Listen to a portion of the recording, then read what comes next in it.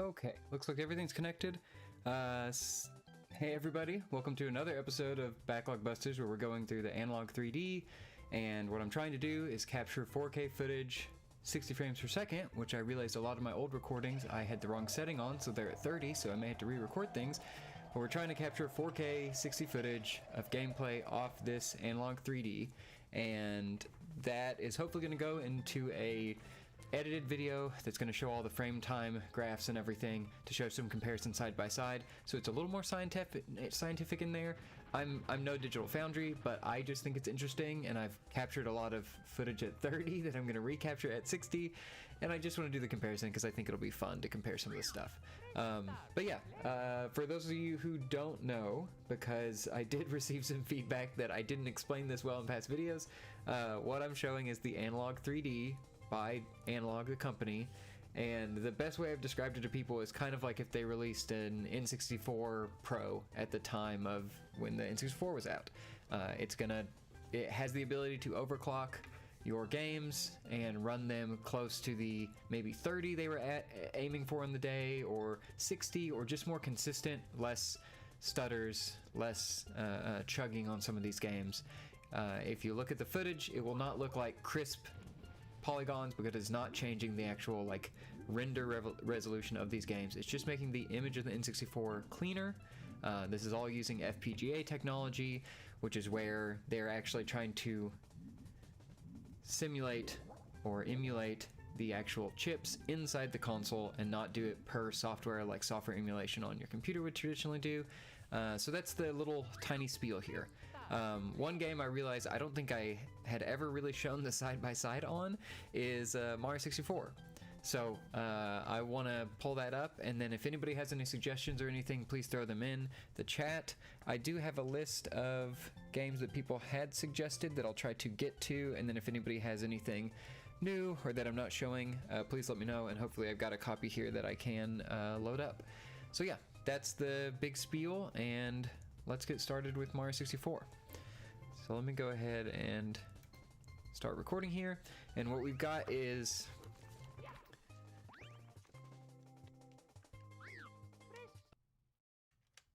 Mario 64, and we're doing Force Original hardware. So if you noticed any slowdown or stutters on that, that is because I'm trying to make it play like the original N64 to do some comparison in here. I'll probably throw in some comparisons between the actual N64's video output and the Mr. FPGA project and those cores in here as well.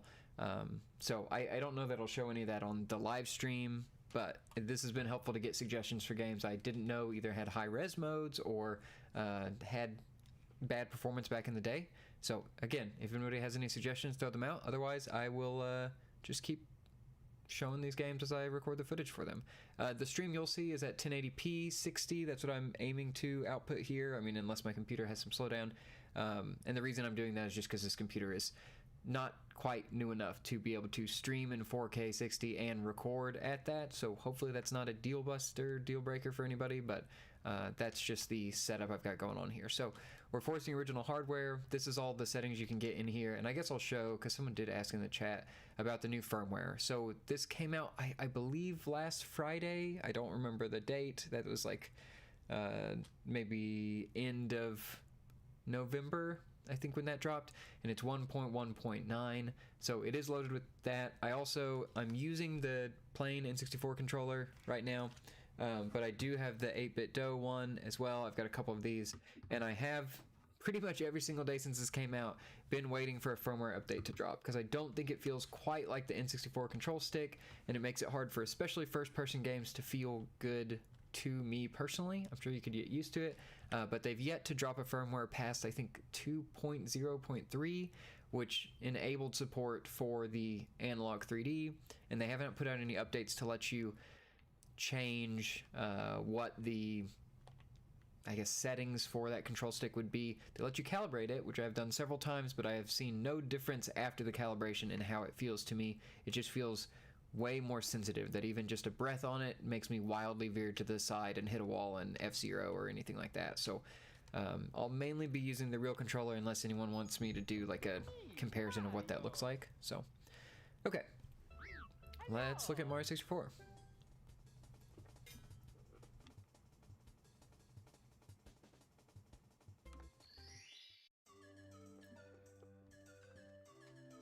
And I think all of this is...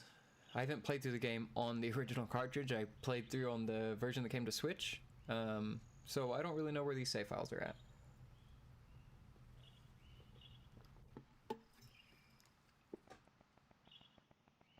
So again, this is original hardware, and I guess I'll switch to the full game footage view, and I will put this on to show in the corner that it says overclocked none, so that's a little more clear from the videos. And I will try to be better today about actually updating that as I play these games, so it's not confusing for anyone watching the final versions of these videos once they're archived. So off the top of my head, I don't remember if there's specific points where Mario 64 really slows down, other than maybe when like particle effects are going, but I'm just gonna hop around and see if I can do anything to compare what this might feel like or show it off. But this isn't a game I think of when I think of, oh, this would greatly benefit from the performance, because I thought this played great back in the day, and maybe I am having false memories because I did play actually finally through it on the Switch version, that maybe some of those were smoothed out, and so maybe the overclocked mode is basically how I would want to play this, because that's kind of the type of situation I played it in. Just, you know, not exactly original hardware is what I mean.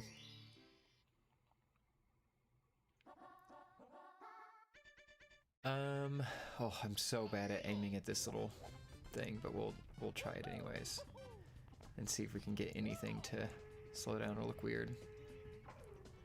The other things this 1.1.9 firmware added, please excuse me if I can't hit this stuff, because I didn't have an N64 growing up, and I only played this through on the Switch once, so I'm not very good at this game.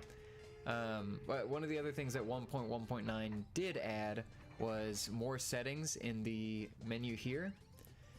So you can do things like, in addition to the deep blur, which you'll notice especially on those UI elements, like if you look closely at the 34.0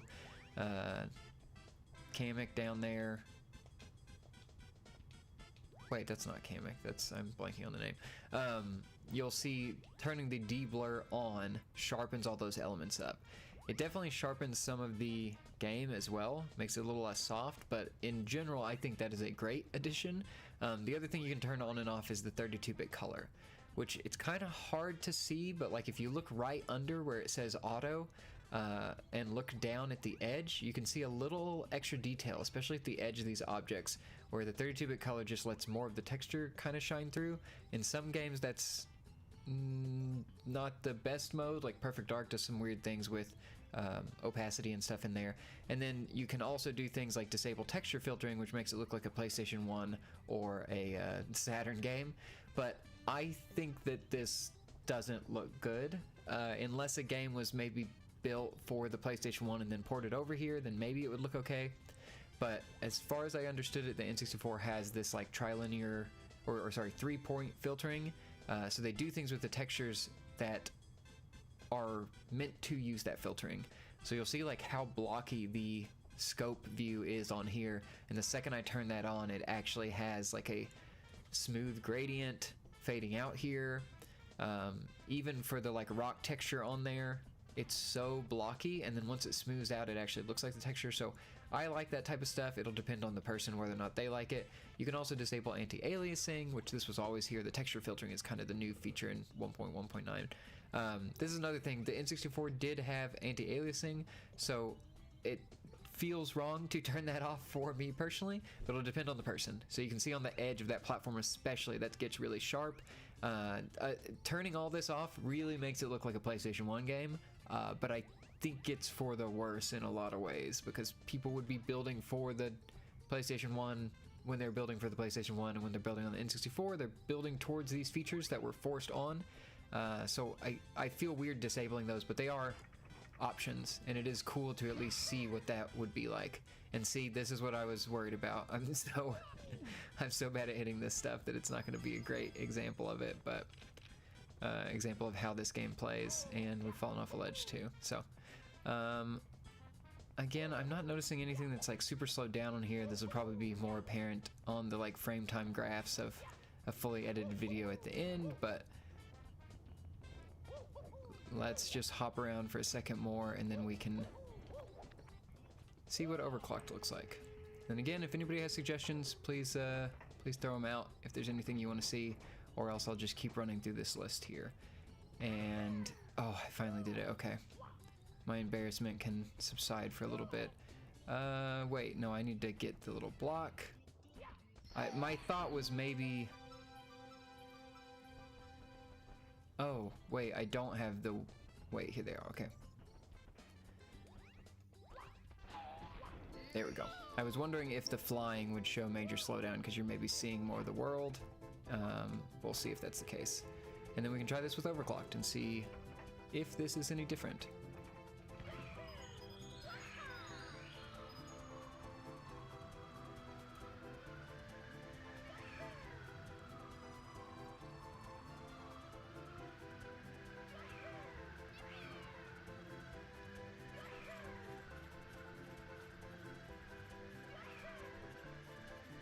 Okay, let's come in for a landing, and then let's switch to overclocked mode, and let's see what that looks like. So I am going to quit out of this. The one nice thing, I'm glad that they thought of this, if you hit the start and the Z button at the same time, it pulls up this menu. So the 8-bit DOE 64 controller does have a button on it that pulls up this menu, and that's very handy because it connects easily wirelessly, and it also has this stuff to actually pull up the menu. But I'm glad they built in a hotkey for real hardware. I feel like far too often that is not thought of, and these controllers don't have a lot of extra buttons, especially when you're remapping for like emulators and stuff. Losing the way to pull up a menu or something is kind of troublesome unless you have a keyboard sitting next to you or something to trigger that stuff. Okay, so I'm starting my recording. I switched it to say Unleashed in the corner, and we have overclock on Unleashed in here. The display modes, I've set these all to clean and then integer, so they will be as sharp pixels as you could get. You can turn on all these filtering modes, but in my opinion, they just don't show well over YouTube once you apply those, especially since I'm recording at 4K but streaming out at 1080p. That stuff's going to be squashed, and I feel like it's just going to look dark, but if anybody wants to see them, let me know.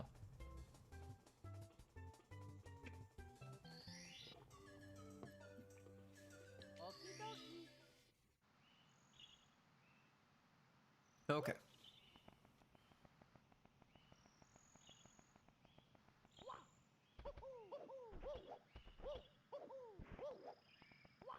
It really does not feel that different to me, but again, this is one that I wouldn't have expected a crazy difference because I always felt this played pretty well. And once we get an actual analysis on this, maybe we'll see something that shows that it is in fact running faster, but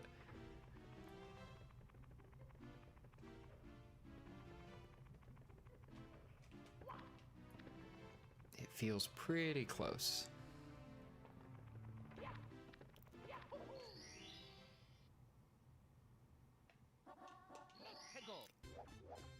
And hopefully the audio quality is okay. In the last stream, y'all saw a microphone die throughout the length of that stream, and I've got a different one set up, and hopefully that audio quality will be better and we won't have weird static. Okay. Now let's see if I can actually line this up. I shot way over last time, so maybe at the bottom of this cloud? Okay, there's the secret.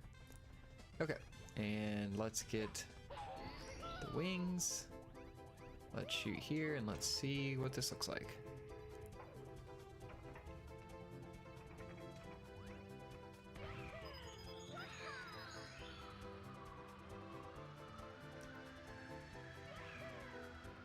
Maybe in some of those dips down, it's like a little smoother coming back up, that there doesn't seem like there's any judder to that, but largely this just feels really good normally and feels really good now, so I'm not...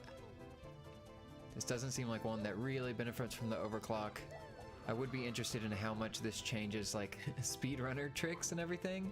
Are there parts where there's slowdown where speedrunners rely on that and that maybe is no longer possible, or does it open new ways to kind of break this game? That would be interesting to see, but okay.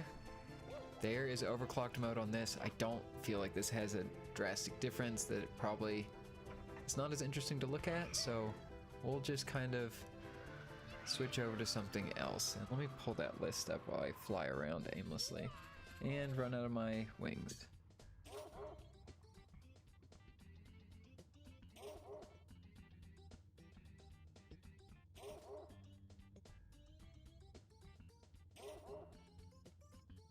Okay, let's see. What do I have? Trying to think of ones that I have right next to me.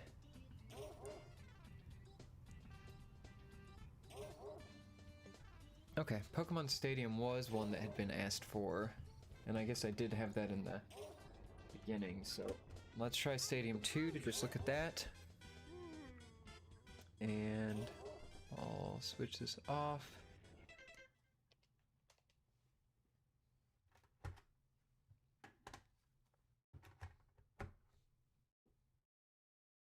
Okay. Stadium 2 is in here. Last time, I think the very first stream I did of this, I mainly booted up Stadium 2 just to see how the Game Boy cart worked on it. Is it a transfer pack? Is that what it's called? And it did work. This was the only one it worked on. I could not get it to work on Pokemon Stadium 1, but that could be an issue with my Pokemon Stadium 1, possibly. I'm not quite sure if that's would be the case, but that was my only thought, is that could have been why. Okay, we're forcing original hardware. Let me put the thing up in the corner that says no overclock. Again, we're leaving deblur on, 32-bit color on for all of these. And we've done the clean video mode, so let me stop this recording I'm doing for my local copy. Start it back up, overclock none. Okay. Here is Pokemon Stadium 2.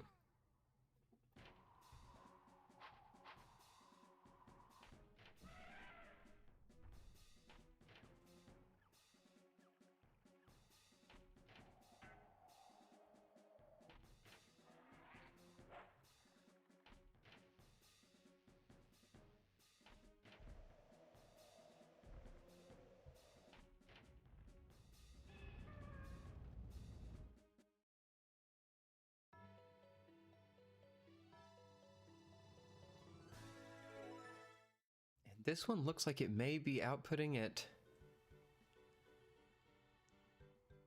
interlaced. I don't know if you can see, especially when that controller's moving. Oh, y'all didn't see any of that. Why is it frozen up here? Okay, give me a second to restart the capture software behind the scenes. And let's see if we can get that showing up. This happens occasionally. I'm not really sure why that sometimes it doesn't show the right thing, but we'll see if we can get that restarted. Okay, that stopped. I'm restarting it now, and we'll restart the intro so y'all can see it. I thought I was staying quiet while it played, and it only played to me, so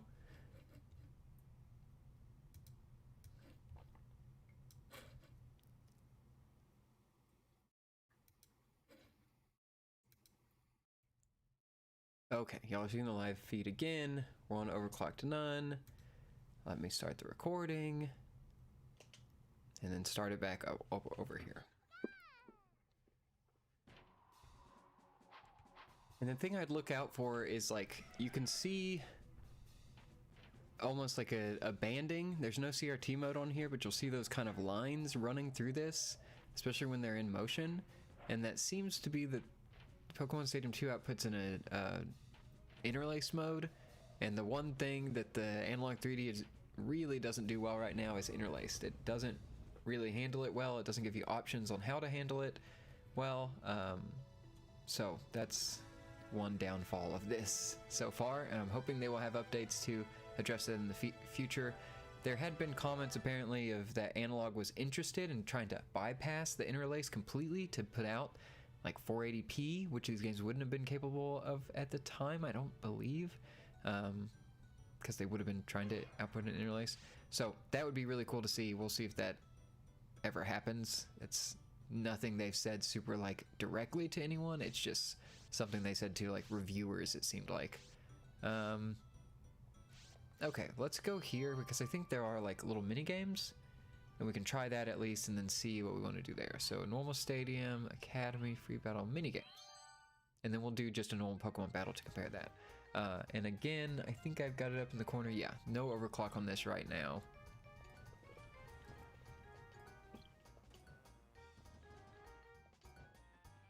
The only minigame I really remember from these is the like lick-a-tongue sushi thing, but I don't know that that's, I think that's in the first game, not this one.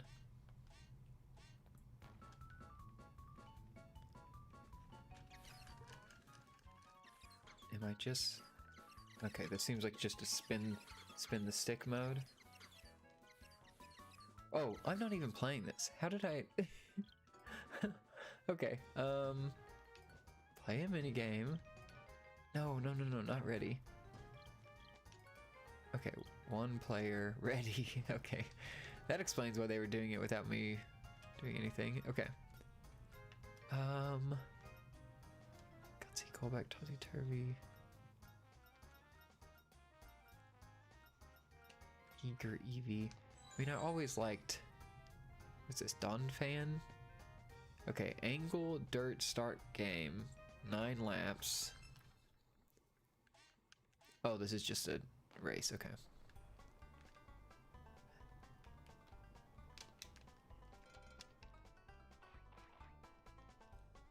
Oh, and you can throw these tornadoes behind you to trip up your other racers.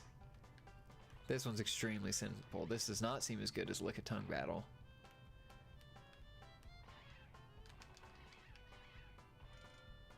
I do question why this move was called Dirt and not like Tornado, unless that is the actual move in the game, but I remember Dig. I don't remember a move ever called Dirt.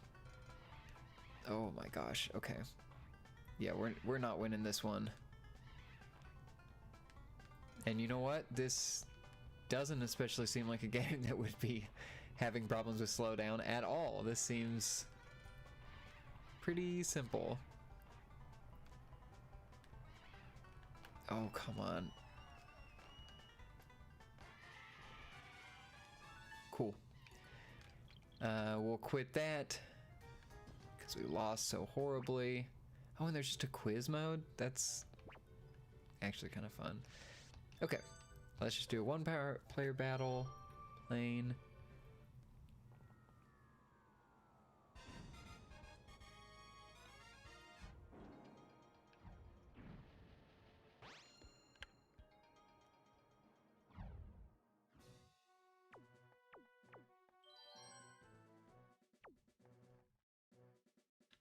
Oh, right. I have to secretly hit these buttons to decide who my team is. I completely forgot how this worked. Okay. So, let's see. That. Yeah, that's okay. Yeah, this, especially since this is doing the, like, interlaced lines, even on the menus, it's very noticeable to me, but I don't know if anybody else is noticing that or if that bothers anyone else. It would just be a nice thing to see them fix in the future, just so they could, this would never, you wouldn't feel limited compared to the normal N64 with this, and this seems like the one main thing that I've noticed. Where I could run this through a different, like the retro tank or something, and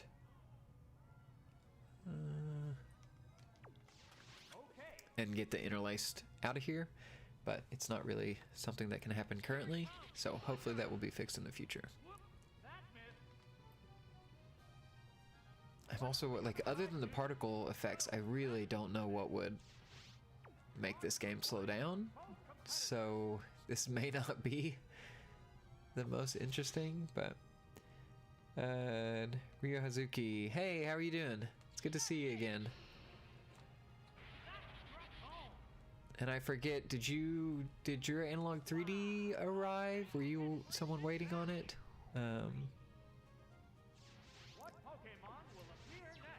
Let's see. Ryu Hazuki, what's the name of the Mario 64 ROM you've been showing? I mean, that was just the cartridge. I had tried to load, I think in the last screen, or last stream, the Mario 64 60 FPS mod. And I don't even, I can look at what it says on the summer cart, but I think it was just called 60 FPS after I applied the patch to it. So I don't know, it may be the wrong version, because that was the one that kept freezing on me, and I couldn't figure out how to get it working, and I did not, sadly, spend a bunch of time testing that again before this stream, because I do have a lot of cartridges that just haven't been inserted into here yet and played, so I was mainly prioritizing those. But I'd also, there's what, like Yoshi's Island Adventure or something, like there's some Mario Returns to Yoshi's Island 64 thing that was done that seemed pretty cool that I haven't checked out. Oh, you're comparing footage to your Polymega. I'll open the summer card after this and see what I named it, but I feel like it was just named 60 FPS, and I don't remember if that's because I did that or something else. So let's see, do I have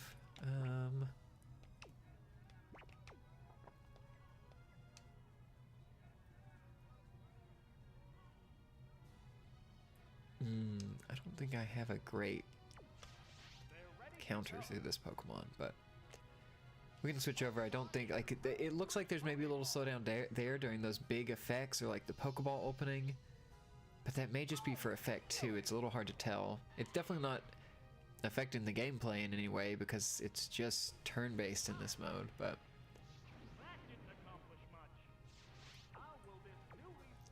and Ryu Hazuki, what did you see on your Polymega? Like, did you have a Mario 64 60 FPS patched file that just ran fine? Like, is that just something you haven't seen an issue with at all on your end?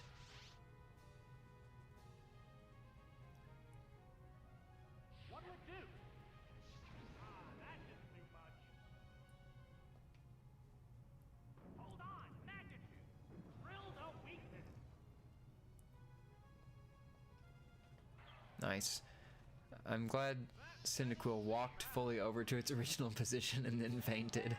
There's no dynamic animation there for just fainting after the attack hits. They have to return back to their like 0-0 position and then faint.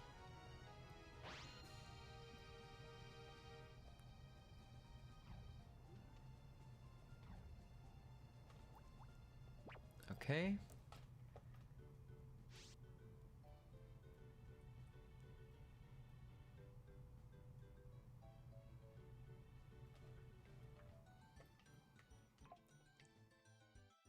Quit that.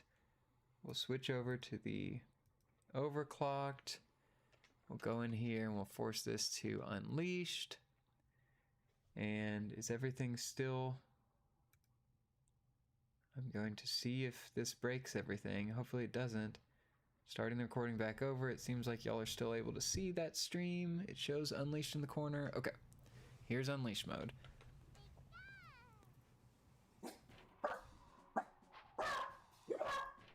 Sorry, my dogs are barking up a storm.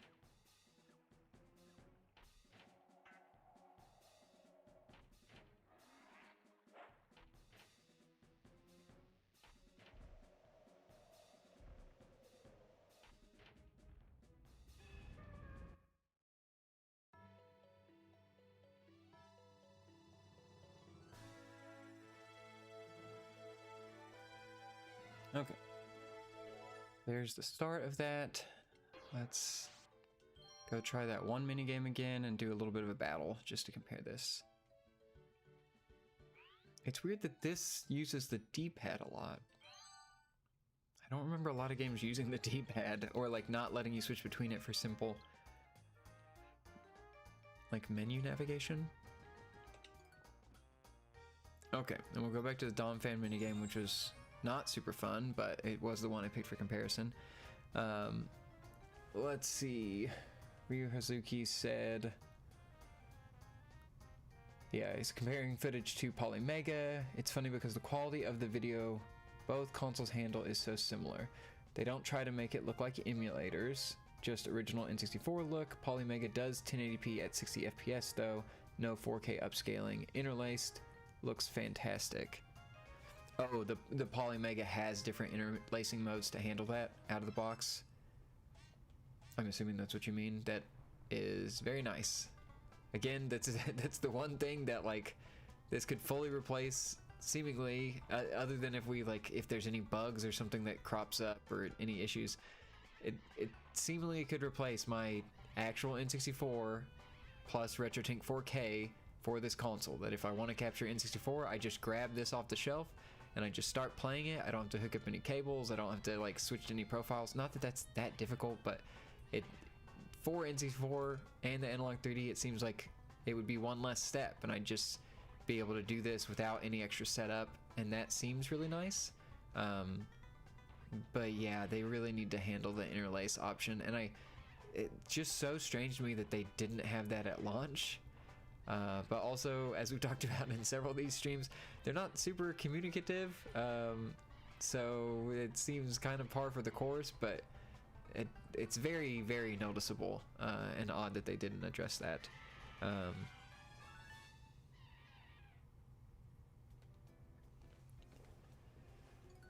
Okay, and we still didn't win. Oh, Pikachu only cries when I try to quit. Pikachu's not crying just because I've lost. That's nice to know, at least. Okay, we'll go back here. We'll go to battle now. One player, normal. And let's see. Ryosuke. Performance mode, I think, are enough to replace actual N64. It's a great feature. Yeah, I agree. It'll be interesting if people consider that like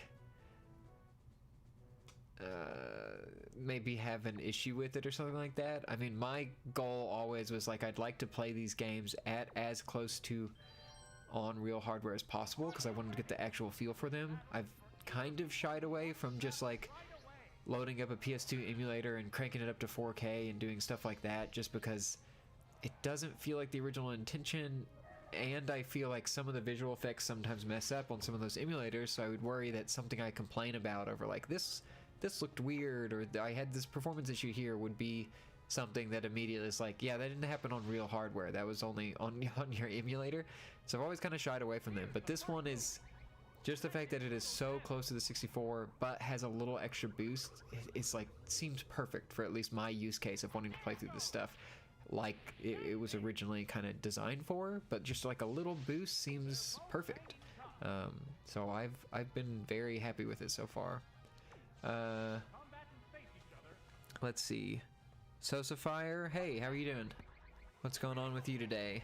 You got any games you'd like to see played in here that I should pull up? Let me know.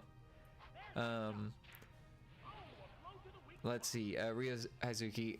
No, I did not get more unlocked performance ROMs like 30 FPS Zeldas. I just haven't had a lot of time this week to do that. I also, because I discovered that I had accidentally been capturing in 4K 30, which then messed up all the frame time comparisons because those were taking 60 FPS footage and putting it down to 30 and doing weird things for it.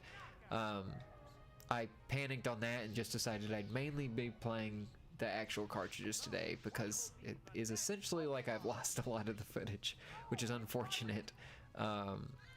So yeah, that's the reason I didn't go down a deep dive with any of those other things, but I would really like to check out some of those 30 FPS, 60 FPS, like any of the performance improvement stuff. I haven't read a lot about, are there downsides for any of them? Like, I don't know if those introduce extra bugs or issues. I thought maybe on the Digital Foundry retro episode they were talking about that some of the Zelda 30 stuff does introduce some issues in like maybe cutscenes, but I had wondered if that was small things like, hey, the voice plays out of sync or something like that, or if it's really troublesome stuff, kind of what that ends up being. Let's see. Yeah, Ryo Hazuki said maybe we can check out Quake 64, Quake II, Shadow Man, Turok 2. Acclaimed titles are chuggy on the N64. I've definitely done Turok 2 a lot on here, but I haven't tried it since the 1.19 update, I think. So it might be worth looking at again to see if we noticed any improvement there. Okay, I feel like we've got enough of this, and it really didn't seem like this had a huge change in anything, but okay. I'm pausing that, and it looks like it has once again frozen the software. I wonder if that means these recordings are also going to be broken. I hope not. That'd be a shame because I've already lost so much footage by having the wrong setting picked. Okay, I'm restarting that. It also may be crashing more because I maybe couldn't have been running this at 4K 60 and recording it. And now that I'm actually doing it right, it's like, oh yeah, I can't handle both those things at once. Okay, that footage is back up.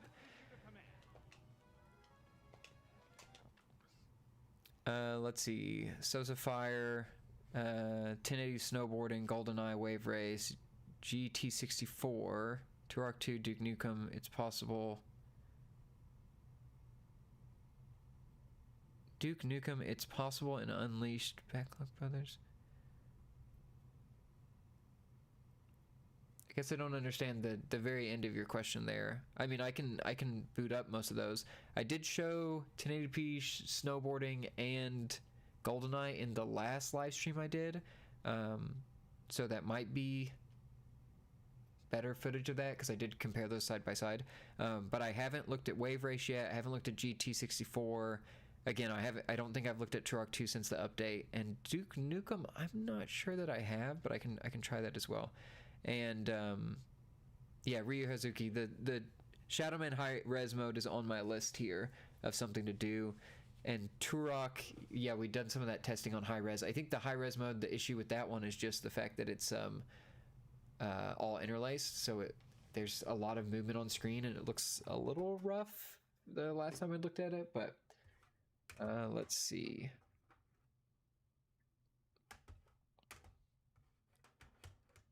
Yeah, the only one I was really gonna probably hop back into was I would be interested to see if Turok 2 does run any better, because the 1.19 update specifically referenced games that were CPU limited. Those were the ones that would see the most benefit from that update. And I had checked GoldenEye and Perfect Dark last stream to see what they did with the update, but I hadn't gone back to those, so that would be interesting. And let's see.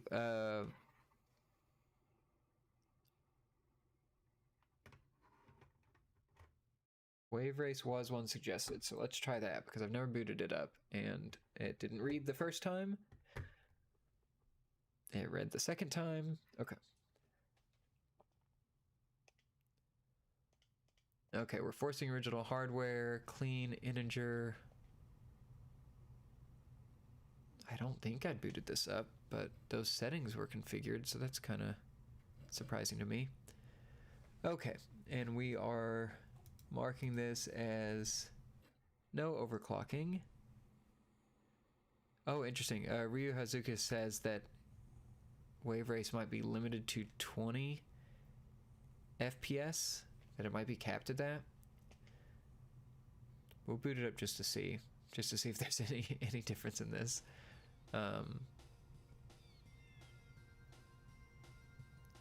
This was one that was always like very visually impressive, but yeah, I don't remember this running the smoothest. It was just like so impressive that water effects like this were done on an N64 game to me anytime I saw this. Okay, yeah, Ryu Azuki said, yeah, like Zelda, it's capped out there. Yeah, I'm really hoping that the Analogue 3D, all the other kind of FPGA N64 stuff that's happening will lead to maybe more of these mods that uncap things or make improvements there.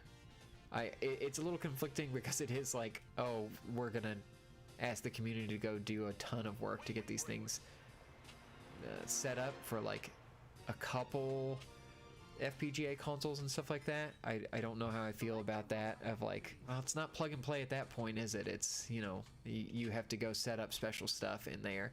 But it'd still be cool to see. I'd be very excited to see that improve, because the DKR Diddy Kong Racing is so cool running at 60, but it then gets into the question of like, I guess you could have just been running off an emulator at that point, but you're losing some of the visual authenticity, and it gets into a weird spot. So as much as I'd like to see it, I don't know how much like the community will get behind it or not. It would just be very cool, even if it is just like I boot it up and play it, but I'm not replaying the game with it. Diddy Kong Racing was one that was so improved and like so smooth that I did think I might replay this, especially in the harder modes, where those extra frames and better response time from your controller would probably be beneficial. Like that stuff I could definitely see, but yeah, it'll be interesting to see how kind of the community reacts to all this, and if we see the N64 core on Mister get more improvements, or any of the other FPGA N64 stuff continue this trend of like, let's push the N64 past its limits. It'd be very cool to see.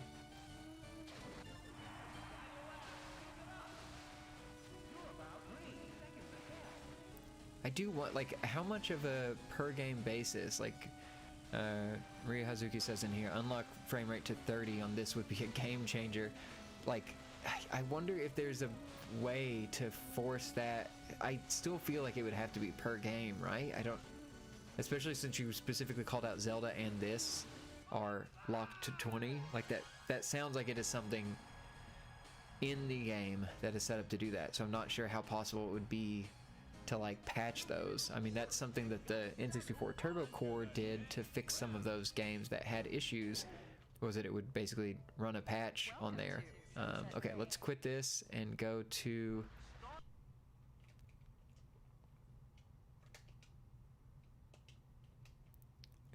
Unleashed.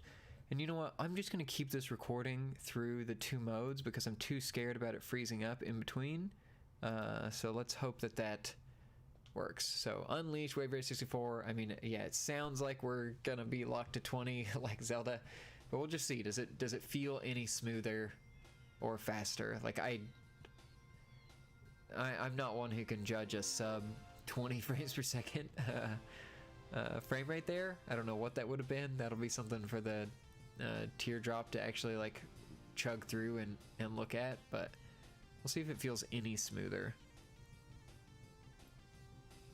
Yeah, Ryu Hazuka says they did it with Zelda and Majora's Mask, that they unlocked those to 30 FPS rather than the 20 stuff.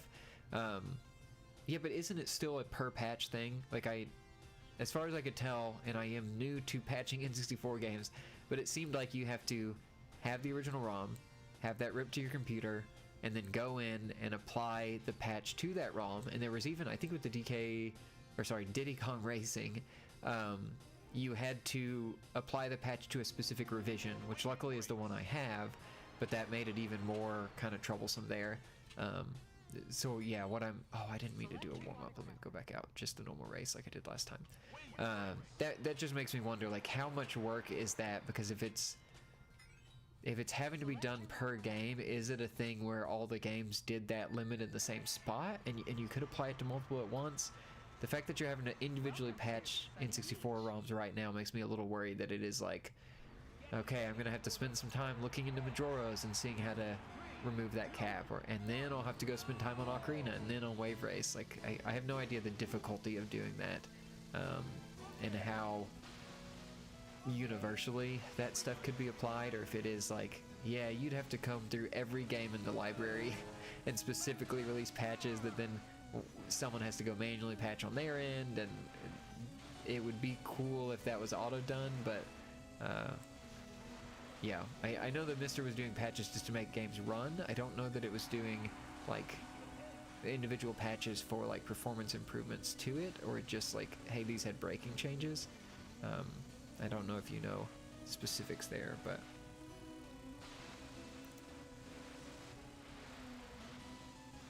like, the best I can tell on this, it's maybe running a little bit faster, like if there were dips down below the 20 FPS cap, it seems like it's probably hitting that. But I would not say it feels immediately smoother to me. Especially on the camera turns, like you still feel that low frame rate as you make a big turn there. It's still a little floaty to turn, which maybe is partly due to, hey, you're going on water, so that's intentional, and maybe it's also due to just some input latency there. But I kind of wonder, would my time be different? Well, now I know the course. Maybe I was wondering if the time would be slightly different if it was running significantly faster. Let's see. Ryo Hazuki says, yeah, manual work has to be done. Waver 64 being one of the best N64 games, kind of strange that it doesn't exist. That 30 FPS like unlocking there, and where it's a racing game where FPS matters. Yeah, like that. Again, that Diddy Kong Racing is really nice and smooth once you introduce that. Okay, let's quit this cartridge. I will switch this back to saying original hardware, and then let's see. GT64 was also called out. The racing games will be quick before I go track down Turok. Let me run through some of those, and let me set to the side these games I've already played through, so I will know not to put them back in.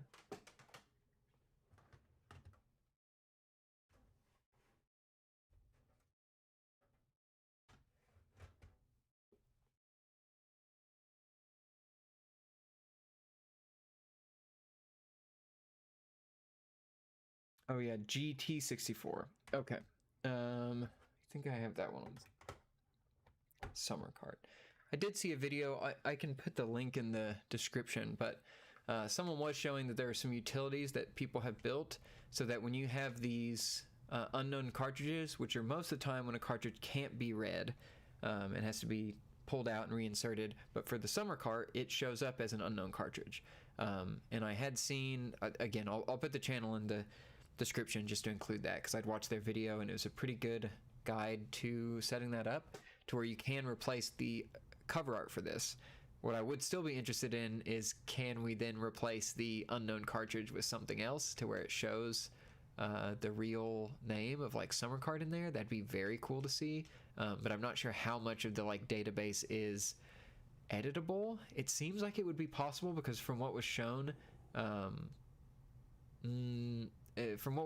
there is a specific like code associated with every game in here, so I would think the name would be modifiable, because again, Wipeout 64, WW, like all these are keying off of that specific code for the cartridge and then putting a name to it. So I think it would be possible, but I haven't seen that part come out. I just seen how to change the kind of artwork on this to make it so it was more visible of what it was. Oh, okay. Sosa Fire saying GTA 64, but the Japanese version is better FPS and the last version. I'm not sure that I can provide all of that today.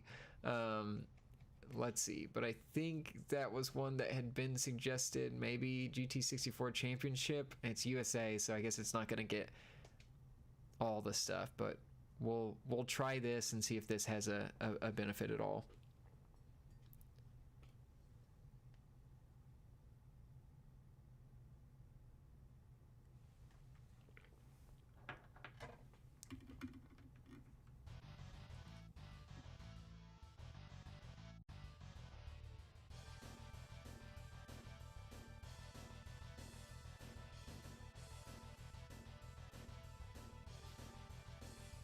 Even in this intro, this seems pretty low FPS.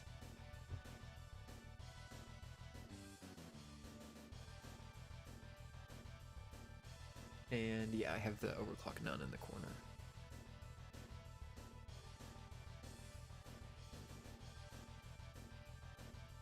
It's also hard for me to tell in some of these. This isn't, I don't know, it's hard to tell, but I wonder if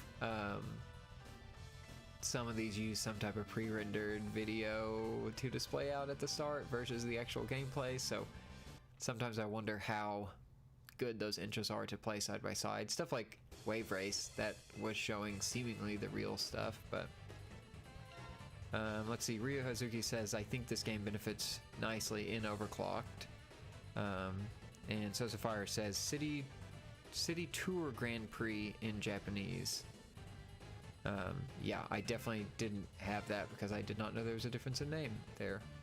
So I was looking for definitely the wrong thing.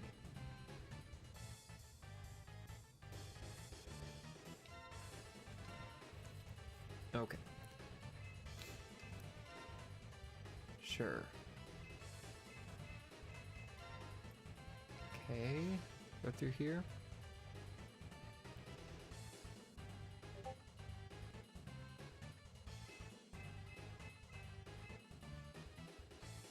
Qualifying start? Sure, I'll do that.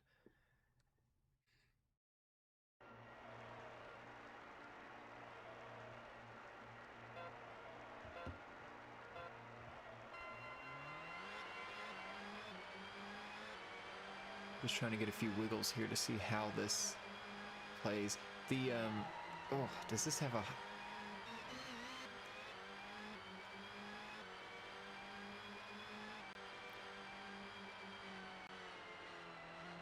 It is really, like, the background feels so compressed that it's really hard for me to tell, like, any turns coming ahead of me here. I mean, it's nice that they have the turn markers and the map, so that helps some, but it is really hard for me to, like, be looking ahead at the turns. I guess I am kind of impressed so far at the kind of simulation and, like, drifting quality on here. Seems, like, pretty decent. Like, the car reacts way better than I would have thought for a game like this on the 64. But yeah, it is definitely a little hard to drive.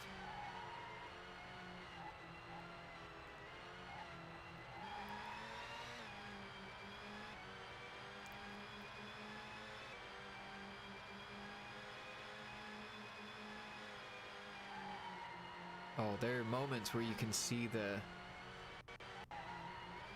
frame rate improve, where it speeds up for just a second and then goes back down.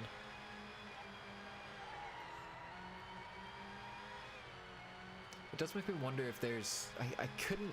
After an extremely quick Google, it seems like it would be possible, but I didn't see anything just readily available out there.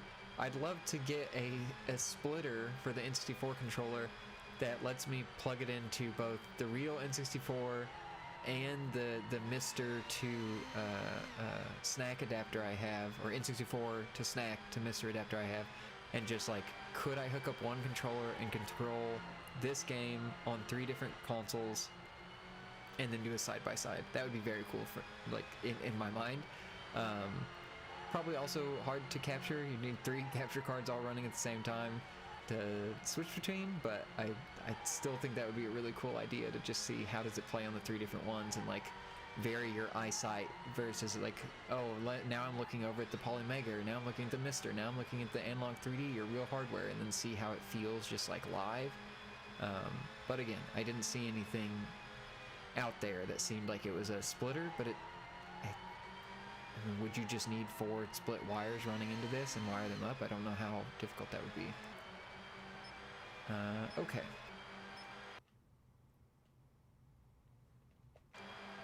Let's quit. Let's go to configure.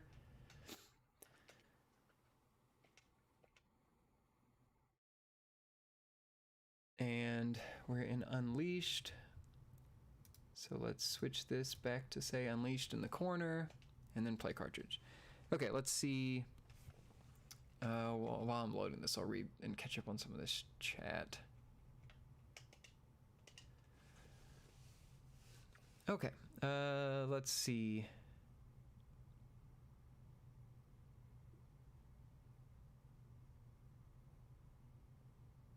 Sosa Fire says there's real differences for the US version, or the Japanese version over the US version.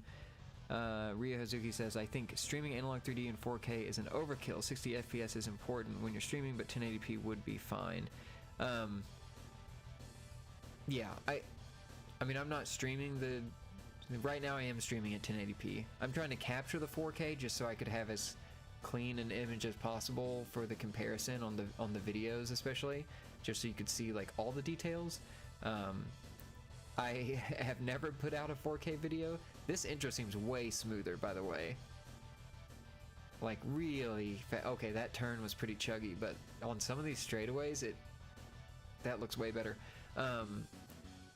I was mainly doing it for the capture. I've never done anything in 4K 60 before. I've always done 1080p or like 1440p, just to save on file sizes, and I feel like that was the right decision because I've had to delete so much off my hard drive to make room for this, so it hurt even more to see that I was capturing at 4K 30, not 4K 60, and condensing 60 FPS footage down to 30 and doing some weird muxing in there. So I don't understand how people are capturing in 4K 60 for these things, and like how Digital Foundry, what is their storage capacity to be able to do that? It seems wild to be able to store all that footage and then edit it, and then you're putting out a 4K 60 file at the end of it as well. It seems like a lot of storage space. Okay, championship. Wow, even the menus. To continue. Oh, okay, so I didn't save that one. I also wanted to see, like, the car looks stuttery when it was rotating in the original hardware mode, and I feel like it looks pretty smooth now, so I wonder, I'm interested in if that was my eyes playing tricks or not. But okay, this automatic, go through here.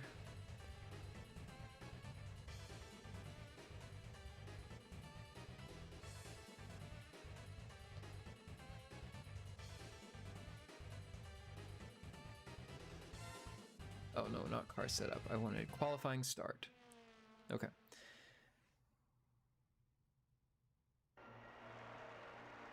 Oh, Sosafire is saying this game released first in Europe, USA, and then finally Japan.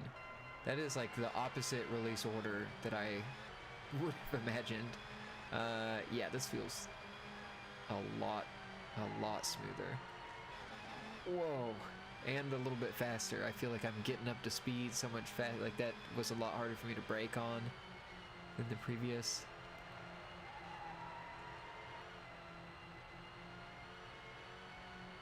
I also kind of wonder on this, like the background feels so, or like, is background the word?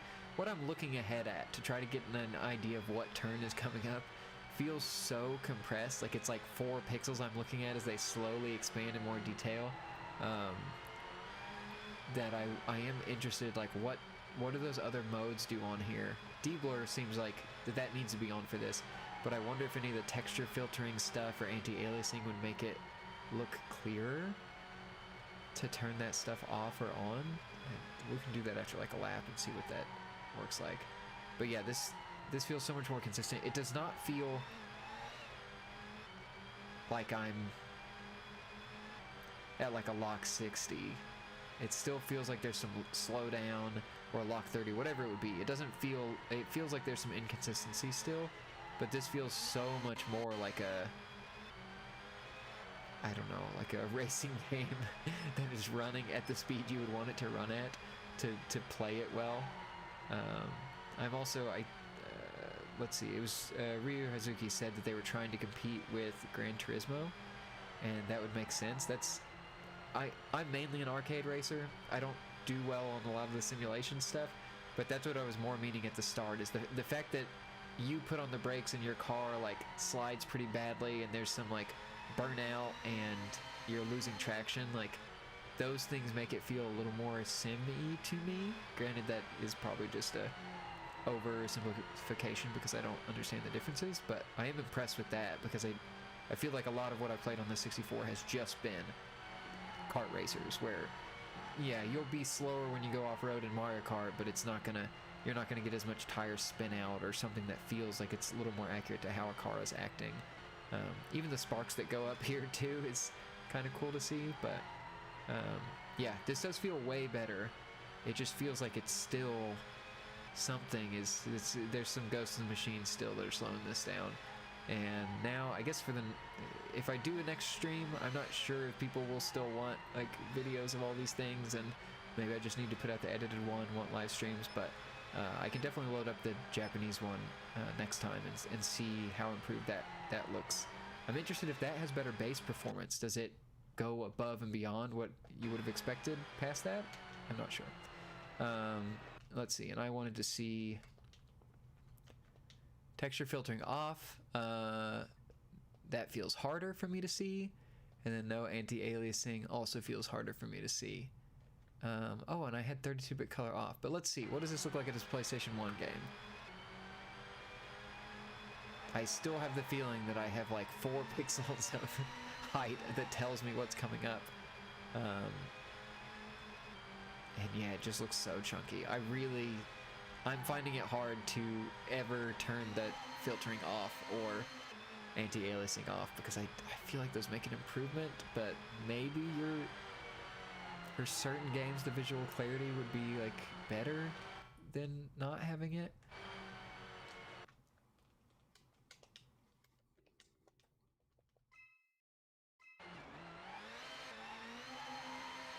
I feel like the softer image benefits this, but maybe I'm alone there. Okay. Let's hop over to another game.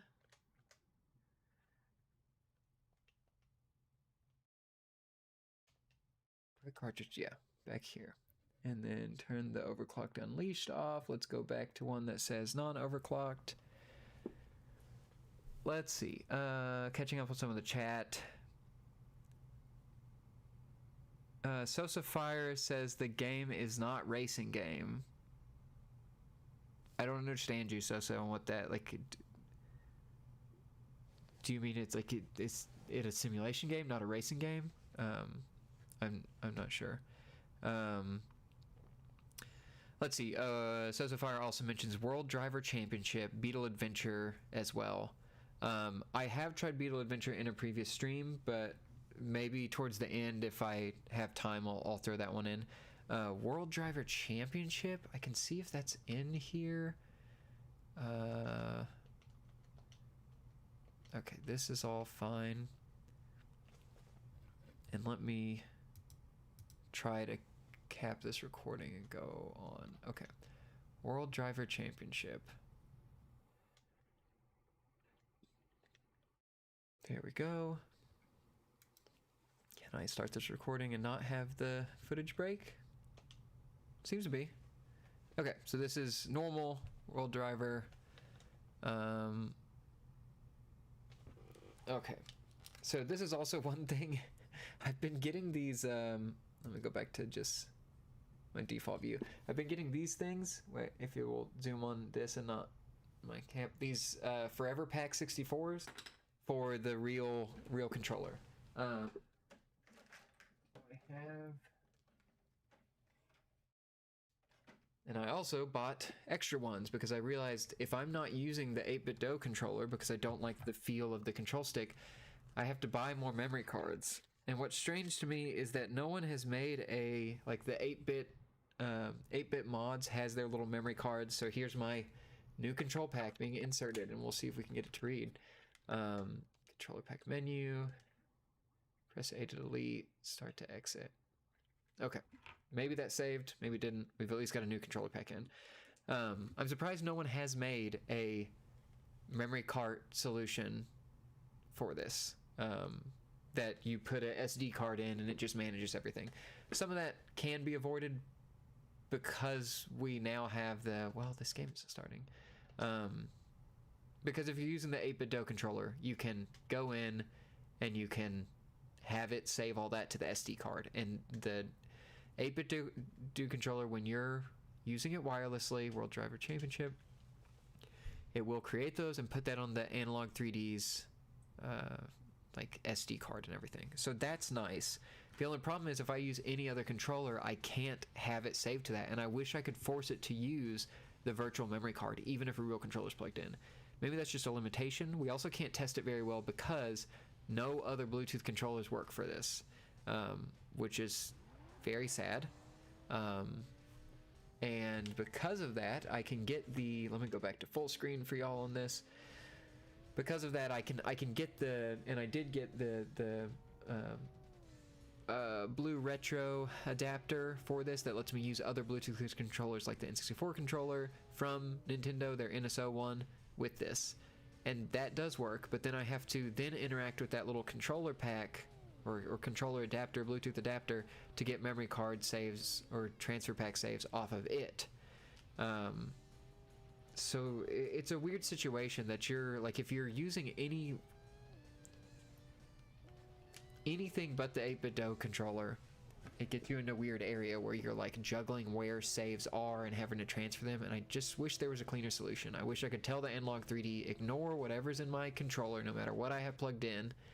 Let me plug in, let me do any Bluetooth controller, and then let me save to the SD card, because that seems like the best thing in my mind. But I don't know, maybe people have, like, maybe there's a reason they aren't doing that.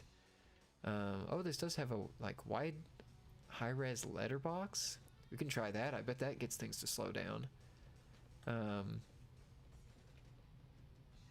Car view, speed units. And we'll just do a quick race. Okay. Sure.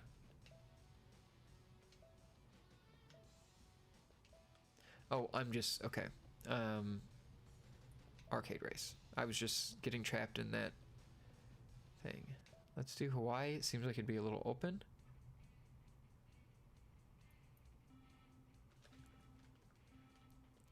And this is in the high res. Let's also see display mode.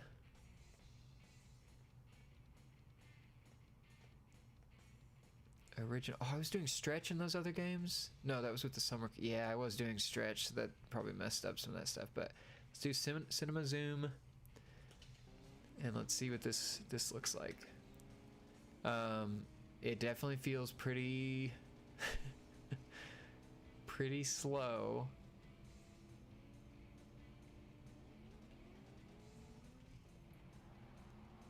Those reflections look pretty nice on this. This is extremely heavily interlaced, though. You can see a lot of that like weave, the kind of sawtooth pattern on things as I move around. So that doesn't look great. And I wonder if that goes away if I turn the high res mode off. But that's pretty rough. This does look a lot cleaner than the last one. I can at least see more of the turn coming up, but also maybe less of the turn because I'm getting all this interlacing artifacts up ahead. But oh wow. And there was some definite slowdown and stutteriness there.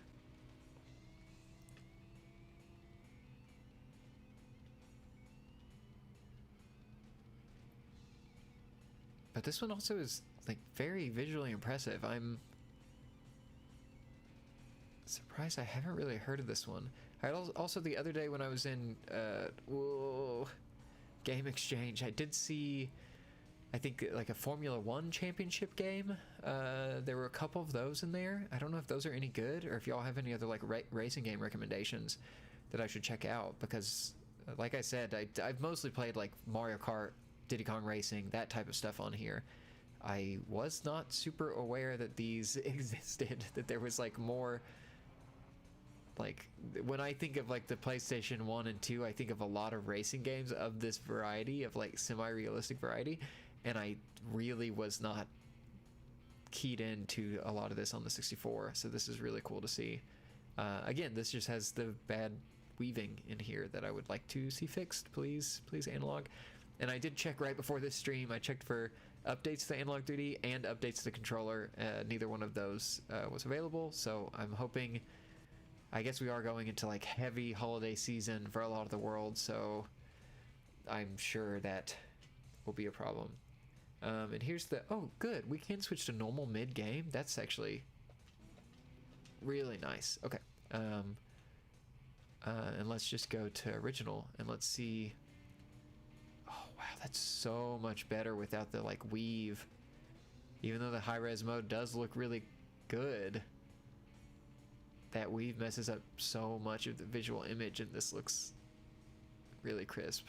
I'm also just surprised you can do that mid-game. I feel like several games we've looked at, it seemed like it was only a top-level menu option in there. There's also someone in the last stream sent out a list of every high-res mode game, and I'm very interested to check those out, as it seemed like a ton of work to get all that done of listing out every high-res mode game out there. But those would definitely be ones that I would want to feature in the final video. I, again, didn't have a ton of time to prep for this to get a lot of those ready on the high-res mode, but I do have that list, and I'm definitely going to utilize that, at least in the comparison edited video here. Oh, well, look, there's a pilot wings going by. Okay, let's see what this looks like in this mode.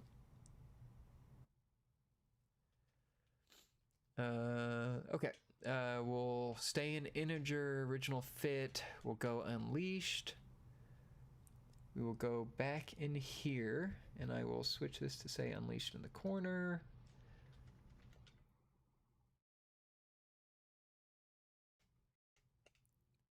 This has also been cool to see, like, oh, what games do I need to add to my shopping list of, like, if I see these out in person, I need to pick them up. And, like, this game I'm very impressed with. I want to play more of. Let's see, and I need to catch up on some of this chat, sorry.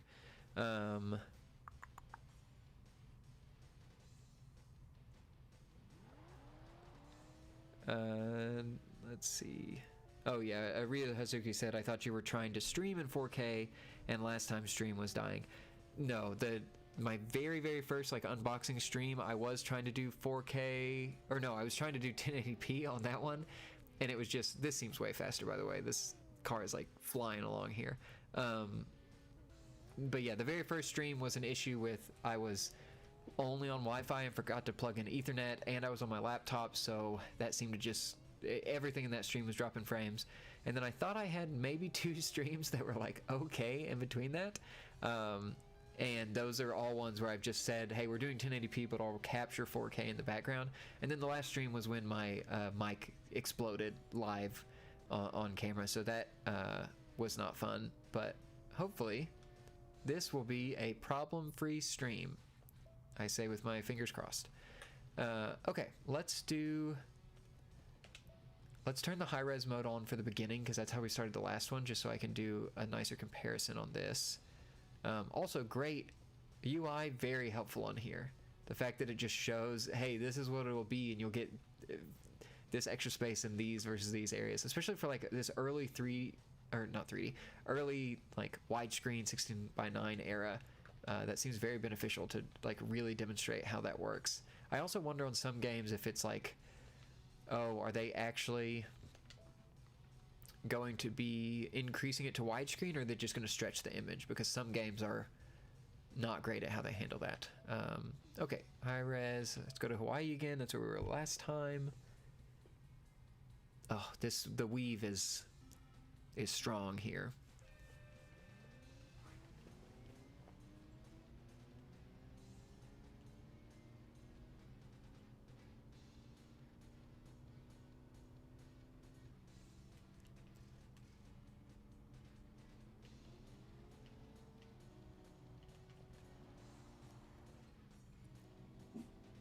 I think it feels more consistent. Oh, sorry. I'm worried. I hear huffing from my dog, and maybe the barking is about to begin because, I don't know, someone's living their life outside. It's a threat to their very existence.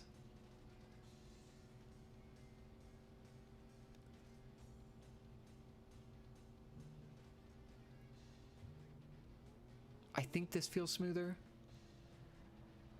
I think so. Oh, but it's kind of hard for me to tell with all the weaving all over the place. I think this game is still very visually impressive, and there's maybe like a little bit of the slowdowns down, but it played really well just normally. Like this one I've been very impressed with so far.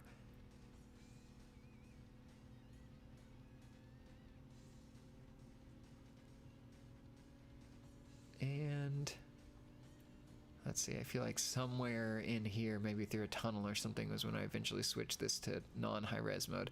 I'm not playing any better in the in the unleashed mode, so it's kind of hard to tell if it's like super improved, because I'm not getting the like, oh, I can control it now. It's like it's somehow gotten worse. Okay, let's pull this up, and we're gonna go back to original, and then we're going to switch high res back to normal, and then resume the race.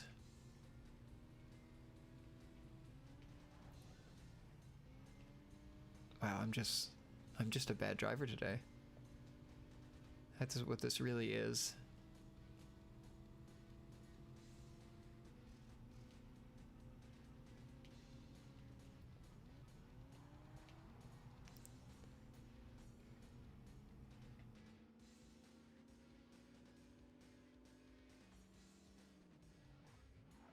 Even on the unleash mode though, I think the widescreen is just too much. Like, this feels smoother when it's more condensed, and also just looks a lot better. So I'd be interested once, hopefully, fingers crossed. I'm just assuming, yeah, they'll definitely fix it. When they fix interlace mode, I wonder if that will end up being better, but it's just hard to play with the visuals like that, and you definitely get a performance increase by turning off widescreen mode, because there's just less to render. But this does seem extremely smooth now. It just doesn't seem like it was running so slow before that it's super noticeable to me. It's just it feels like a nice racing game that I'm bad at. So okay, I think that's it for this one. Quit cartridge, and let me stop the recording of that one and catch up on some of these chats.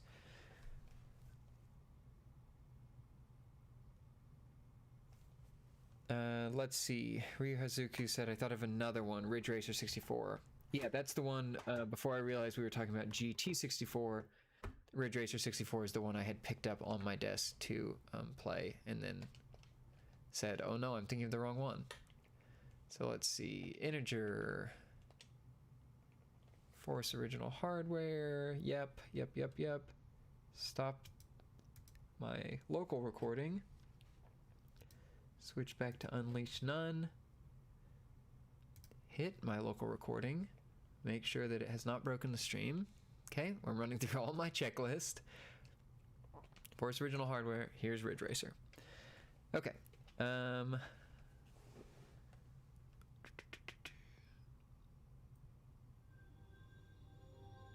another one Sosafire mentioned is Graphic Sega Touring Car. I've never heard of that one. Oh, that's, wait, version PS1. Does that mean they released GT for that? I don't really understand that one. Sosafire says curious to see 1080. That one is in my last video. If you do want to see that, 1080 snowboarding was in the last video. I'm pretty sure it's the last one. I think so. My mic was breaking up on that, so maybe it's a hard watch and I can pull it back up. Let's see, Amdon. I also have an Analogue 3D, but I only own PAL games, so it doesn't run as smoothly as I want. Yeah, I found some games that are cheaper on eBay, and I'm like, oh yeah, I should pick that up. That's a deal, and then realize they're PAL, and I'm like, oh no, that'll have the 50 hertz, and I always worry about that. I did try. No, not screen size. I was trying to see if there's any high-res mode or anything in here. I did try GoldenEye PAL version because someone wanted to see that in one of the older videos. And it didn't seem that bad. Like, do those PAL games feel any better, or is it that they're just still pretty inconsistent because they are kind of being forced into 50 hertz when they weren't designed for that? I've just always heard they're slightly slower, but let's see. Sosafire 2 version resolution in game. I don't know what you mean by 2 version resolution in game, Sosafire. Sorry, I don't remember what game I was on when you sent that. let's see. Ryo Hazuki, you need to see Polymega OS. It's just the best, and that includes PC RetroArch. Nothing really competes with it. Kinda strange that even on Analogue 3D it still looks so basic. Oh, is that, Ryu, is that what you're saying for the interlace mode and how that's improved on the Polymega and everything? Yeah, I mean, I have it next to me. I could plug in the 64 on some of these that we've seen bad interlacing and show how much better that looks. But I'm not sure how much an improvement that is, or how beneficial that is to show on the screen. Let's see. Amdon said, so I ordered a Summer Kart 64 so I can play NTSC games. Hopefully this will fix the issue. Yeah, the Summer Kart has been so beneficial, especially for just figuring out, like, do I want to shell out for an original cartridge on this, or is this just like a interesting game to try for a second? This seems pretty smooth so far. I don't know what any of these options mean. I don't really know much about Ridge Racer.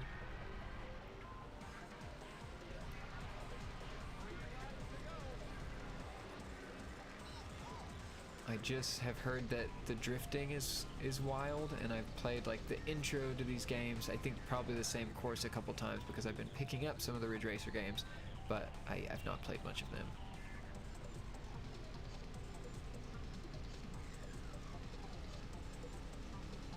And I'm having trouble overtaking anyone. Oh, no, that's not. I probably have to hold A while I hit brake. Oh no.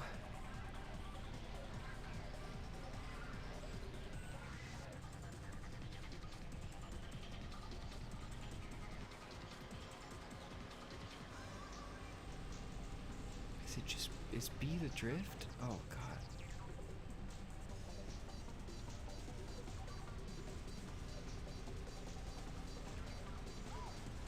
Sorry, I'm hitting the walls.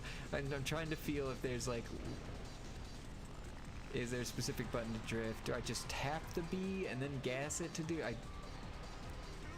I'm not quite sure I've gotten the feel for how you drift in this game yet. Nope, because that just catapulted me into a wall. Does it show me my controls? Nope, I'm just gonna play this horribly for one more lap and then go from there. Because I thought when I was playing the PlayStation version, and I guess, yeah, the arcade version, this came to Switch too. I thought that I thought you like almost had a wild drift that you could do, but I'm not fully seeing it, and maybe that was the like control mode I picked at the start that made this play differently, but I'm certainly not playing it right. That is apparent, because I just keep smashing into stuff. But it feels like this is still not the Unleash mode, and it still feels like pretty zippy and smooth. Does it look less smooth because I'm smashing into walls? Probably. Let's see. Let's go Unleashed. Let's boot this back up. Okay. Let's see. Different ones listed here. World Driver, I wanted to write down some of these games for next time. City Tour GP.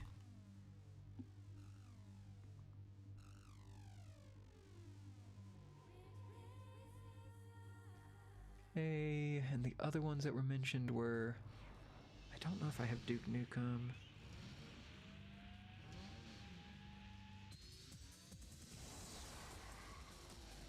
Let's see, Zelda 30 patch.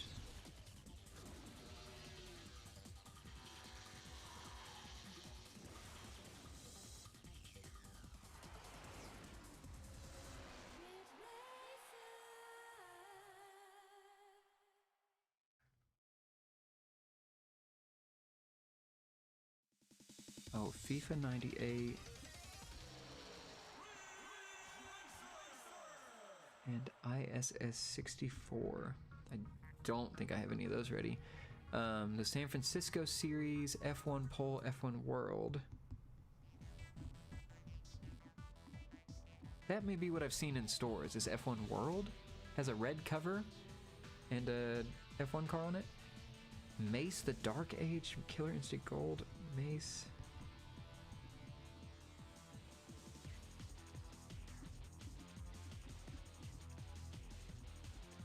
Killer Instinct Gold.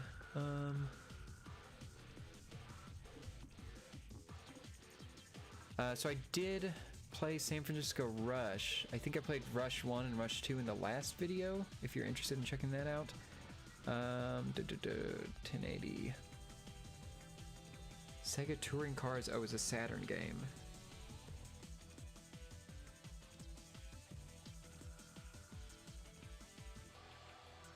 That would be interesting for me to play just because I did get a Sega Saturn Saru. I got that recently. That Ridge Racer text looks like it's way faster. I don't know if that's true. It feels really fast now. Yeah, I picked up the Sega Saturn Saru and a Sega Saturn. 3, 2, 1, go! I don't know. Like, what did motion blur do? What does that do? So I have been trying to check out some more Saturn games with that. So I'll get that one racing game y'all mentioned loaded up on there. I haven't done a stream about the Saturn that I picked up or Saru, and I'm definitely intending on doing that just to show that off because I think that's very cool, especially because the Saturn discs that I've found like in person seem to scratch pretty easily and are pretty. Oh, there we go. That's the drift I was thinking of. So it's cool that there are ways to get a flash cart working in there. That was a pretty affordable flash cart, and I was surprised. I thought it was gonna involve like a actual hardware modification, but it seems those ODE flash cards have come a long way on Saturn, so that's cool to see.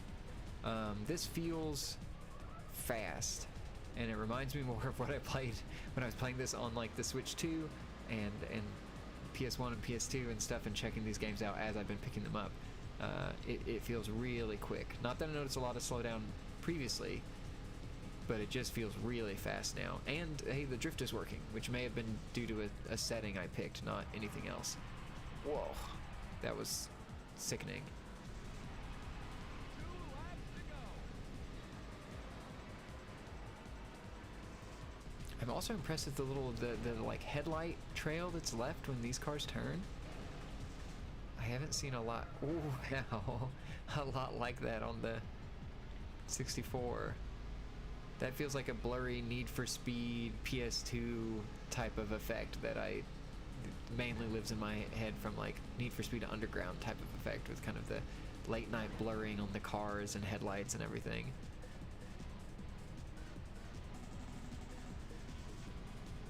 Still rank 6? Okay. I thought that I was doing better, and I guess I am, but I'm not doing good. There's still quite a few ahead of me, and I have no vision of them, and now this car's about to leave me in the dust. Whoop, whoop, whoop.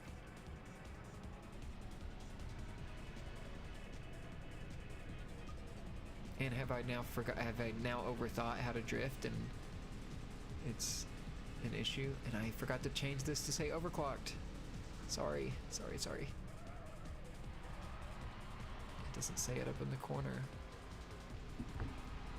I'm gonna smash into a wall for sure, unless I can hit these buttons quick enough. Didn't hit them quick enough. Okay, there we go.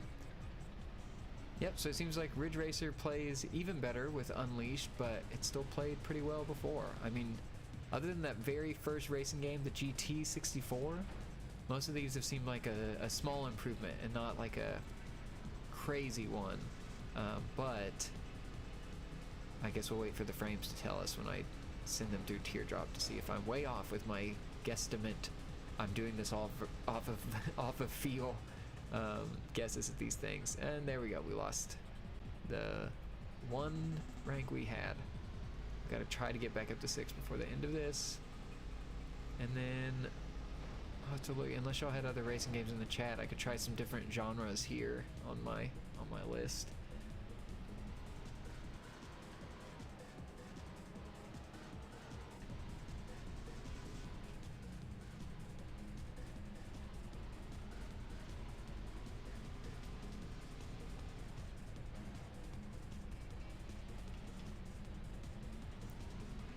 have I just forgot? I think I've forgotten how to do the drift thing now. I don't know what, my muscle memory is just gone for this. Okay, there we go.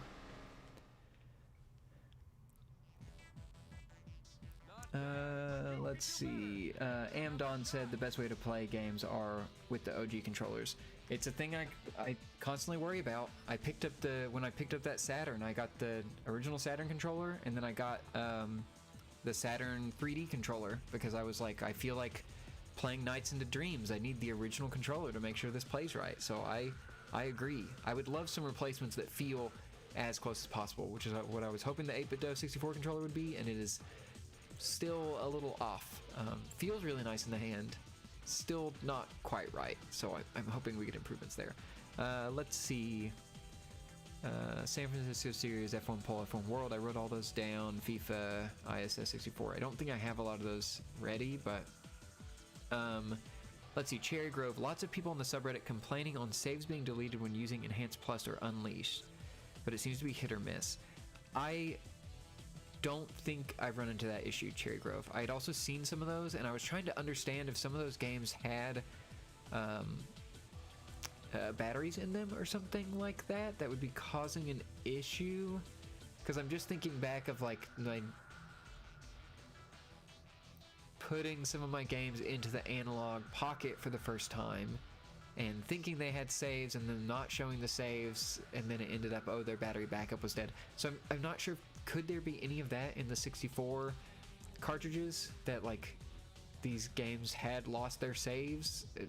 I just don't understand how the saves work on the N64, especially with a lot of the saves being on the transfer packs and everything, or on the like actual memory cards that you put in your controller. I guess the games I booted up that seem to have the saves on the cartridge, like Mario 64 that I just booted up at the beginning of the video. I also booted up Banjo-Tooie for 2 streams in a row, like days apart, and that had saves on the cartridge because those were just ones that had other people's names on them from when I bought them. None of those seem to have lost the saves. I'd also seen things on the subreddit of people speculating like, oh, if you turn the console off with the game in there, it does something. But no, I've not encountered any of that to my knowledge so far. But I've also not stuck with a game and like played through one fully. So I've not kept one on the console and turned it on and off with it in the console and me making progress day to day. I would love for them to introduce a way to back up the saves in this. Save states, from what I understand, are seemingly hard to do on the 64. But I was struggling to understand like what the maybe root issue would be, if it would be like some deterioration of carts, if it's purely analog, if something else. But it's unfortunate because I have the Retrode that lets me back up all these carts and the saves. So I've done that. So if I had lost anything, which I haven't really, these are mostly games I've not fully played through, I would have those backups. But it seems like if the analog is even in danger of doing that, they should have a backup way to back up those saves onto this hardware or something like that. Let's see. Cherry Grove says it's been reported on cartridges with battery saves, flash saves, etc. I'm not sure about memory pack saves. Yeah, flash saves, that seems really concerning. Like the battery saves in my head, I was like, that makes sense that those would, maybe it'd boot up the first time in years and still have it, and then would go out after a few more uses of it. Like maybe those batteries were barely hanging on, but flash saves, that does seem really worrying. And I was hoping that maybe when I was reading that of like, oh, I hope these are some freak accidents and it is not gonna be a huge issue, because one, I don't want people to get their saves erased, and then I also don't want to get mine erased. Like I'd love for it to be the cartridge's fault, because I don't want this to be just like wiping all my saves or something that, again, I can't go to and play a full game on because it'll erase them. But I've not seen that myself, but I've had very limited time with each game as I've been comparing them. Let's see. Let me quit this, go back out to the menu. Oh, Ryu Hazuka said the graphics look similar to GT64 is what he meant when he was mentioning, or when Sosafire was mentioning Sega Touring Car, and then Sosa agreed. Okay, yeah, that makes sense. Sosa, yeah, if you go look at the BacklogBusters like actual YouTube page, I think I have timestamps on all of them. Let me see if I can go to YouTube really quick and pull that up. I think the last stream I did, and I've been putting them in the comments of all of them for like, here are the other streams of Analogue 3D. And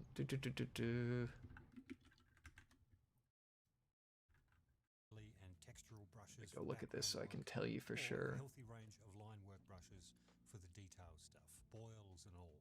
It's amazing stuff. Now that's the drawing tools. Let's talk about. Oh, I hope that's not. Yeah, that video was probably coming through in the stream. Sorry about that. I was learning about Procreate Dreams too. So I think the video titled, and I guess I could maybe send this in the chat. It might have been the one before it, before the firmware update, that I did show 1080p snowboarding and did a comparison of, I at least showed the unleashed mode. Viewpoint 2060. Did I not? Am I making this up? I could be. I really thought, oh yeah. Okay. There we go. I found it. And I think YouTube will let me send a link to my own thing in the chat, right? That's a thing they'll allow. They're weird with links in chat, so I don't know. Oh wait, could I just copy this time code?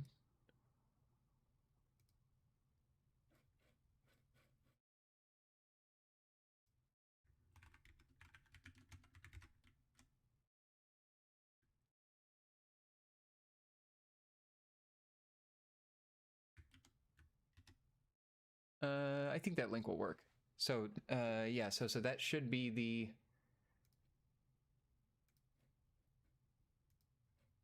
footage of 1080 if you do want to see that, just so I'm not repeating all this stuff. Let's see.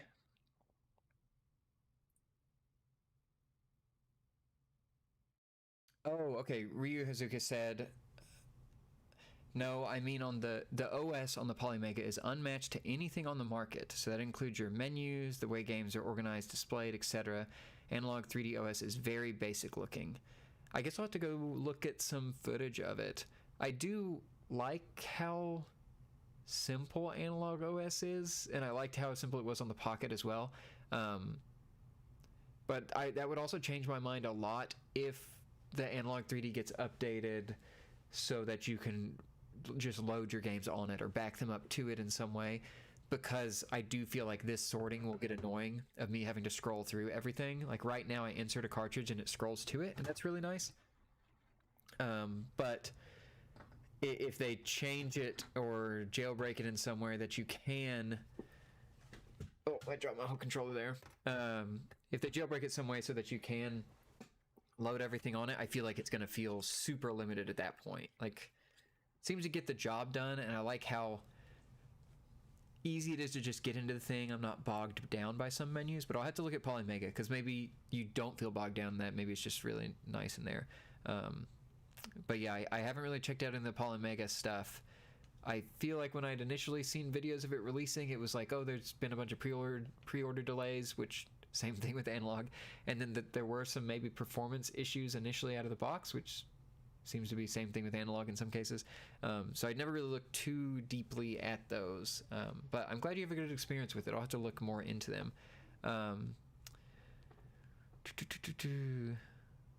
Let's see. Sosa Fire mentioned Ridge Racer 64 is global, stable, in stock, maybe a little more FPS in Unleashed. I'm glad that seemed to come across and that was visible. Let's see. Ryu Hazuka said Duck Dodgers. Duck Dodgers would be one to check out. Olds X Cool says, I think people nowadays think everything on the N64 ran like crap. It's really just a handful of good games that ran badly, like Turok 2. Yeah, I feel like for the most part, checking out stuff into like native mode versus non-native mode, mostly I would agree that most of them are playable, like play fine. Like Mario 64 is fine, Smash is fine, Star Fox was fine, Spider-Man felt fine, like Ridge Racer, like, yeah, it probably is right. What you're saying is that more of them ran fine rather than not. But I do think like the boost is still very much appreciated to me. Like even though most games are like definitely playable, just having a little boost definitely helps, because I feel like most N64 games, I'd be surprised if there are N64 games that have absolutely no slowdown. But yeah, there are the big ones like Turok 2 or GoldenEye or Perfect Dark with the 4 players in multiplayer that you could like really feel it, especially when it fluctuated so heavily. That I'm sure that creates a worse impression of what it was like. But I've been impressed by several games on here on native and how good they play. It's just like, honestly, it's a bunch of really ambitious ones that are the ones of like, oop, okay, yeah, that's a little rough there. Let's see. Ryu Hazuki says, and the Gonbear Goemon from Konami. Let's see.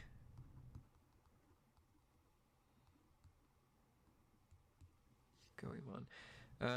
I think I do want to try 2 here that are just ones absolutely no one has asked for. And then I think I have a Goemon on the summer cart to look at. So I want to see what Chameleon Twist looks like on this. So we'll do a little aside here, just because this was in my mind. Okay, Forest Original. I will change this to say that we are no longer overclocked. I will hit record and confirm that it is still streaming, and then we'll hit start. Yeah, no problem with Socifire. I hope. Rumble pack is malfunctioning. Controller pack is not designed. Okay, I can take it out.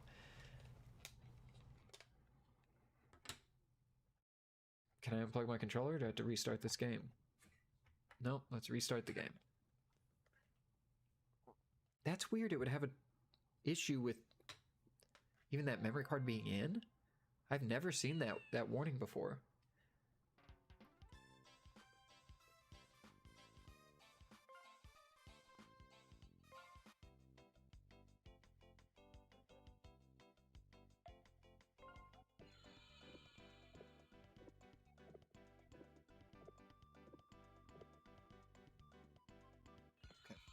Skipping the intro, let's just see.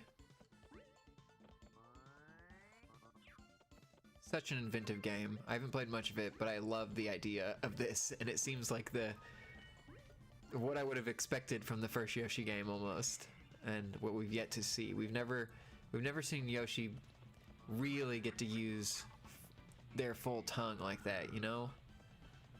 We've never had full control. We've been limited.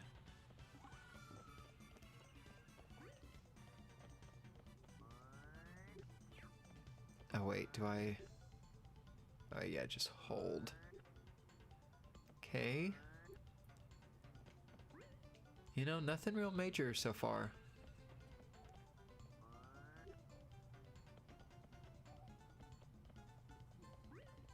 Oh, that's just to aim my... Oh right, I forgot you have...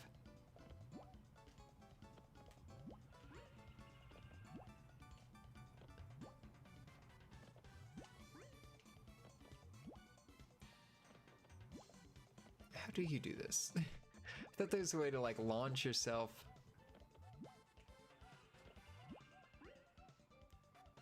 I have no memory of how you do that.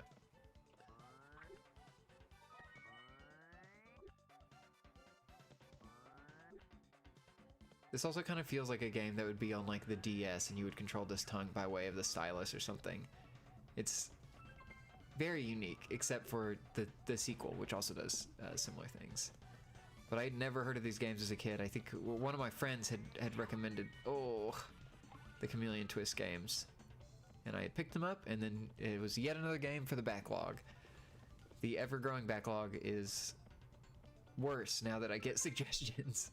But better because I'm getting to check out these cool games. I just am like, oh, this will take so long to get to, but I'm excited to check it out. Okay, there we go. Oh, right, I can use this thing. Well, maybe I can. How do... Nope, gone. Sosa Fire, yes, I did check out Conkers. That one is one of those games that is one of the maybe few games that runs truly badly on the N64 itself, and it was a huge improvement with the overclocked. Like, that one was night and day. That was one of the biggest changes I saw. That one was really, really cool, and I done it. It's in one of the previous videos. I don't remember which one it's in. I'll have to go check again. Does anybody know how to play this game? What am I doing wrong with that? I really thought you could do like a spring type of something with that, but maybe I'm getting it mixed up with like the second one. And you know, right now, game runs pretty well. I haven't seen like a ton of issues at all. It doesn't feel like unnaturally slow. I've not gotten a bunch of huge stutters. Granted, we are getting to like more areas now, but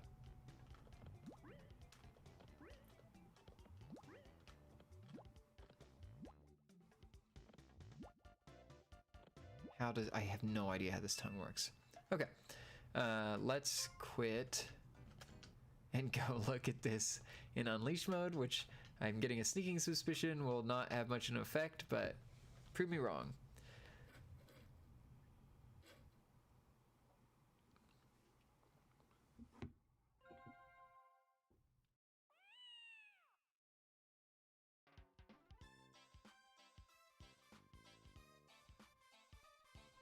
Okay, back to the menu, new game. We'll do Davey this time. And where was this? I was trying to find this link for Sousa.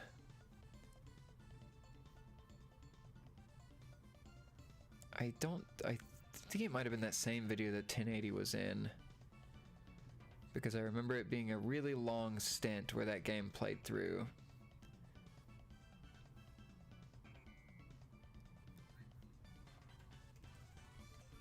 Let's see.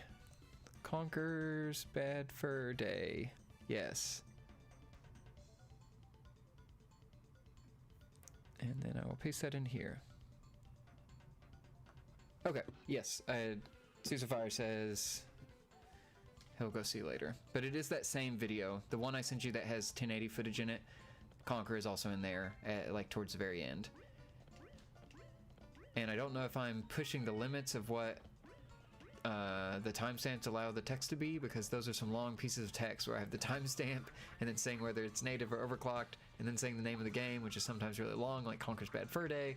But I tried to include that, so hopefully that'd be easy for people to see and get some idea, because I'm hoping that at least the performance improvements are coming through, even if maybe something is lost in the like sharpness of the pixels or something there. Maybe the compression is bad in some games. I still hoping that this at least gets across, hey, these games perform better, and that's mainly, I feel like, what people are interested in. Yeah, I really don't think there's much to see here, guys. This is it maybe feels like a little bit faster, like reeling in the tongue and stuff, but it did not feel bad before. And this is just like that's cool, but no big and needed improvement, at least. Even knocking out a bunch of hedgehogs, they're all like transparent PNGs, so there wasn't much that was text there the first time, and it seemingly not much text there the second time. So I guess we'll go into the little underground and just see. You even have a little leg flutter. Was this like secretly a Yoshi game that then Nintendo said no thanks? Like Croc? Someday I'll figure out what that move is supposed to be. Dang. Okay. That was probably just a jump. I was looking for more tongue opportunities, and it wasn't there. Okay, okay. Platforming is pretty simple. No, not a lot of complexity so far. I was more interested in like the puzzle opportunities and stuff with this game and the second.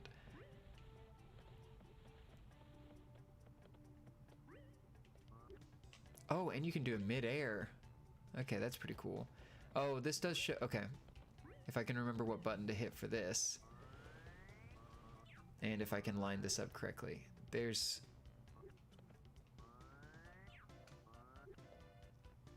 I don't know how to do it. What was the control for this? Because there's definitely a way to like rotate. Not that. There we go. Bad example. But you hold A while your tongue is on something, and then you can... Did I just misspeak? Do you have to hit it after you're moving? There we go. And then you can like drop off. That moves so fast. I wish I had tried that with the non-overclocked mode and to see if maybe that's more slowed down on the normal. But yeah, you can deposit yourself onto the side of stuff, which is cool. Oh, and it catches onto a different one? Yeah. Neat game, neat idea.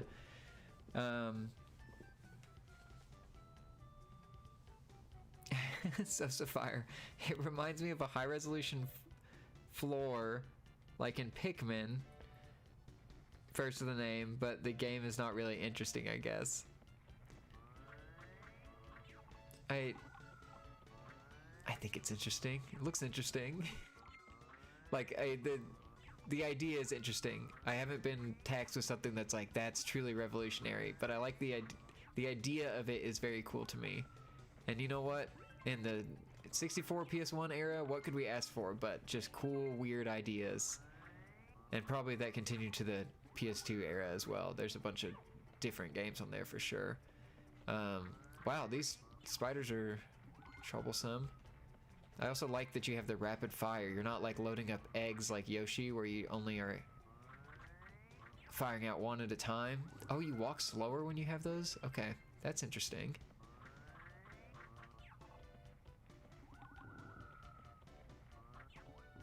Gross looking spiders.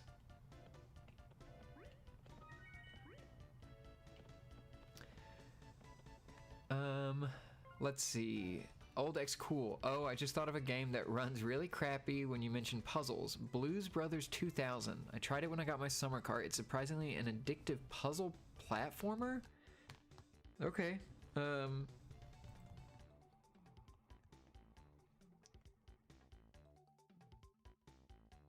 I cannot say I've ever seen footage of that game at all.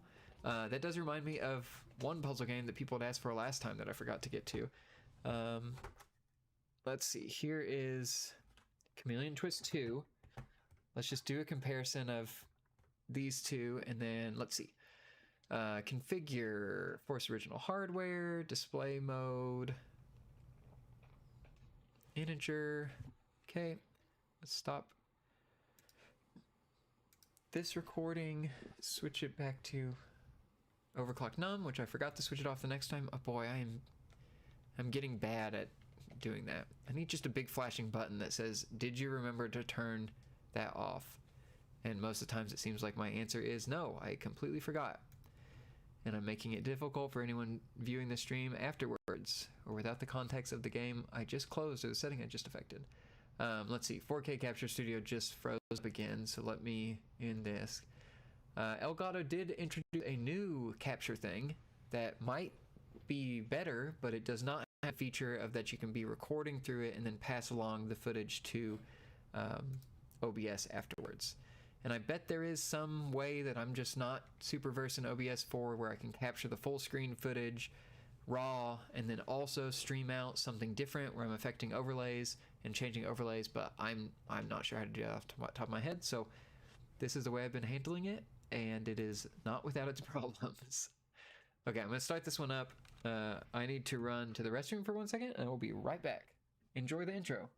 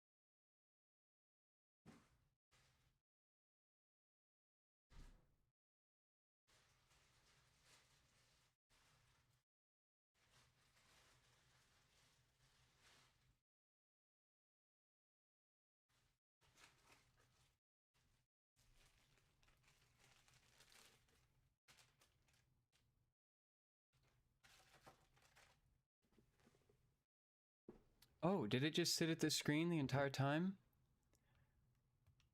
I'm sorry. I just left y'all on a blank screen. I really thought that was a warning that was going to fade out the second I walked away, and it did not. So you sat here in silence and nothing else. Okay. Chameleon Twist 2. Game start. We're going to skip the training, and I'll be just as confused as I just was. There's a rumble pack option too in here. The switching between all the rumble packs and memory cards and stuff is very odd to me, that there is no combination that you could rumble and have memory. Wow, this went full platformer after the first one, huh? And your tongue ability is very fast. Can I... Yep, doesn't grab myself. Oh, can I still do the spin? No.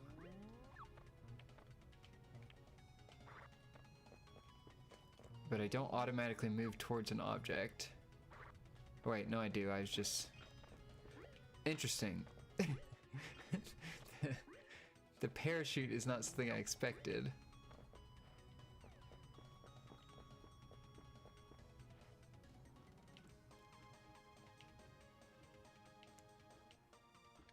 I guess I ended up in training regardless.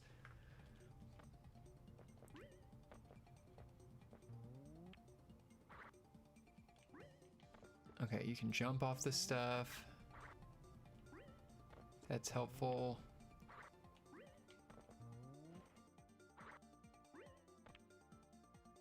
Oh no. Okay.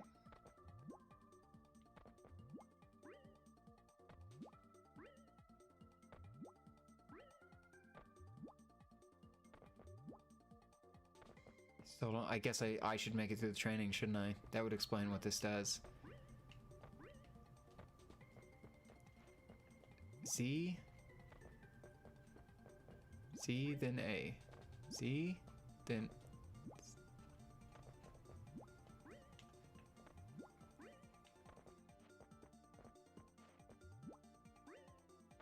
It gets me a little forward momentum if I'm moving, but it's like so low that it almost feels like nothing.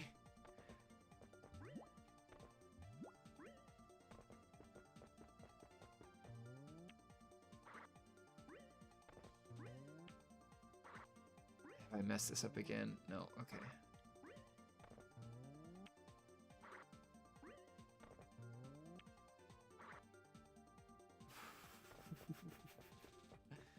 Okay, I can't even get to the goal in this.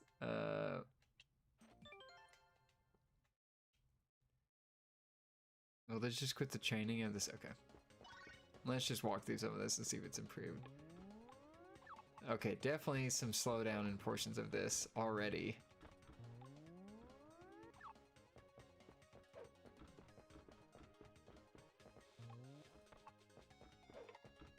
What are these? These are ladybugs that are also cars? Did they really get rid of the spinning option on this one? No, they didn't. Okay, it maybe just has to be specific things that you grab onto that work this way.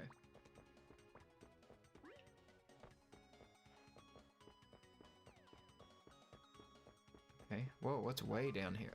Oh, okay. Uh-oh. Sorry, that was just an unlock for big head mode that's just hidden on the level? It's kind of fun.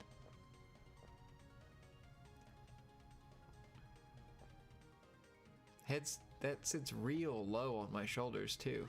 What was that, a big tongue? I didn't even get to see what that ability did. I thought that was a permanent unlock. I didn't know that was I guess is big head mode a power up in this game? Very unexpected.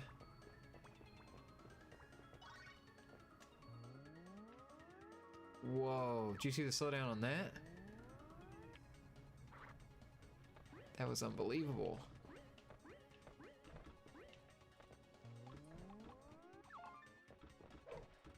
I also like that you can set your tongue up like a tripwire and just wait.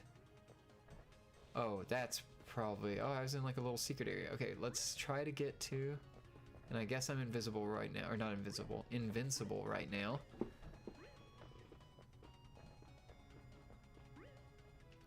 Okay, yep, there we go. Invincible mode is really hard to look at with all that flashing. Oh, that's nice. That's nice of them to attack me like that while I'm sitting and waiting. No idea that I was even in danger.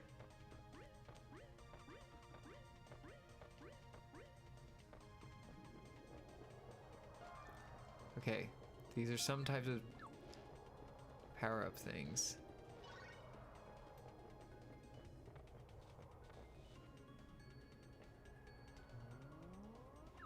Okay. Oh wow, those really took me on different paths. What was the 3 times? Do I get... Is that for, like, score? I haven't even seen score.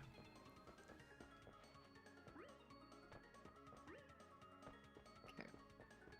So it really speaks to a lack of confidence in where the players are going to go when they have to put these giant things on the ground that are not boost pads. They're just like, keep going, keep going straight. Don't falter. Okay, unleashed mode. I am changing this thing in the corner to say unleashed. There we go, it's changed. And then I will go back and start Chameleon Twist 2 back up, and we'll see what this looks like. And that is not something I should wait at the whole time.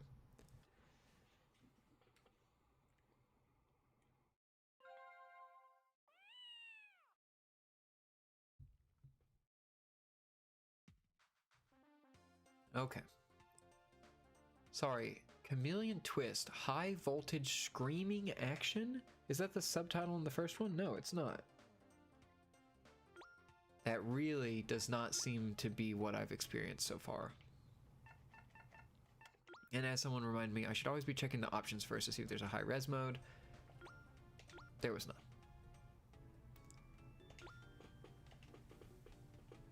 Okay. Let's just see. If we can at least get to the windmill, we can see if that spot where it was super slowed down is any better. It maybe feels like a little snappier, a little quicker. I did get slowed down when I came through here originally and did some enemy grabbing. I'm not seeing that. It does feel like it's running at like a faster speed. The speed of this spin feels out of control as it did in Chameleon Twist 1. Oh, that's where I should be going. Okay, and let's go see what Big Head mode actually does. Oh wait, it's a random draw, so we may not get Big Head mode. Let's hope. ×2, whatever that means. 2 times the speed, 2 times the score, 2 times the money when you grab money. I only see money and carrots. I do not know what. Is it extra damage when I shoot? I don't know. Okay. What is the slingshot thing? I feel like there's something I'm still missing there. Or like a pole vault. Still slow down there. Like that's still got pretty crunchy less, but not none.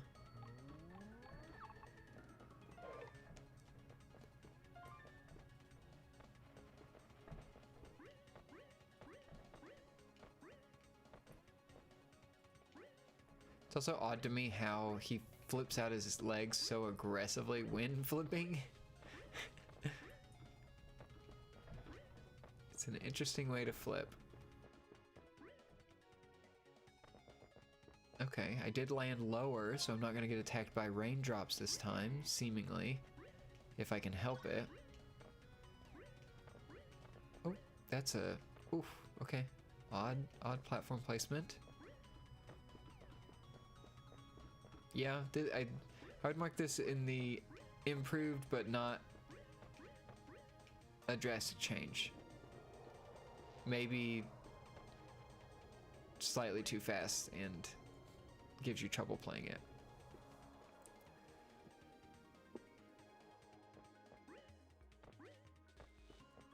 Okay. I don't really think we need to go further. We saw the one area slow down and can kind of go from there. Okay. I will stop this recording. I will go back to Overclock None. I will restart the capture software. I need to check. Is it like it's the capturing? Is my whole idea that I would capture 4K 60 while this is running just completely failing because this is crashing each time? Is it even getting the footage? I should probably go check. Okay, capture. And this has all been recording in this folder. Did I start this recording 26 minutes ago? Let's see. That's Ridge Racer footage. Uh-oh.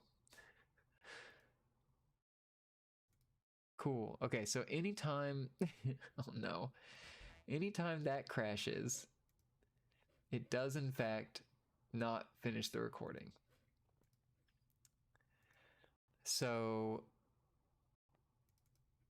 I am continuing to lose footage. Oh, this is maybe not as thought through as I should have. But you know what? Let's keep looking at games. Chameleon Twist 1 and 2 are done. What else? Let's see. Did y'all throw anything else out here? Okay, I'll go to the list I was consulting. So...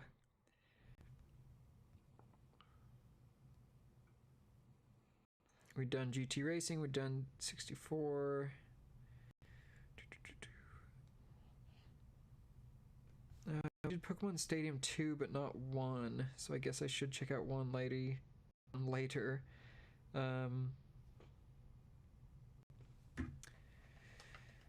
Okay, so Doom and Duke Nukem were also listed as CPU limited. We have looked at Doom in the past, so let me see if I have... Duke Nukem. Do I have any others that I have a cartridge ready for?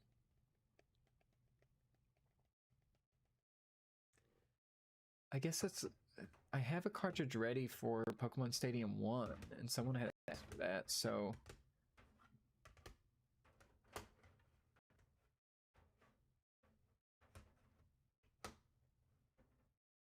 Wherever I put that... Oh, here we go.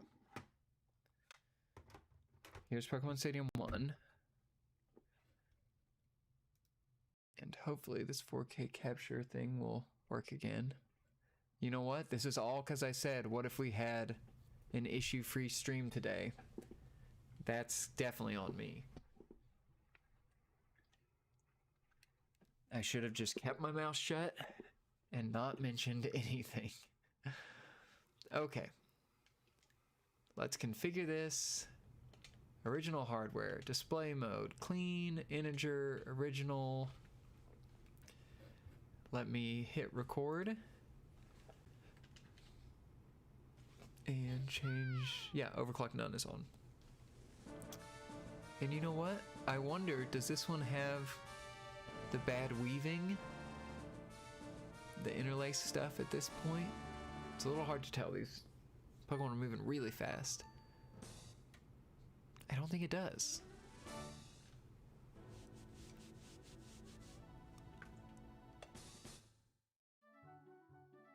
It seems to have it in the menus again. Let's go. I talked about it so much. Let's go do the Lickitung minigame. Kids Club, Free Battle, Victory Palace. I'm sorry, is the minigames called the Kids Club? That's insulting. I want to play. Oh, yeah, this has the interlacing in the menus. This is so demeaning they called this the Kids Club. The whole game is accessible to kids. Okay, let's see. So basically, I want what looks like high-end sushi. That's what's going to get me the money.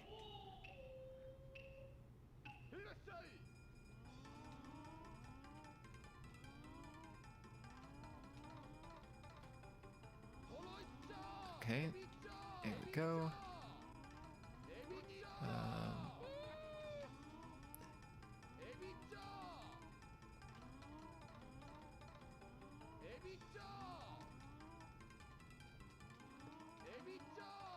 You kind of can just wait by these plates that are empty. They'll refill. I wonder if that cuts down my intake, though. Also, these CPUs are being so respectful and like kind of leaving space for me to get in here. Not my experience from playing with friends. This was an all-out brawl of just mashing the A button is what my memory is of this game. And it was hectic and was like one of the most hectic Mario Party style minigames in my memory. Are we done? Come on.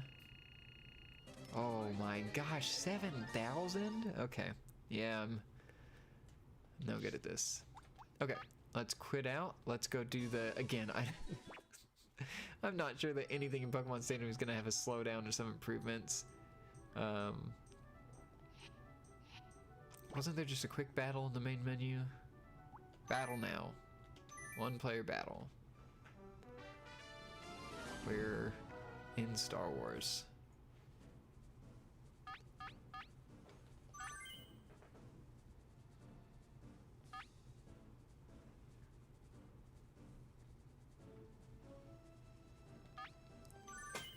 Yep, let's go with these. Let's get started. This battle is for you who wanted to Like, I wonder if that little out of the Pokeball, does that run faster? Otherwise, I doubt there's that much improved in this game. I really did not play much of Pokemon Stadium 2. I don't remember any of my friends owning that one. I mainly remember this game and playing so much of it.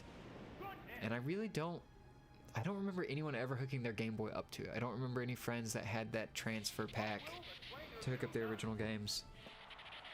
The idea always seemed so cool, but I think I then and now barely understand how to be competitive with Pokemon in any way, shape, or form, so.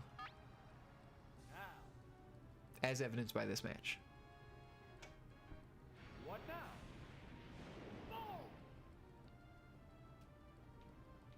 Because I got hit hard on that first one, and is here where I say goodbye. Yep. They do the same thing. They head back to their original position before they get taken out. Same as 2. This is also one of the few, like, I remember maybe playing some. Why did I do that? Oh, I'm so bad at this game. I was just thinking of a Pokemon I wanted to see on the field. I didn't even consider the horrible type matchup that I've just done.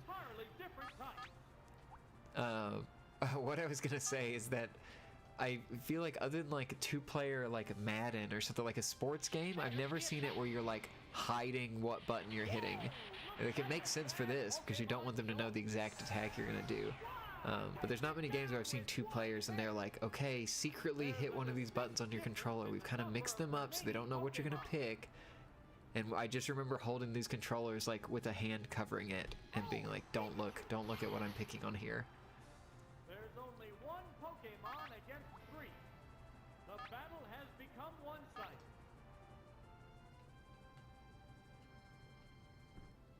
What'll it do? There, it's a hit. Can we at least take out one single Pokemon? Nope, we can't. Okay, let's go back. Let's change it to Unleashed. And let's just see what it looks like. I'm also changing the text. I'm narrating this stuff out loud, so I am remembering that I am doing the right thing. Overclock Unleashed in the corner. And then, yeah, we have Unleashed starting there.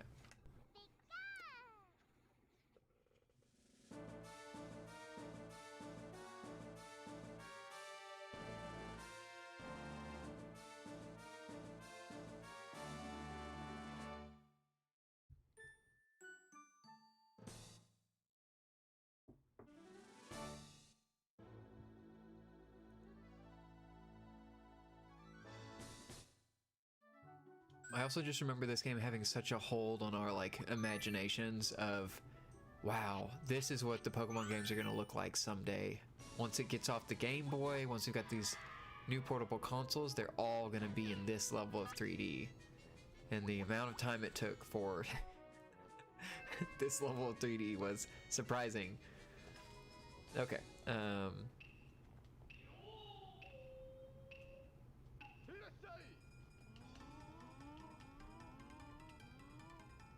Okay, green was the competitor last time, right? They were the...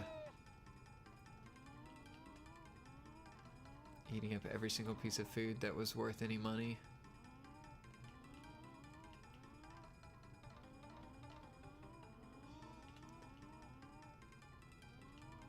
Also, pretty fun minigame for the Lickitongues. Just a food competition when this is the one thing they enjoy. And they get to do this anytime the kids come to the kids club.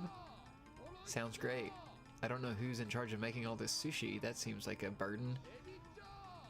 Churning out $1,000 sushi just so they can play this little game and see how much money they waste.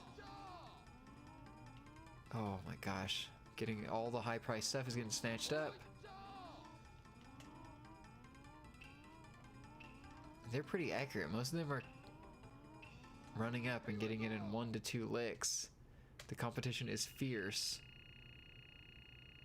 Okay, I think I'm tied with the number of plates as Calm Green. But wow, they are so much more efficient on what they're eating. Okay. Let's go let's watch me lose another battle. And then we can check something else out. It seems like there were a bunch of FPS games that were mentioned, so we can check some of those out. I'm trying to think if any of these sitting next to me were really... Oh wait, we did do Ridge Racer, so let's keep that. Okay, I need a better type selection this time. So we'll do that, that. Let's get started. This battle is for you who wanted to get into a battle right Let's away. see. GUC fan, do you have a transfer pack by any chance? Yeah, I do. Does the overclock cause any weirdness when the stadium accesses a save file on the cart in the transfer pack? I don't think it does. The last time I tried it, we were able to play some of the game, where I believe my brother had played some of it the last time he touched Pokemon Red. But all my silver and gold saves are obviously gone. I've never gone back to replace the battery. I can put it back in, and if you'll give me a second to go and run and grab the transfer pack, I can put it and Pokemon Red back in and see if that save still exists. I cannot remember if I was in the overclocked mode when we booted that up on the initial stream. When I was first unboxing this and trying a bunch of accessories, but yeah, let me run and grab that transfer pack if y'all are fine watching these Pokemon idle here. Let me queue up the next attack and then I'll sprint down to find that. But as far as I remember, we did try an overclocked and had the Pokemon game in there. So I don't think it's caused an issue, but maybe that save's gone. We can find out very quickly. Okay. I'm queuing attack. They go into battle poses. What's next? There, it's a hit. What's this? It's not very effective. Neither one is conceding an inch.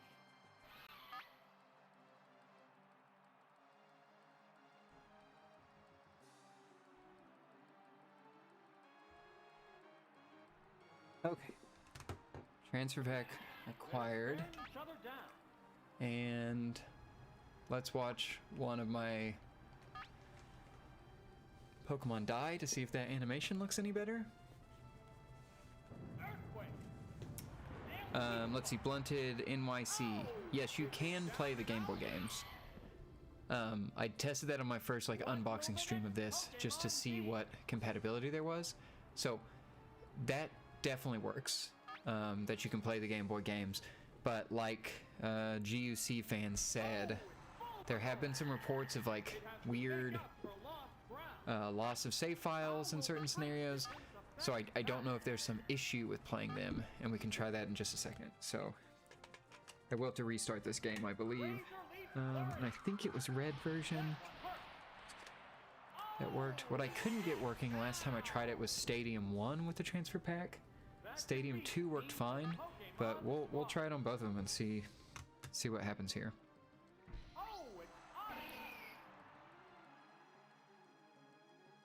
We're evenly matched at 2 Pokemon Neither Pokemon is Okay. backing down. So let's just do a restart. We are in the unleashed mode. I've got the transfer pack in. Let's see if it detects it.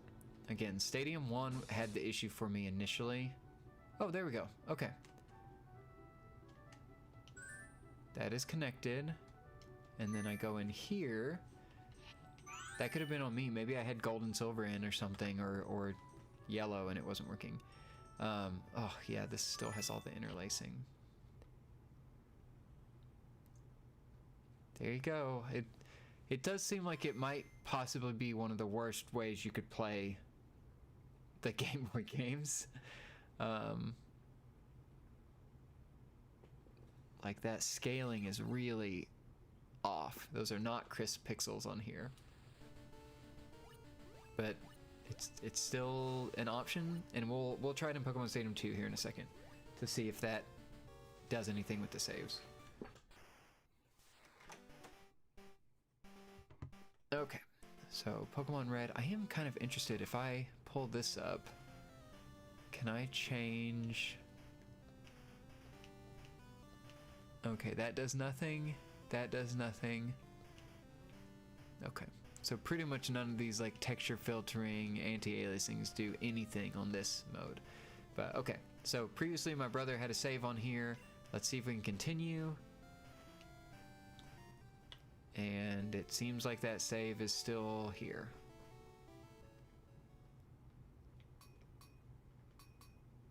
Help and config. Oh, that's just telling me what the buttons are. Okay.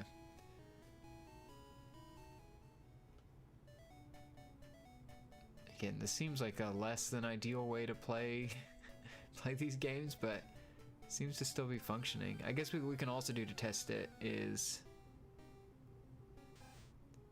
Blended NYC. It's an easy option to stream, at least. It looks smooth.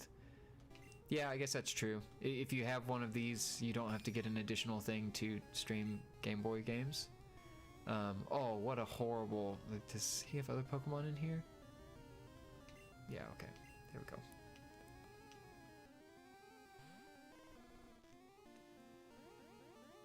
Unholy Avenger 64. Corrupted save file 64?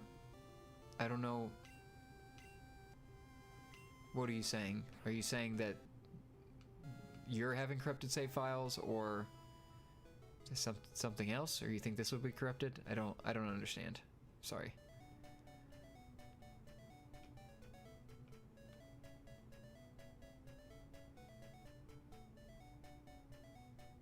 Okay, there was a Pokemon battle. So now let's go pull up the menu. Let's quit the game. Wait, no, let me not do that. Let me take out this Rattata and let me save at a different spot so we make sure it's actually like saving. So I'll go into this corner. Oh, you're predicting the outcome that this is a corrupted save file. I haven't had it happen at all, at least on any of the N64 games so far. We'll see if it corrupts this Game Boy game. Oh, and what was the time? Let's see. So 5:24. Okay. Save the game. We will quit the game. Let's see. Ryu Hazuki. I think I have both Goemon games on the summer cart. I will check. I would like to see one of them because I've never ever booted one of those up. I know I at least have the like 3D one that I've been told is kind of Zelda-like. That may be inaccurate. I don't remember if I have the more side-scrolling one loaded up on here. Okay.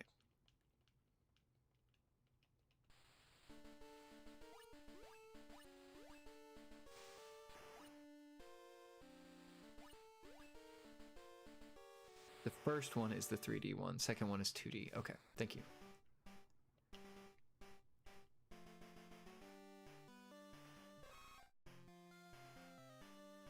Okay, let's see if he's still here. Time seems right, and we're still in the corner. So yeah, it seems to work fine. I don't see any issues with it so far, but let's go check. So this has all been in the Unleash mode. Let's quit the cartridge. Let's switch to Stadium 2 and see if we see any difference there. Okay, Pokemon Stadium 2. We're in Unleashed mode. Everything else is fine. So let's see what this says. Now, what I can't test with these Pokemon games is Gold and Silver because my batteries need to be replaced on both of those. So that's not going to work. I could see if this Pikachu Edition has it. I don't remember if Pikachu Edition had a memory card backup. I feel like the last time I tried this, only red worked.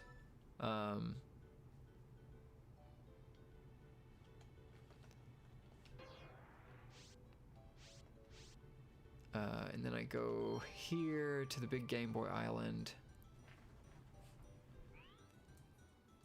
Okay, GB Tower. Pick this up.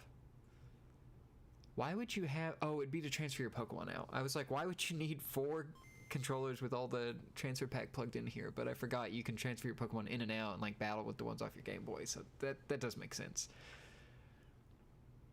I was just hoping there was a secret mode in this where you play 4 players split screen Pokemon, each from your own cartridge. But that's not what's happening. Okay, so we're continuing. 524. Are we still in the corner? We're still in the corner. So let's go battle a Pokemon. And also there seems to be no... I wonder if there's any improvement in this like Game Boy emulator from one to the other, like in Pokemon Stadium 2 versus 1. I have no idea. I've never really looked into this.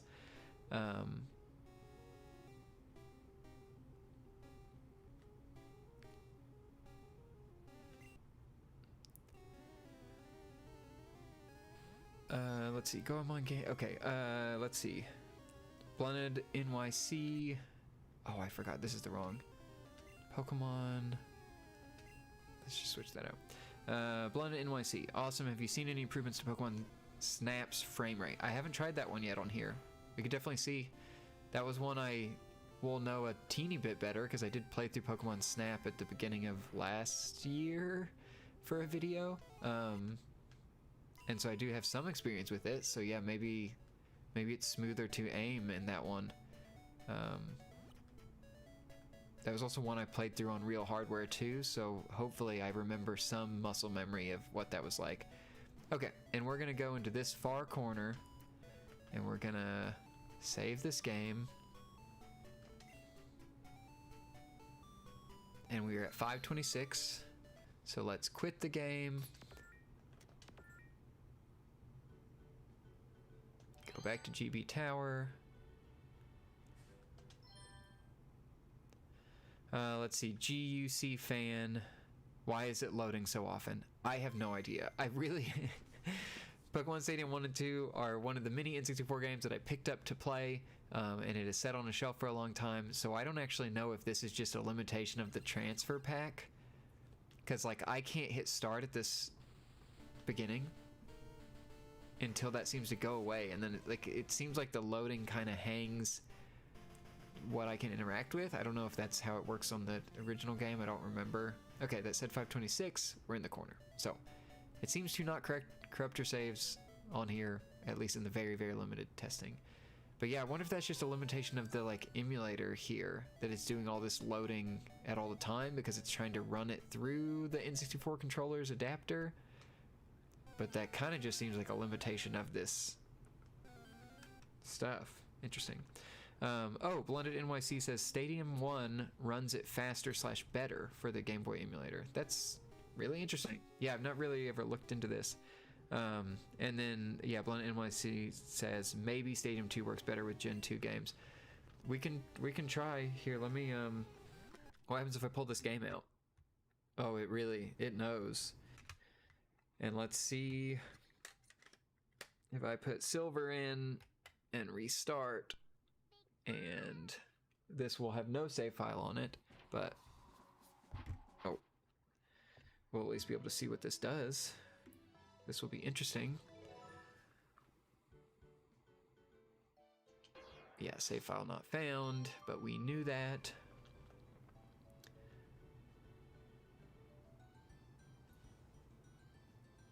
let's see. Ryo Hazuki says, when you boot Pokemon Stadium Game Boy game on Polymega, unfortunately it doesn't boot up, so that's a bummer, but hopefully there will be an update for Game Boy support. They just released their own gun cons. Oh, for the Polymega, that's cool that it's all kind of tied into there. Let's see. And then he said, so you can play Saturn PSX games on your HD TVs, aiming at the screen, using gun cons.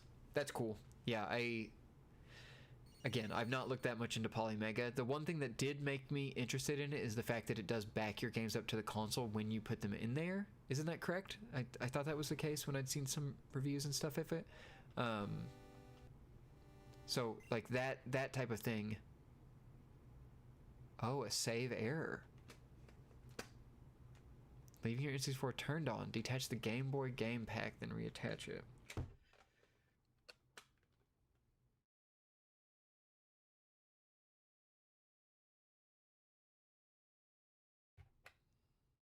Let's try it again. Let's just see if it happens. Yeah, I thought I saw that in an early thing that the Polymega would actually back up to your console, that you wouldn't have to keep inserting them, or at least it'd be a little more reliable, because that's the thing I worry about with a lot of these things. Is like, when are they going to deteriorate too much and we won't be able to play them anymore? So having like the auto backup is really nice, especially like I have this Retrode to back up most of the games I have, but then I have to use other means for other games. I have that oh, what is it called? What's this thing? The GB operator. And I use that to back up my Game Boy games, which is really nice, and it's handy and works well. Let's see if we can do a new game. Nope, save error on this one. So let's try silver, or sorry, gold, and see what that looks like. So I think that's really interesting, but I have not looked much into it. I do have a bunch of HD TVs, so I am getting a gun con semi soon because I want to play some of the PlayStation 1 and Saturn stuff. I don't remember what they call it for the Saturn. But now that I got the ODE for my Dreamcast, and I got the Saru for my Saturn, and I have, you know, Mister and a PS1, I would like to get the light guns and play them on the CRTs I have and do all that stuff. But it's cool the Polymega out of the box will handle some of that stuff and do that. I think there's Mister stuff that you can get some more modern stuff to work on the Mister. Save error there. So maybe when the battery is dead, it can't even boot these. Let's try one more. Let's try Pokemon Yellow and see what it does, because now I'm just invested. Let's see. Ryo Hazuka says, yeah, it plays Saturn PSX, TurboGrafx, Neo Geo CD out of the box. If you have games, you just put the game install and you're done with the physical part of the process. That's cool. You can add modules that include NES, SNES, Sega Genesis, N64, and Sega CD.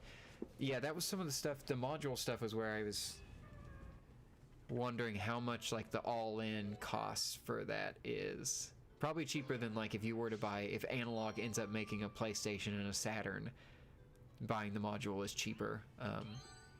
But I had just wondered with that, since I don't believe the Polymega is FPGA, and it made me question on how good the emulation quality is, if I'd run into bugs. Like, some of that stuff got in the way, but I need to look back into it. Like, you mentioning all this makes it seem like there's been some bigger improvements to it, and I need to go look and see what it's like over there, so I will definitely do that. Let's see, did I miss anybody else comments on here? Oh, Blended NYC says, save your battery swap for the next stream. That would probably be a smart idea. I've never done one of them, and I got a bunch of soldering stuff to maybe do console mods in the future, or to learn how to do them. Yeah, okay. Pokemon Stadium 2 seems to have a lot of issues with these, and I wonder if it is all... Could it all be battery related? But I didn't remember Yellow having a battery. I thought that was a gold and silver thing. But it's certainly having issues with these, so we'll quit this out. Okay, so we've attempted them all in Stadium 2. Stadium 1 wouldn't support gold and silver, right? Like, that would... I thought that was before its time. I didn't think that would be an option. We at least know that red works okay. I don't have a copy of blue. I don't have like any Japanese copies to see if there's any difference there, but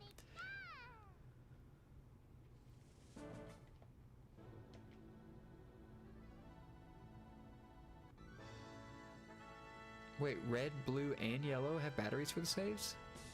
Oh, I did not realize. I thought the battery was in gold and silver because of the Nope, I didn't do that right. I thought the battery was in gold and silver just because of the day-night. So maybe this red version, since this was a later copy I picked up, I wonder if it already had the swap in it.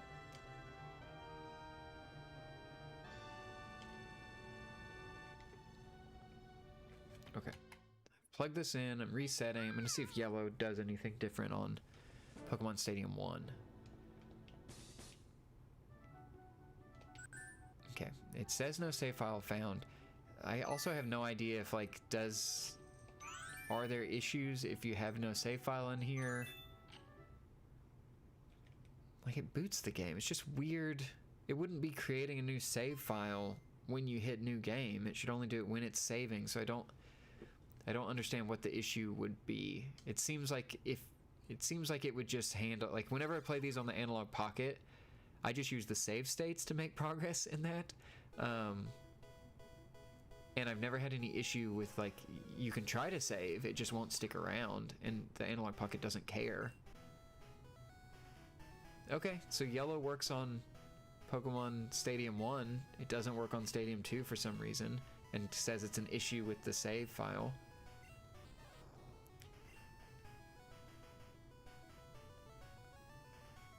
Oh, interesting. Okay, GUC fan says silver gold crystal batteries die way faster because it's powering both the real-time clock and the save RAM. That makes sense. That would line up with at least me thinking, like, I was wondering why would I have thought that it was only because the real-time clock. But yeah, I guess if it's doing both of those, I could definitely see that being a thing, and that's why those are so much deader. Ryu Hazuki. Yeah, the Polymega is not FPGA, but software emulation is really fantastic. They run proprietary software. They work with some of the authors of the original emulators, etc. Yeah, I guess I've never had many emulation issues with like NES, Game Boy, stuff like that. It's only been like when I got to like, especially the N64 was when I started seeing more emulator issues, like software emulation issues. That's when I started worrying and trying to look into other alternatives and buying a bunch of real hardware and stuff. So yeah, I'll have to give the Polymega a look because it does sound cool. I also wonder, like, can you, when it backs up the games to it, can you treat it like a hard drive and rip those to you, like back those up to your computer as well? Because that would be a nice feature. But okay, so yellow does in fact work on Stadium 1 when it didn't in Stadium 2 for some reason, so that's neat at least. Okay, let's try some other games. I think we had a bunch of first-person shooters that... Oh, and we had Goemon. That was more recently mentioned. I haven't seen people campaigning more for Duke Nukem, so let's quit this. Put Stadium and Stadium 2 away. We've done Ridge Racer.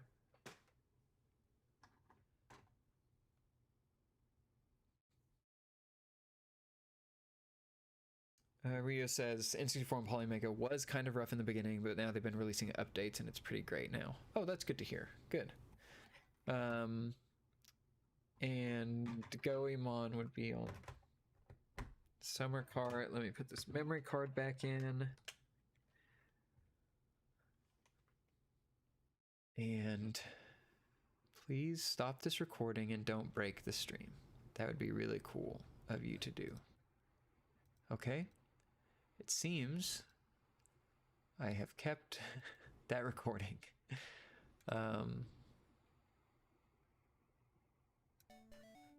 Cool. Okay, so that I have a local recording of Pokemon Stadium to compare, and that is good.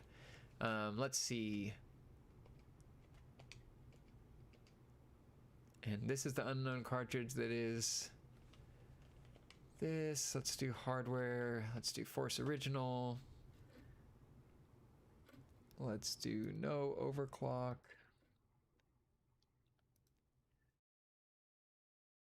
The other thing that might be interesting is these are some like prototype stuff that we could do. The ROM hacks, I did download some more Mario 64 stuff, like Sonic 64, what was it? Mario 64 Maker and Randomizer. I didn't remember what Super Donkey Kong 64 was supposed to do, or the Mario Odyssey stuff, but I did get some other ones. Oh, I do have Yoshi's Adventure. We could try that later.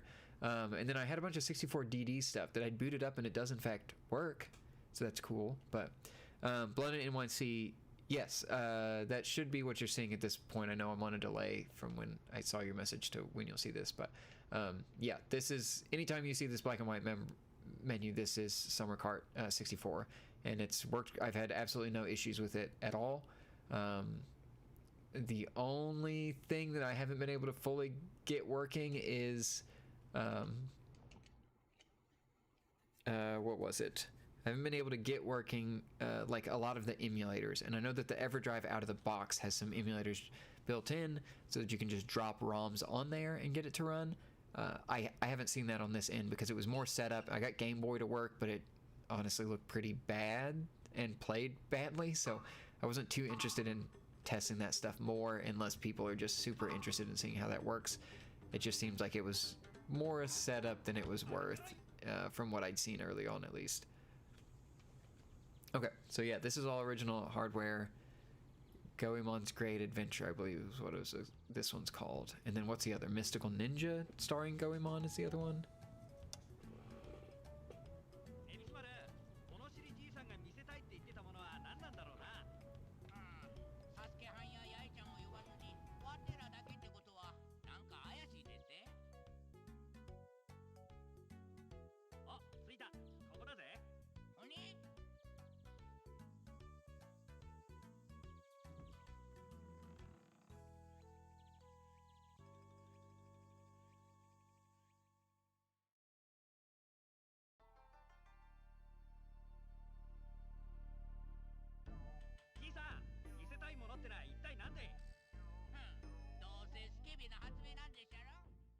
Okay, I'm gonna try to skip some of this cutscene because I just am not sure that that's gonna show off as much.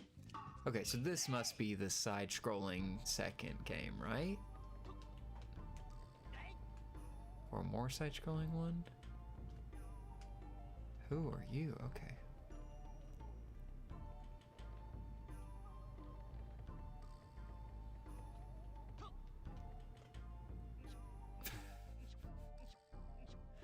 Okay.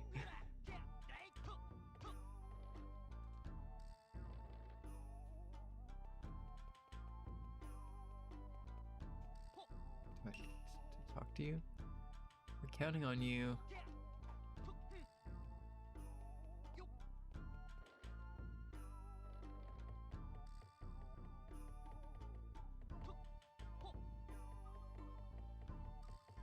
Are you counting on me to find my way out of this home? Wait, was that something? Wow, that's really in the corner. I move with the B button? No. That's so strange. Okay. Is this a... No, it's not a land on them game.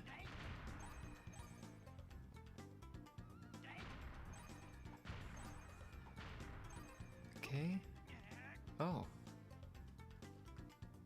Do I... Oh, I rotate the stick to do this. That is... That's rough on the stick and also, like, very hard to time.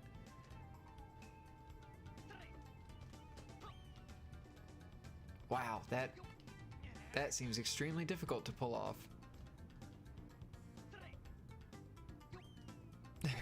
Oh my gosh. Okay.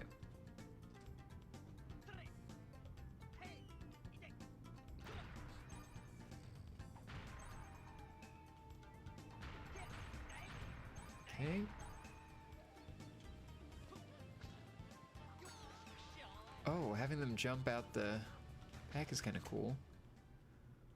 This is more Tomba than I expected. I just can't go into the background so far. Oh, and I have like a... Does my stick change based on something?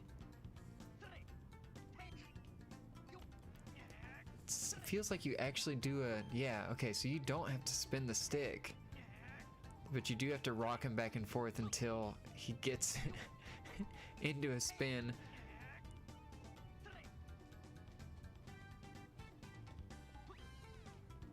Why is that so... Wait, do I have a double jump? Oh, I do. Wow, a finicky one. I only have a very limited time in the air. And I can't seem to double jump out of this. Okay, so we will just never see what's up there because I cannot understand how to land that. The timing seems very specific.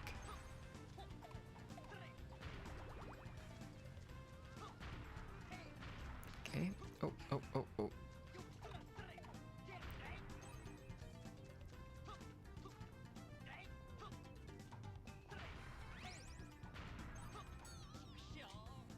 Okay, we've died twice. Let's quit.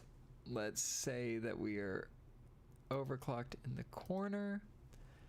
Let's configure and actually do the overclock unleashed and start this up. Okay. G.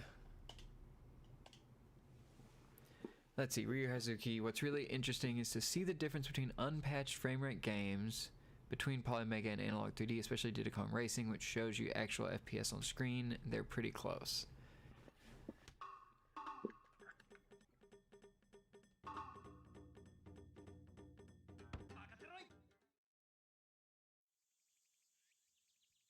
We'll let them walk through the woods for a second here to see if there's any real change.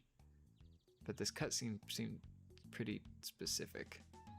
I mean, that's cool, they're close.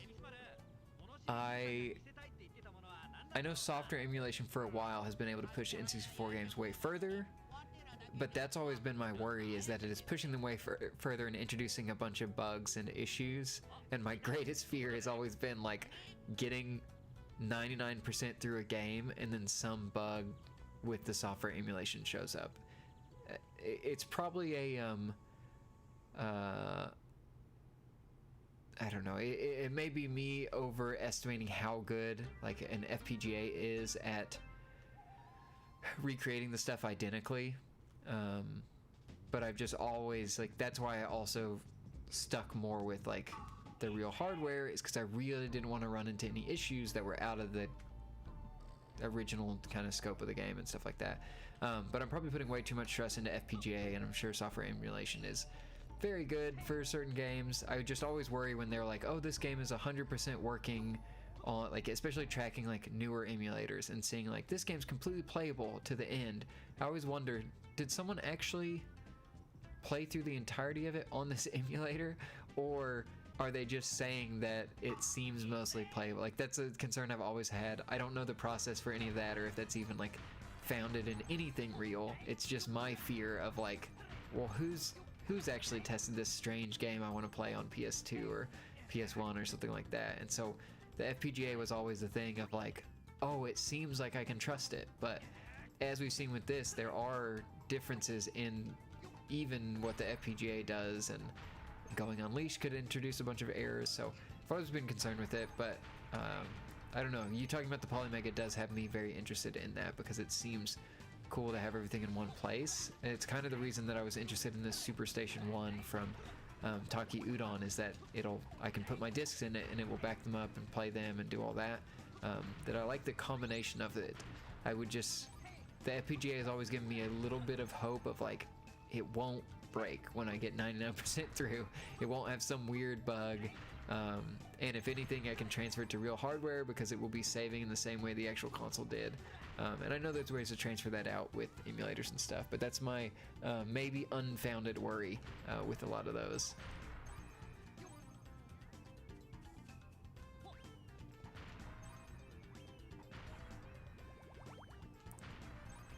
Okay, we've made it further. I haven't really noticed any slowdown. I feel like oh.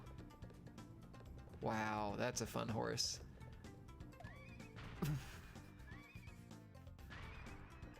The only move is to kick backwards like that. Perfect. Yeah, I feel like we saw some slowdown right in the very, very start where we were fighting some enemies, and I haven't seen anything since then. This horse is incredible. That's so funny. Also, it can't jump at all. So should I stay on this for a really long time? Yeah, Rio Hazuka says, because even FPGA... Oh, wait, sorry, I missed. I think FPGA talk versus software emulation has gotten out of hand. All things considered, they're pretty close, because even FPGA has quirks you won't see on real hardware. Yes, I agree.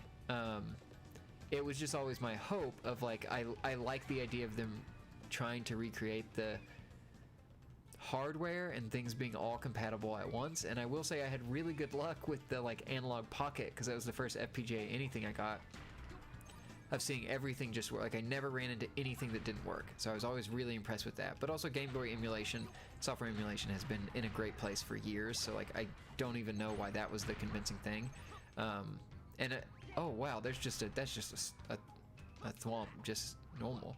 That I do think a lot of like analog statements too about how perfect FPGA is not accurate. I mean, we even saw, I think someone recently ran a test to see if, like, what is the, I guess there's some ROMs out there that will test the accuracy compared to real hardware, and Mr. still won out in compared to Analog 3D on just a purely numbers, but there's some things that the Mr. can do and this can't, and that this can do and Mr. can't, so it just gets into this weird weeds. I know a lot of it is me not, like, it is me having worries that aren't there. Like, software emulation is really good in a lot of cases.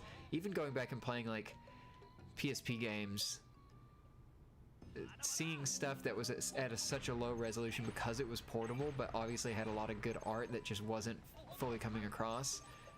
Seeing those in an emulator where you can, like, up the render resolution is super impressive, and, like, plays better than those games ever did. But I still always have that nagging worry of, like, something's gonna break, which is a lot of, like, the amount of things I've actually played through on my Mister is extremely low, and I've mostly played on real hardware because I'm just so concerned with, like, getting really far and then something breaking and it being an emulation issue down the line. That I think they're largely comparable, and it's more just, like, how do you want to play, what do you value plugging in, like, real hardware into an FPGA, or getting something like Polymega that maybe accepts them, or just getting an adapter for your PC. There's a lot of options out there. These are just my unfounded worries that have led me down this rabbit hole, and it's been really fun following the FPGA stuff, and I don't really follow software emulators that much, and so I'm probably just out of the loop on some of the things, and I've been a little disheartened by, like, when I was trying to play Bomberman 64 and Bomberman Hero over how bad the N64 emulators were that I tried for those games specifically. And, you know, maybe all that's fixed now, but it's, I've gone down a rabbit hole of things just based on very personal experience. And I probably need to go back up and look at what's out there still and look at the options. But let me go to the other Goemon, because really that was a little smoother, but that didn't have, like, a huge difference. And Warforce original hardware. Oh, my capture thing crashed again. Did it record that footage? Let's go see. Do I have a file out there from... Oh, 515? Yeah, that seems to be out there. Do I have Goemon footage? I do. Okay. So it crashed, but still saved the file that time. That's good. I just need to restart it. Let's see. Someone recommended Aiden Chronicles Unleashed. That game runs slow. Overclocking might do a lot for it. So, Aiden Chronicles. Okay.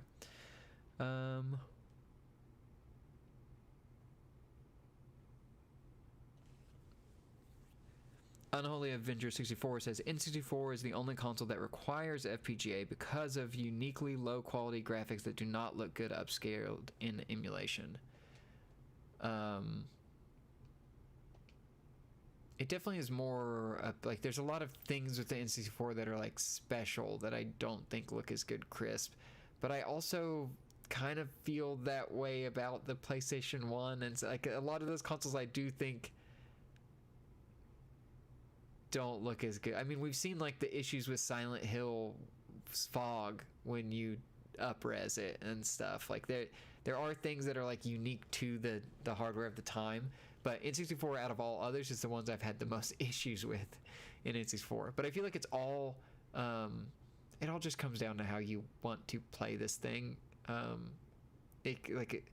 So many people will play an emulator with things upscaled to 4K with the sharpest pixels ever, and like upscaled textures or like HD texture packs, and they love the look of that, and that doesn't appeal to me as much personally. But I'm just glad there are options out there. Like, you can do just whatever you want. There are so many ways to play these games out there, and it's just cool we have so many options. And I love that we're getting console-like experiences for them, because that has also been one of my problems with all this, is like, yeah, but do I have to go help someone set it up or like troubleshoot? And having a more plug-and-play solution that hooks up to your TV is really nice. I mean, it's probably why those NES and SNES Nintendo consoles did so well, is someone could just grab it and hook it up to the TV. Like, sure, you could get a Raspberry Pi for probably the same price and put a bunch of stuff on it, and maybe it moved people into that avenue, but the ease of some of this stuff I think is nice to see, and I like that being featured out there, of like, just plug it into your TV and plug a controller in, even your old controller, and it'll just like work mostly. And I'm so excited to see more stuff like that. And it's been cool just seeing like the FPGA project as like one whole project that has all these things and features, and everyone is so like focused on it. It's been cool to see like that big community all around one kind of ecosystem out there, at least from the little I've followed it. I'm interested to see how that start runs, because even that looked kind of slow, but maybe maybe some of these things are effects. I never am sure in cutscenes on how much is like real time or some pre-rendered thing in some way, so I should ignore that there's some slowdown. I don't know. Okay.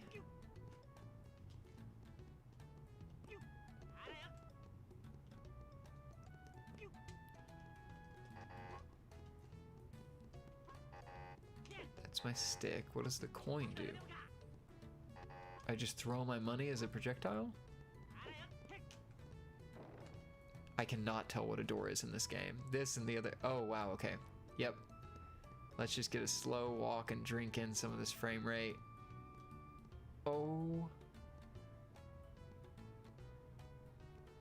This will be a great comparison. This is this is really slow.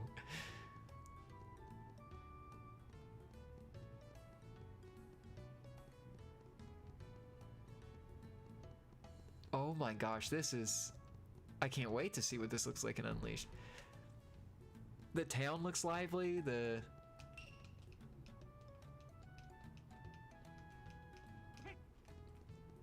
characters are like clear and fun looking, and it's got this fun town.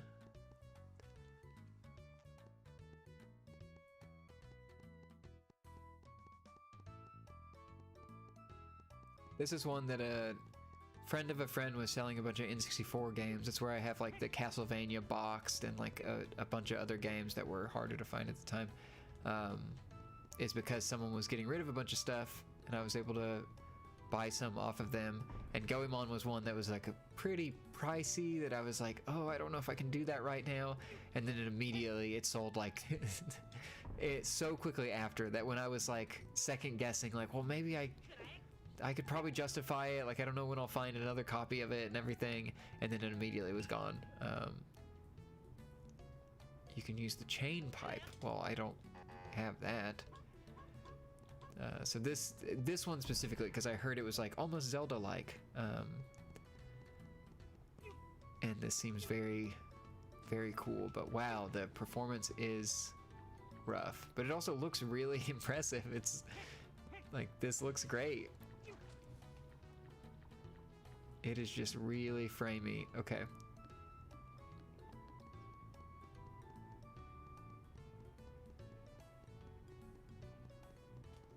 And there's moments, like in a corner with nothing around, seems to run pretty well.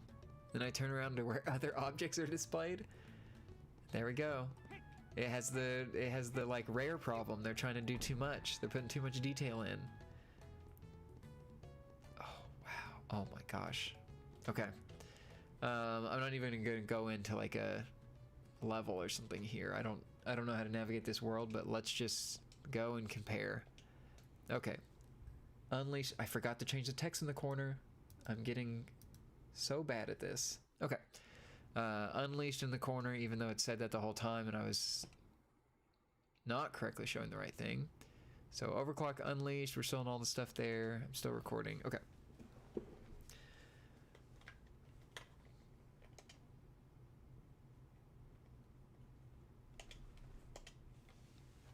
Yeah, this seems like one almost like Conquer that I'm like gonna be so interested in that I will find a copy of this sometime soon.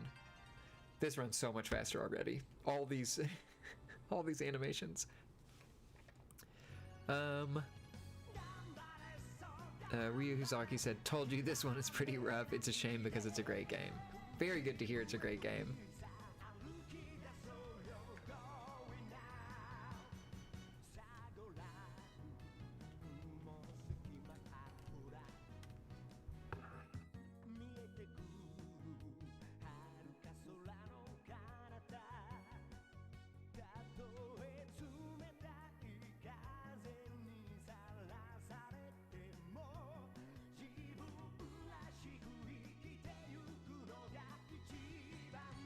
Ryu, what are some more details about this? Are those like other playable characters? Are those your friends?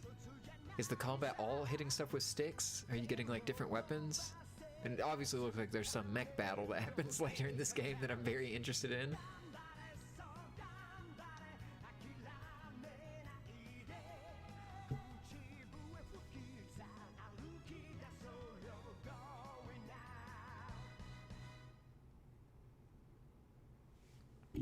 Okay, let's start. Use controller pack from the beginning. I let this bird fly by for like half a second and then I skipped this cutscene. I didn't know where to go. Already way smoother. It just feels more responsive immediately. Okay, and let's see, I shot my little coin in this corner. Go out the door that I now know where it is. Oh wow, yeah. So much smoother. This makes me wonder, does this game have a patch that does stuff differently? Okay, here's my slow pan. Look at that consistency.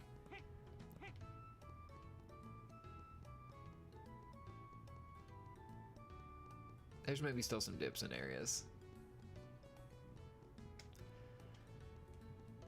But still, like this town, smooth camera movement, not like stuttering as I turn a corner.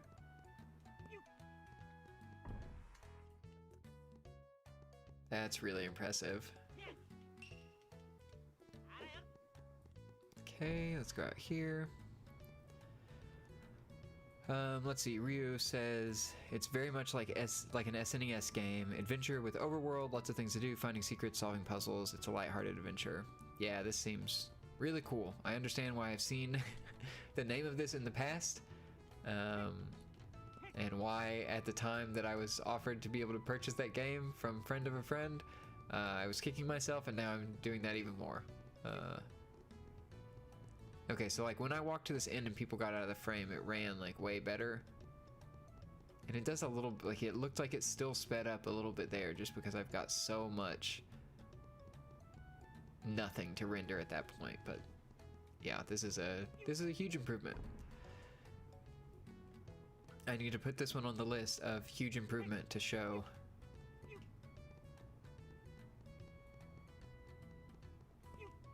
It also has been interesting to see, like, a lot of the N64 stuff in the past has been like, these just don't look like they used to. Like, some things were covered up by the limitations of the hardware, and when you do the sharp polygons, it like does not look as good, or change the filtering style or something. I've seen seemingly huge jumps in like the shaders and stuff that will be applied to retro games now, that you can do all the scan lines and things and like make them look softer to give some of that back. So that's been cool to see as well, because yeah, the sharp cleanliness of software emulation games sometimes doesn't look the best, and I'm glad that they're introducing more ways to experience those like closer to how the game originally looked, but with improvements in places. So that's really cool. Yet another thing on my list that I haven't really looked at that much. I've just seen videos on like, oh, this got a cool update recently. Oh, is this the overworld? This feels like slower. I wish I'd gone out to here on the normal one, but I don't know if that's how it's intended to be, that this is your more overworld and you move slower in this area. Like, this is take me to a new...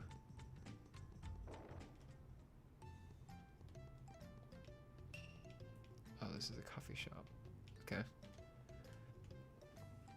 Sure, I'll take a map. Oh, no, sorry, I don't.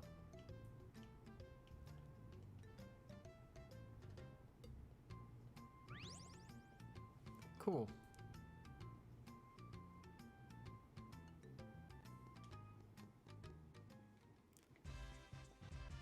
Let's look at our map.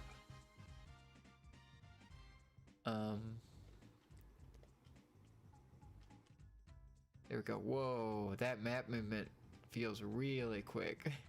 I don't know if that's what it originally felt like or not. Also, look at the weird like filter in the water, or like the fog. You can see that kind of shift around, like the gradient there. Do you think that has anything to do with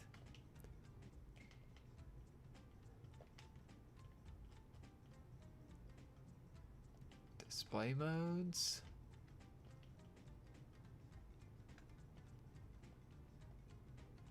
Okay, I don't see that gradient going away.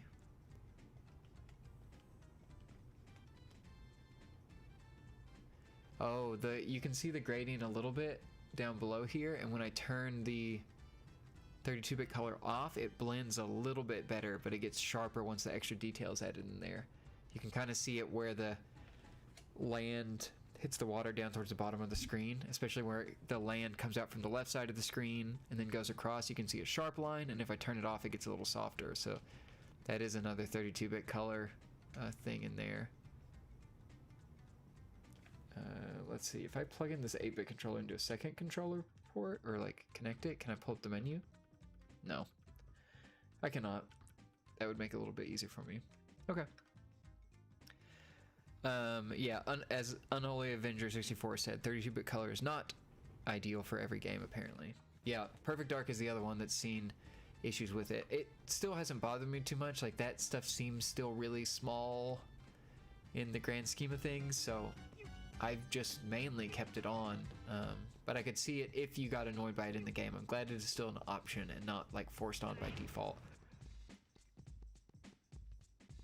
Especially if you're going for, I want these games to look like I remember them looking like, and then it's like, well, that's not how I remember Perfect Dark looking, or Goemon's world map screen.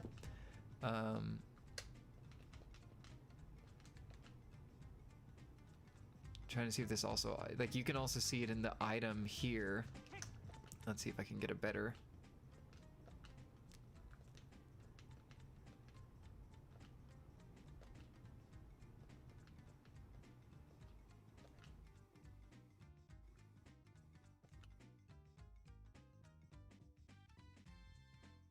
Okay, there we go. We finally got it right in between here.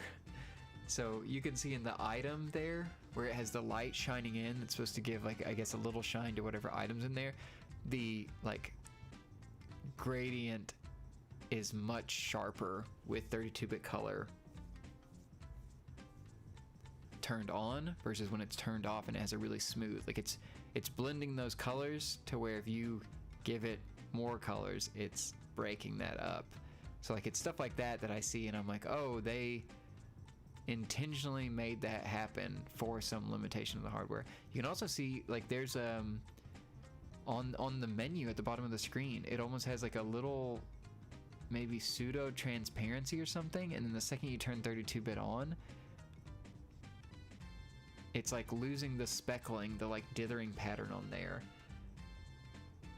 That's really interesting. Yeah, this is a good example of why it's not good for every game. But it is still like in most games it seems small. I don't know if I would have noticed those without flipping it on and off a bunch of times, but interesting. Okay. Let's boot up something else. We'll go back to Overclocked None because I am going to remember that sometimes. And definitely not all times.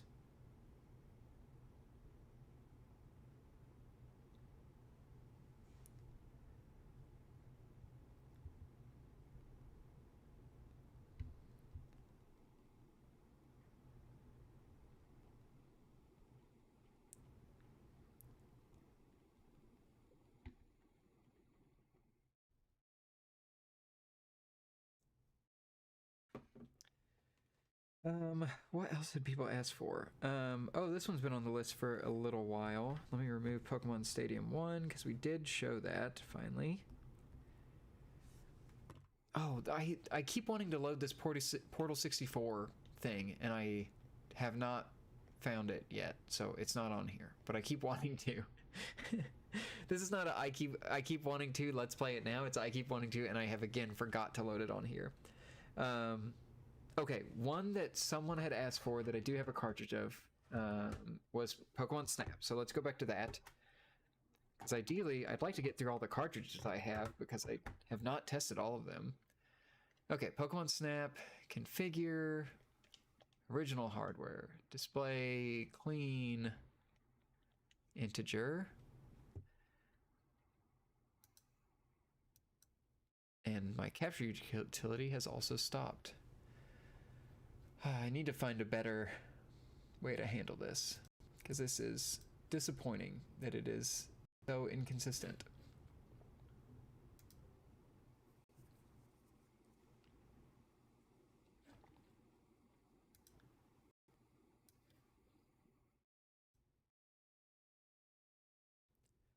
I mean, I guess the fix would be that I'd need to set up two computers. I could stream from this other one and then record from the, yeah, that was kind of what I was wanting to avoid, is having to have two separate computers going with all this, but that might be the actual solution to this, just to keep all the processing separate and we just keep them only focused on one task, recording and streaming. Or sorry, recording or streaming. Okay, Pokemon Snap, it is configured. We're on Overclocked None on the side. I'm going to hit the record button for my local copy, and here's Pokemon Snap.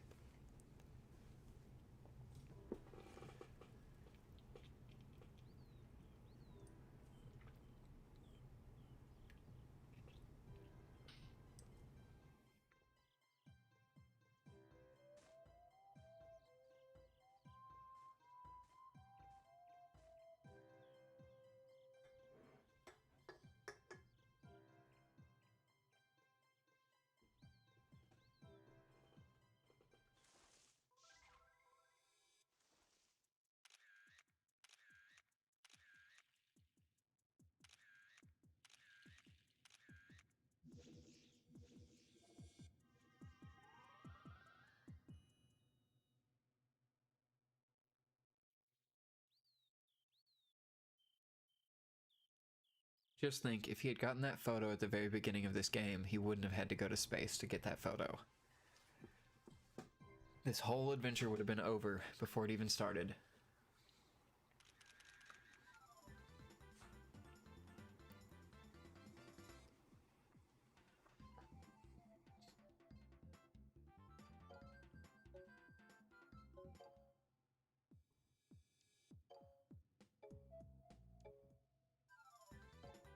Okay.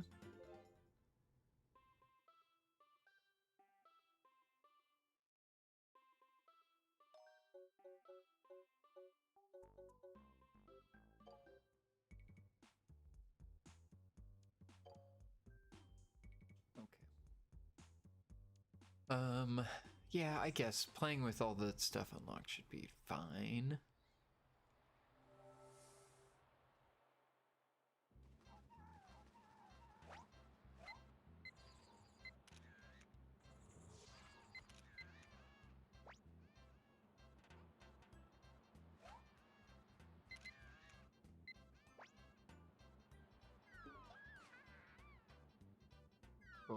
Go over here. Let me. I probably shouldn't have hit Pikachu. That's what's caused all this. Wow, I've completely forgotten how to take photos in this game. Unique control scheme that I have forgotten how to use.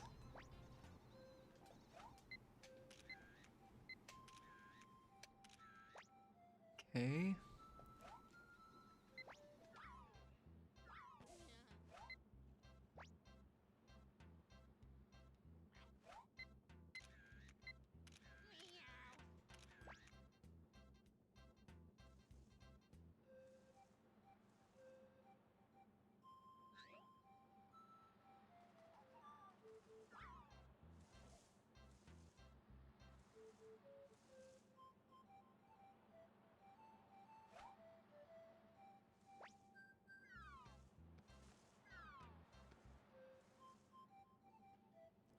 Yep, I've forgotten everything about where the Pokemon are in this.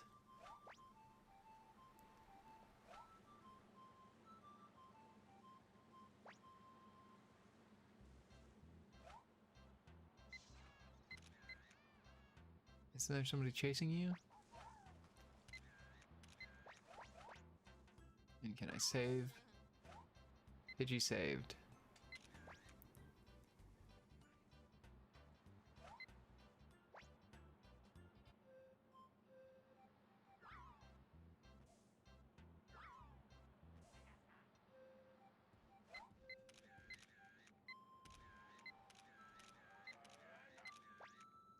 Okay. That might be a good one. We'll see how it compares to the person on the save file.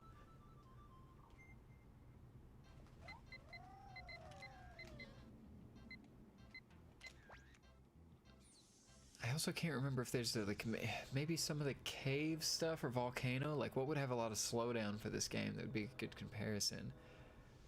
It doesn't feel super bad.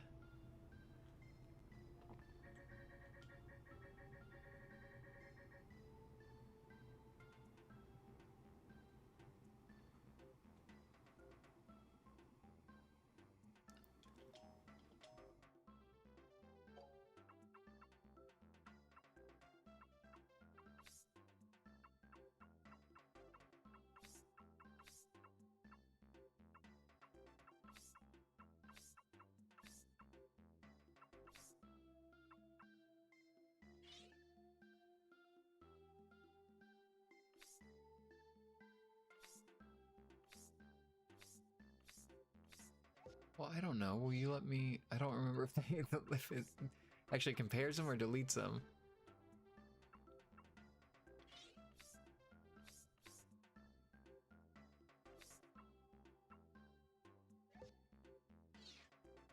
Okay. Let's see. Yeah, show these. See if these get a better score.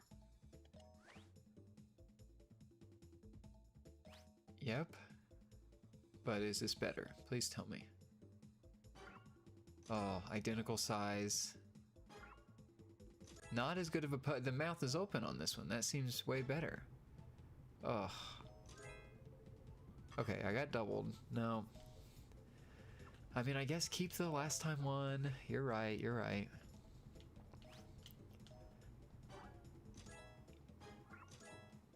So all my photography skills out the window. Yeah, keep the last time. Okay. You're right, you're right. You're always right, Oak. Okay, let's see. Let's unleash. Unleashed. Let's change the text. Let's boot it back up.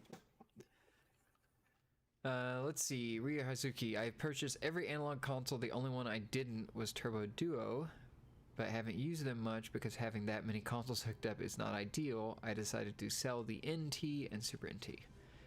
The one I'm keeping is the ones I'm keeping are the Pocket and the 3D. Yeah, I have so many less cartridges for most older consoles. Like I do not have many NES ones. I definitely don't have many SNES ones. Genesis I have like 4.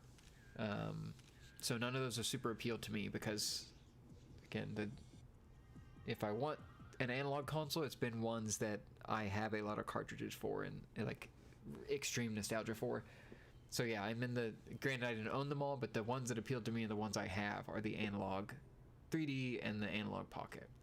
And so far, and like I've had the Pocket for years at this point, and it's been great. Like the only issues I have with that is the D-pad I wish was better. And that's really it. But honestly, most of the time when I play it, which is probably not a good excuse, but I play it docked with like recording stuff for it. But for some stuff, when I want to play like a really action heavy game, it's like, yeah, I really wish that D-pad would be fixed. I know there's mods to change it, but that's really the only complaint I've had with it. Everything else I've been super impressed with. And I guess with the Analog 3, I also have some small complaints with like the interlace stuff, and hopefully that will get fixed, especially because that's a software fix. Okay, yep, we're still recording. Yes. Let's do this. Okay. Now we're kind of remembering how to play a little bit. That intro was really smooth the first time. There's not anything...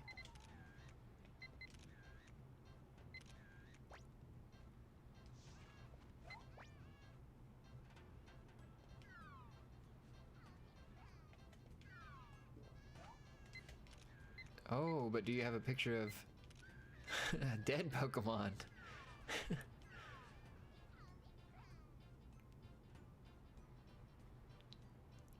Come on, let's surf.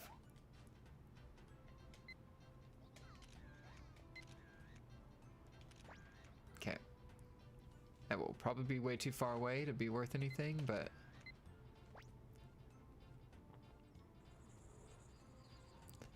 the speed up was such a nice upgrade to get. Hopefully one of those is like more in the...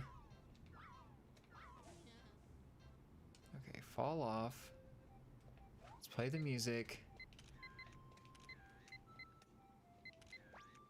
I feel like I had the mouth open again. Oak doesn't like that. It's not gonna be what he wants.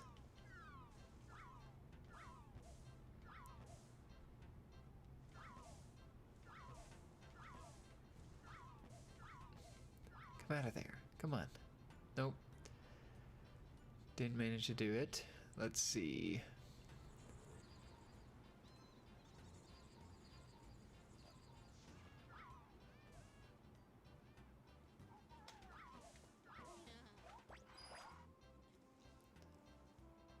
Uh-oh.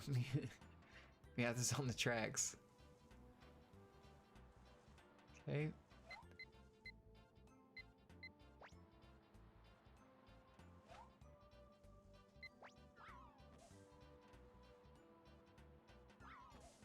Come on.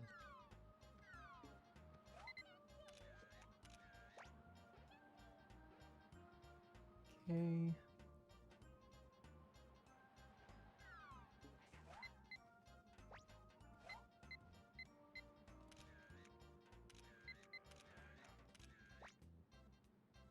I just don't know that we're going to beat Braden on this one. I'm not convinced. I feel like I could improve. I really could. that was nothing. Okay. Yeah, the upgrade to be able to like speed up, so nice to just get through some of these things.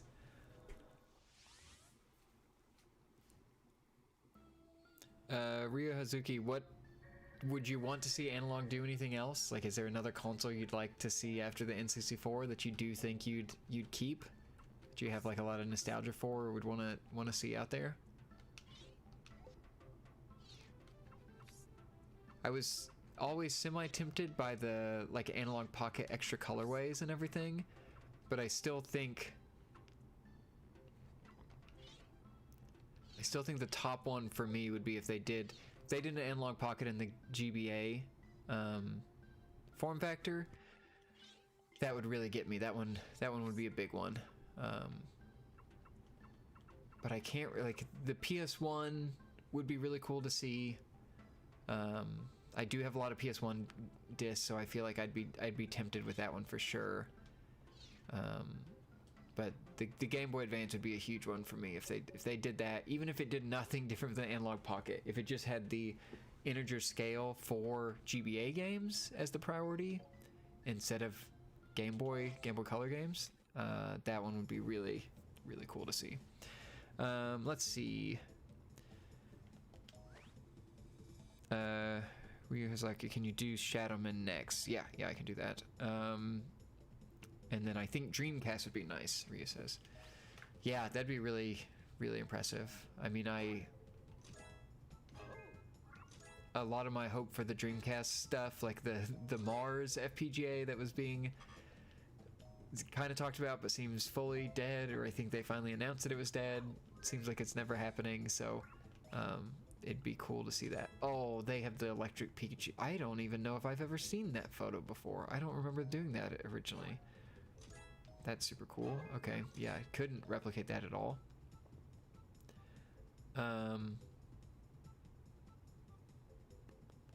Ryu says, like I said, I'm super happy with Polymega, and that does the PSX Saturn excellent, so Dreamcast for sure. Yeah, so you're pretty covered with your like replication consoles. Wow, that photo's so much better than mine. You're right. Unholy Avenger 64 says DS FPGA. That would be really cool. I got really excited by this. Is it Ambernick that was working on the DS handheld? And then I think who was it? Ross from Retro Game Core or whatever did the review of it, and it was like extremely disappointing, seemingly. Yeah, that was really sad to see. I was always interested in how that would, if it would work well, and then it seemingly did not work very well, which is very disappointing because I do think that's a cool, really cool idea. The only problem I have is I have so many 3DS and DSs around the house here that I'm not sure that I would like ever benefit from one, other than if it had like native capture functionality or somewhere to like record the gameplay while it's being played, or like, yeah, maybe some performance increase would be cool to see. But that's one that I would be very nostalgic for, but I had always wondered how that would work, because also I don't remember a lot of DS issues with the hardware. I remember that hardware being pretty dependable, and then I also remember the touchscreen working really well and continue to work well through the 3DS, that I just wonder what the improvement would be. And maybe it would just be that it's like, you know, not scalper prices, that it would be affordable. But I don't know. Unholy Avenger, what are you looking for in a DS FPGA? Is there something like some benefit you would look to get out of it? Or would it just be not resold old hardware that you have to repair and clean and do all that on? Let's see. Shadow Man, that'll be on here. Okay, let me stop that recording. Are we still streaming it? Yep, seemingly. And then I will go back to non-leashed. Or I guess it'd just be leashed. Configure, force original, this cartridge.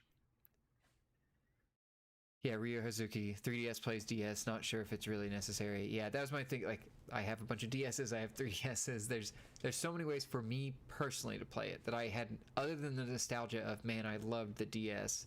I'd been unsure of like what the real benefit would be to that. But I've also seen that stuff in stores recently, and it's pretty expensive.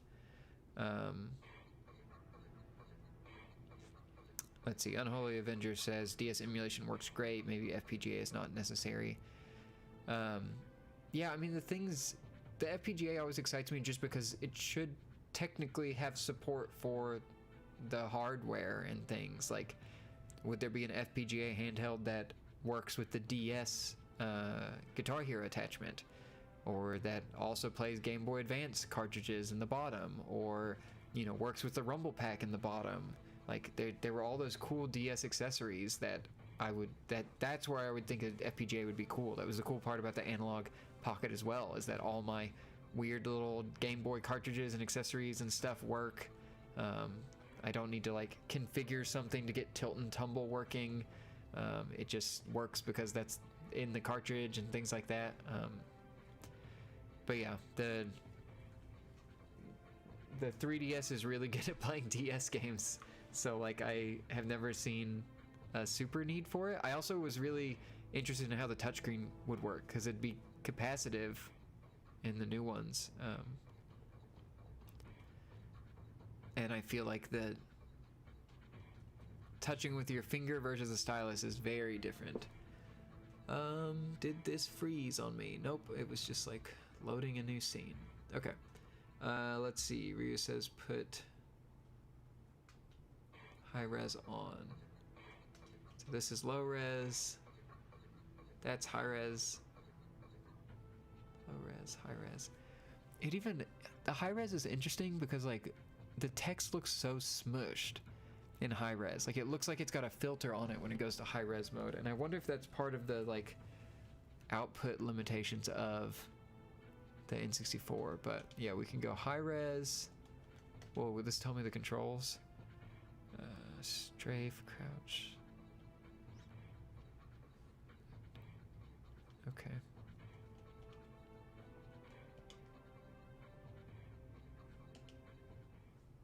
Okay. High res is on. We're on no overclock. We'll see what this looks like. The 9th of November, 1888. By my deeds am I known, and I am known as Jack. Spring-heeled Jack. Jack the Ripper. By my deeds am I known, and they are truly bloody. I took them all to my heart. Mary Ann Nichols, Annie Chapman, Elizabeth Stride, Catherine Eddowes, Mary Kelly, and loved them. Truly loved them all. Let this intro play for a second. I'll be right back. The sordid confines of their bodies, the still beating organ of the soul was not to be found. The ritual of the knife was to no avail. I am bereft, and must therefore perform that bloody ritual upon myself. Stay your hand, Jack, and listen to what I have to say. How did you find this place? Who are you? My name is Legion, for we are many. The immortal power that you seek does exist. It does indeed lie within the soul, but only within certain ones, certain dark souls. My God! What are you that you can produce such things from thin air? Merely an explorer, much like yourself. What is it that you want from me? You are an architect by trade, are you not? I am. Then I would have you build a cathedral to pain, a place where you and I and others like us may join together, a place of asylum for all of the unique and misunderstood individuals that will follow you as the time of Armageddon approaches. And at the heart of asylum, we shall construct a great dark engine powered by souls of equal hue, and we shall harness their power to create an immortal... Okay, wow, this is a long intro, huh? Where might I build this cathedral of Also, yours? it said, oh, yes, Ryu says, this is long cutscenes, can you skip it? Yeah, I can skip it. Sorry, I just had to run away for a second, but it is loading up here. I hate this shit. Just a pawn in Nettie's master plan. She moves me in mysterious ways, and brother, sometimes she really doesn't.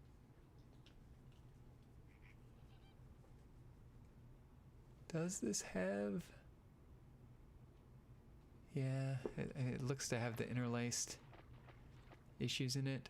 So this, it said Acclaim, right? So this is the same, this is Turok Devs? Is that right? Or am I mixing stuff up. Like it had the lizard from the logo.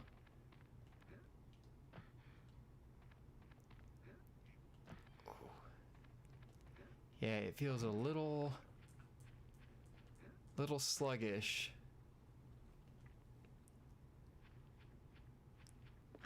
It's not, oh, okay. It's not quite as slow as I guess I was bracing myself for.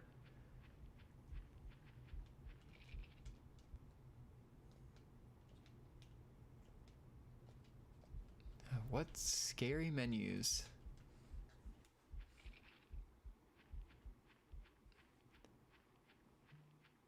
Iguana acclaim, yeah.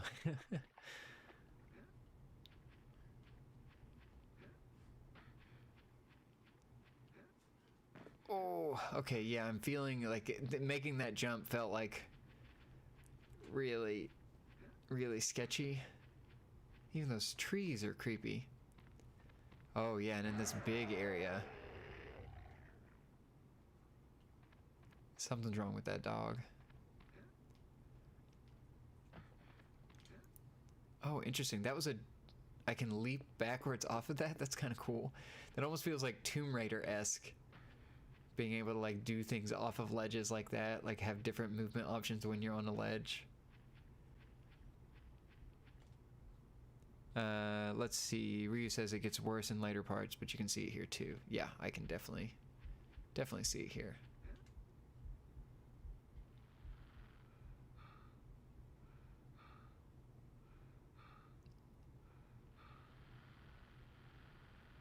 It's not good.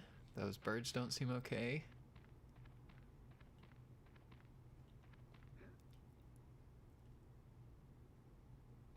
Okay, can I squeeze through? Yep, okay.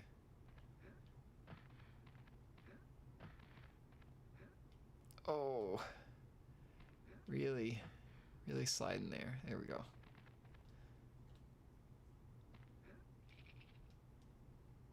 Look at this. This is modern gaming. Speaking of modern gaming, has anybody tried Metroid Prime 4 yet? Are these my dogs? These are good dogs? I picked it up, but I've not played any of it yet. Mainly because I need to play Metroid Prime 2 and 3, because I've only played 1 and Hunters so far.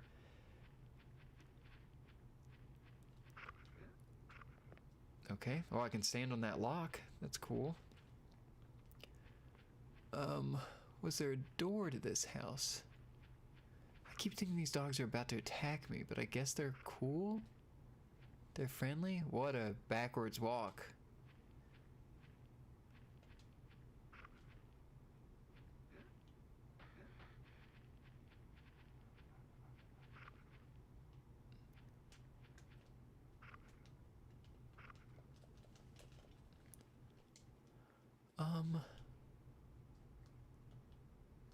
Cadeaux?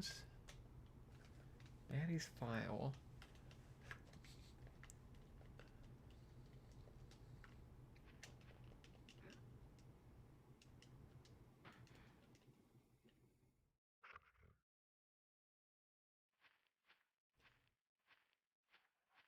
Let's see, does anybody know what what I'm supposed to be doing? Am I supposed to open that lock? But what have I missed?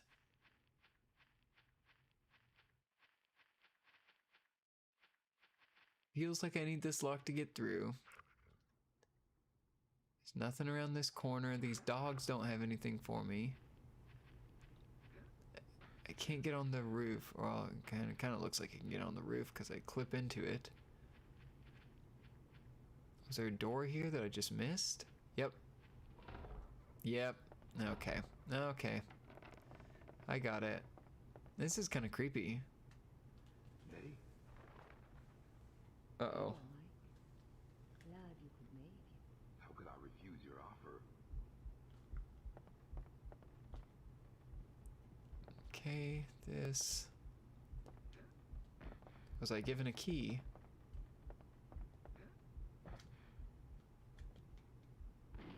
Oh, nope. sorry, didn't mean to do that. I guess I was given a gun.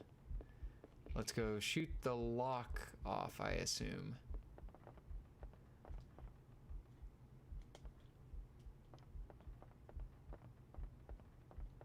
Wow, you really stick to some geometry in this. Yeah, Unholy Avenger says, internet search, how do I play Shadow Man 64? Yep, that is something I'm already worried about. Ryu Hazuki says, you just enter the door. Yep, I got it. I get distracted when I'm just running around in here, and then it comes up of like, we actually need you to have paid attention, and then that's when it all falls apart.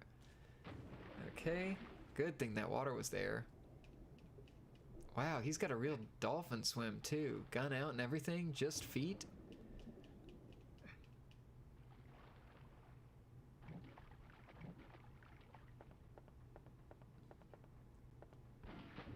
Oh gosh. Okay. I need to find the surface pretty damn soon. Honestly, first person mode for swimming seems kind of helpful. Nope, you drown. Okay. You can't swim when you're in first person mode.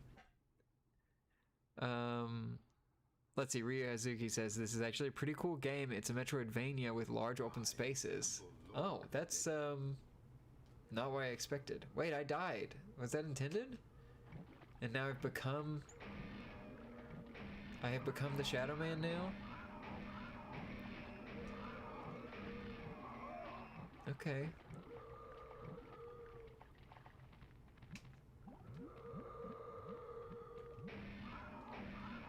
Oh, and there's a lock on too?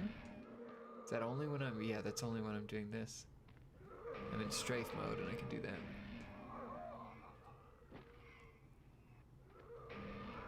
Okay. I feel like we've got a decent feel for this. I don't know. I guess I could walk ahead and see if there's like a big bad monster that really slows things down, but I feel like we've gotten an idea of the performance. Enough to know what's happening. What is this? Hello there, Michael. How's that? Ugh. Jolty.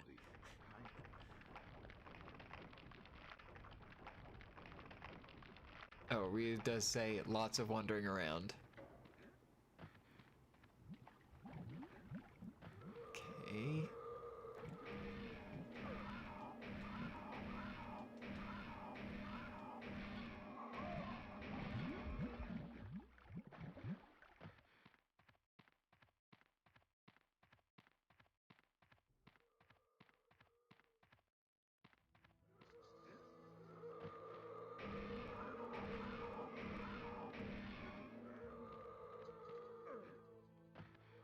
Oh, Dreamcast has a pretty good port too, says Ryu.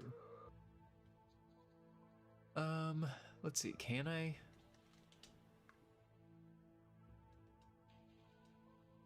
Stay right here. Oh, and that Ryu played it on PC in the 90s. Okay, let's quit.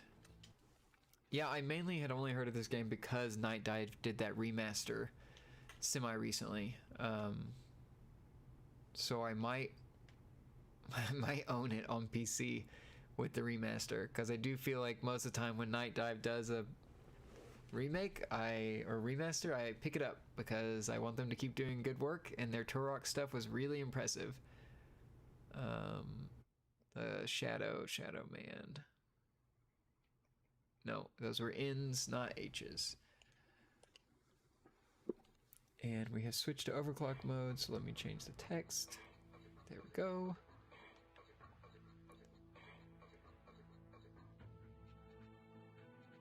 Oh, Ryu says that there's a widescreen mode in the new port as well. Or remaster port.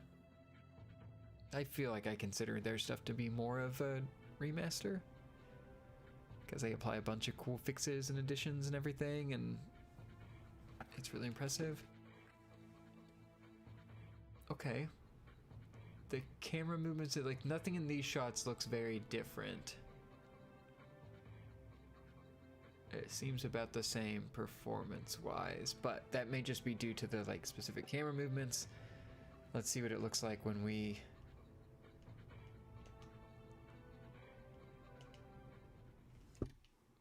Let's at least see some of this open stuff to platform through, and then I can go right back to that dog spot, or I guess it's pretty quick to get there too. I'm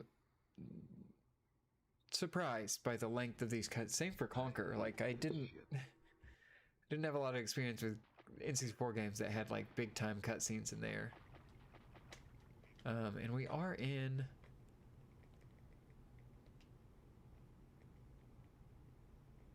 Ooh.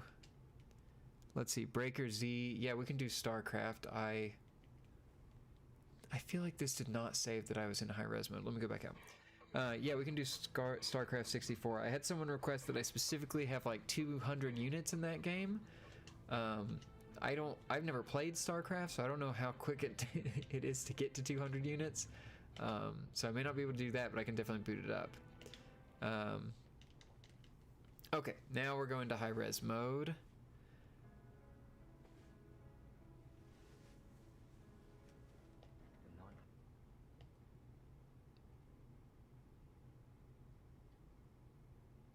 I hate this shit. 200 out of 200 units. Does that take long to achieve? To get those many units in StarCraft?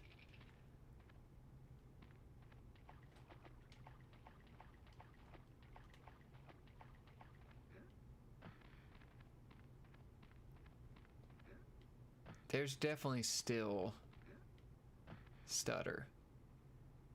It's smoother, but like even just, I honestly don't know, is that like part of the character controller that it's that stuttery? Now you can see it in here too, how much it slows down and speeds up as I rotate around. It's like very chunky. So yeah, I guess the overclock mode cannot completely eliminate blemishes like that. That is... It's pushing way further. Let's see, Breaker says the controls are what makes it hard of getting 200 units in StarCraft 64.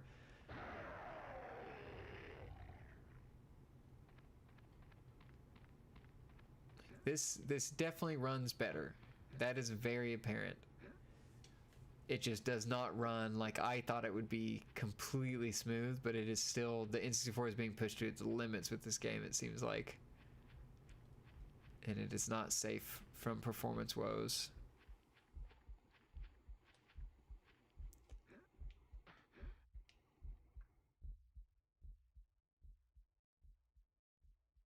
I also wonder on some of these, like this was another thing that Digital Foundry was talking about on their retro episode, was like adding caps to some games might be beneficial. Like if they are unlocked, if they do fluctuate, like if we added a cap to make it be more consistent, that could benefit.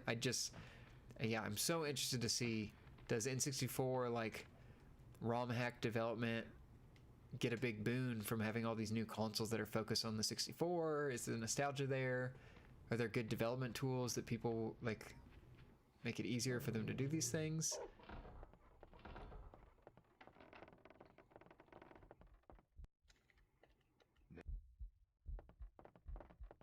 Okay.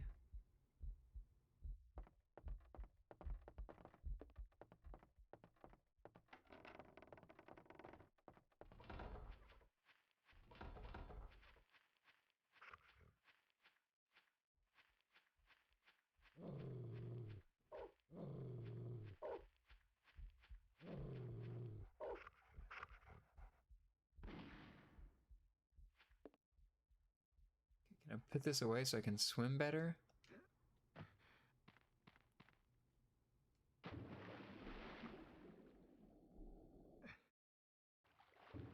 Will I survive?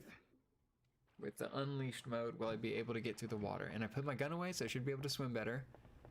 That's what one would think.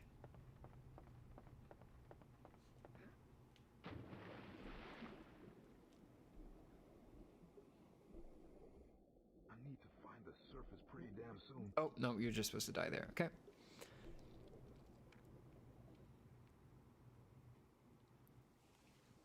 Ryu Hazuki says, That's the most exciting part. Community development, you can call this a kind of N64 Pro. You know, the 3D, there is potential there.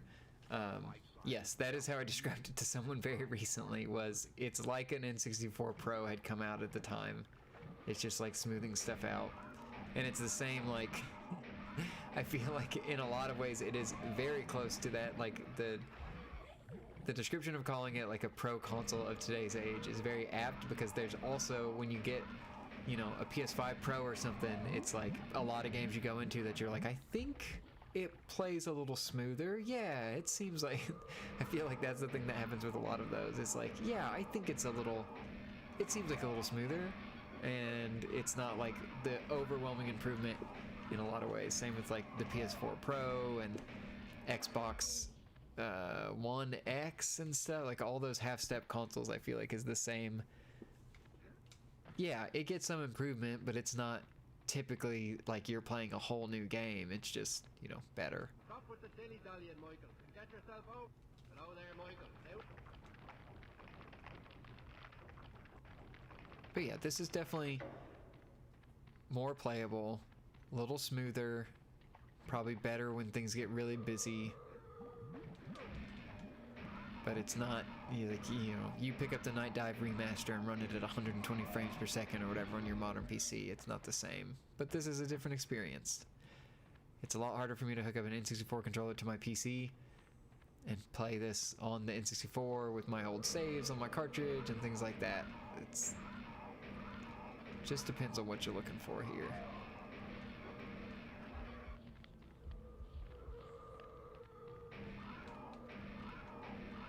Let me up there. Please let me jump. Okay.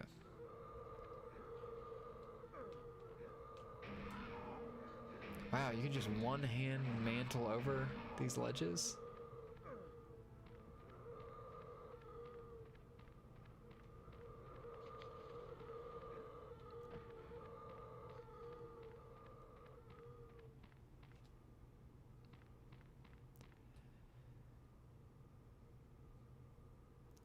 Yeah, Ryu says, I think the community will get mobilized because of the extra juice, and that there is a difference for sure. Some people may have nostalgia for this particular version.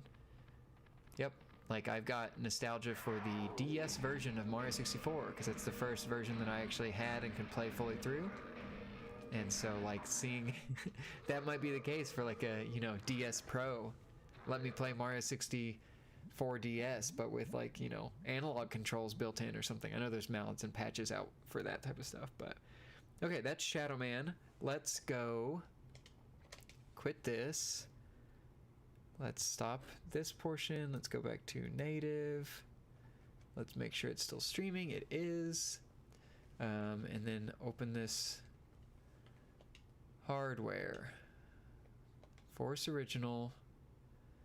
Let's see, Breaker Z. How long is it going to take me to get to 200 units? Should I just run it in overclocked mode so that you can see what it looks like in overclocked mode? Or should I do the comparison of get 200 units in native original hardware mode and then go and compare it with Unleashed? I guess I don't know if this is going to take me 30 minutes total, or if it's like, hey, it's pretty quick to do. I wonder if there's an easy way to do it. I guess we can do a little bit of native. I don't know if we'll get to the 200 characters on it.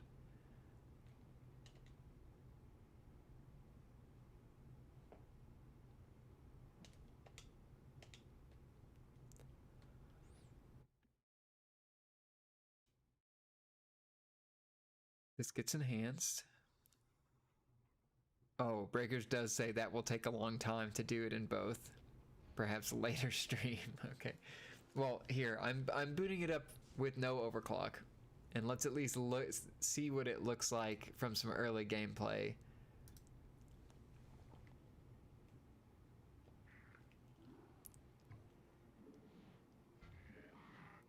And this is all interlaced.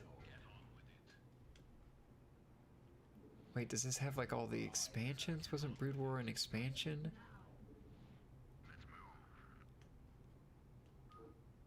Okay.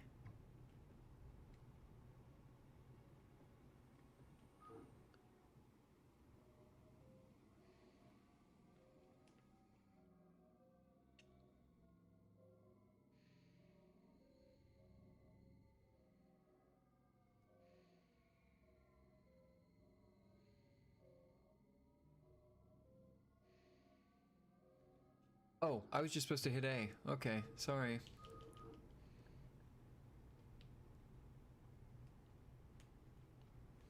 Oh, wow, that is...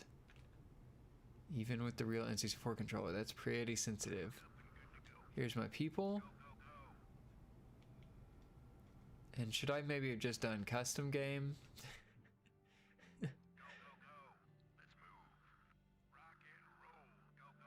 It'd be I guess, yeah, I've got two controllers here. I could try the 2-player and see what that looks like.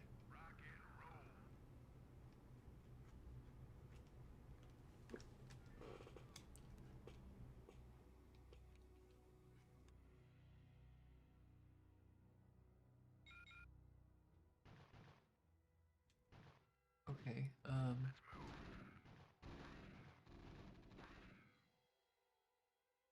okay. Yeah, Breaker said custom would have been better.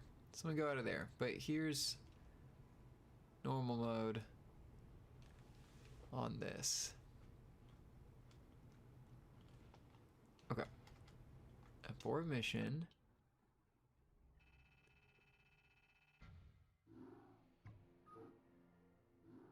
Oh, actually, let's go see. Does anybody have a save on here? No, no one had a save.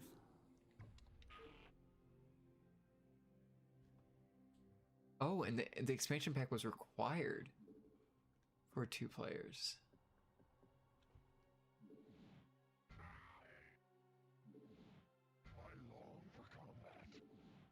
Man, how much content is in here? This seems like a deal. Okay, 2-player. I don't know. Okay.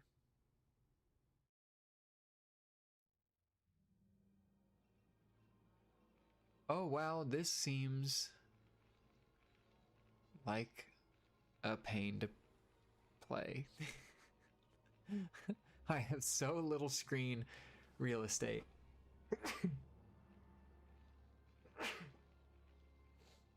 Oh, excuse me. Okay, build this. How many can I queue up? Not enough minerals. Okay. Keep harvesting those, I guess. This is still building. And then on my other controller, let's see. Go in here. Build. Not enough materials. Okay, keep harvesting.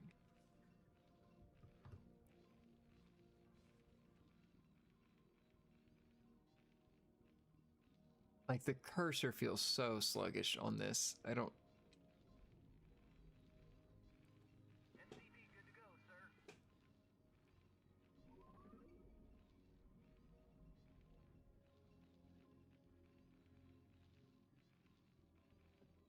You have not enough minerals. You have not enough minerals. 50 of these? Pylons, then gateways, zealots? Breaker's just saying that game was packed back then. Pylons, then gateway, zealots. You can hold Z to go faster, I think. I have to hold Z with both controllers?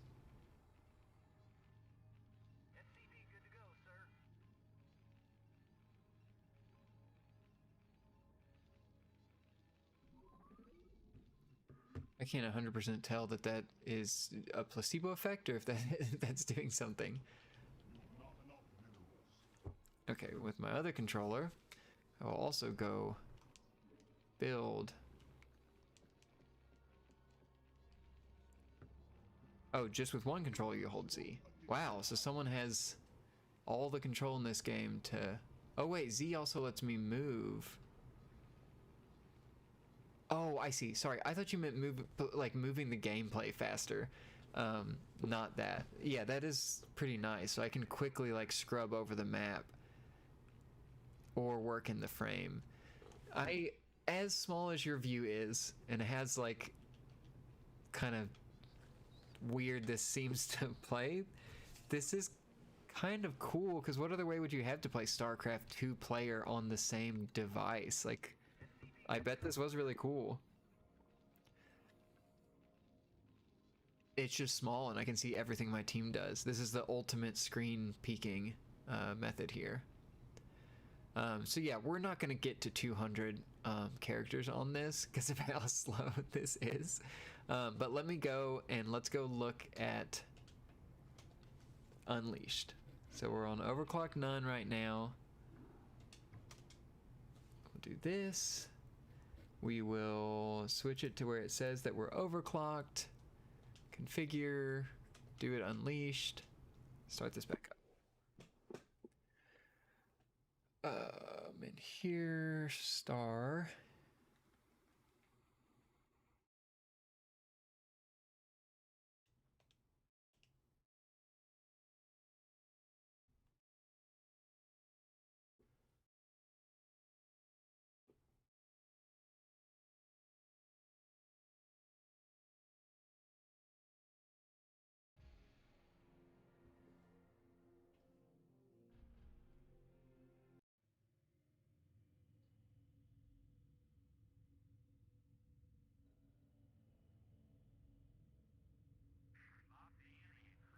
Unholy Avenger says wired LAN and select button are features N64 is missing.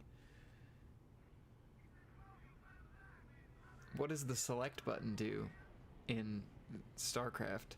I mean, yeah, the LAN, that seems like a big part of StarCraft, but as a console experience, 2-player, like, split screen stuff, that is better than I expected. And there is no... I guess the PlayStation 1 had the expansion port. I guess the N64 did too, but I was trying to think, does PlayStation 1 have any Ethernet hookup at all? I know PS2 did, but I don't know if PlayStation 1 had a way to technically do that. Those menus went really fast. Are these units moving faster? I cannot tell.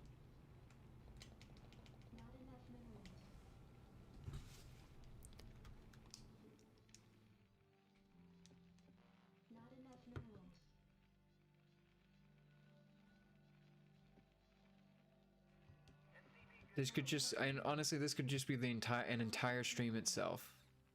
Just me sitting and hitting the A button as things build out. Oh, and right, you have a limit on what you can build. I can only fit 10 people, so you have to build some type of barracks or something, I assume, to store all those people. I've only played a little bit of Warcraft 3, so I'm not the RTS person.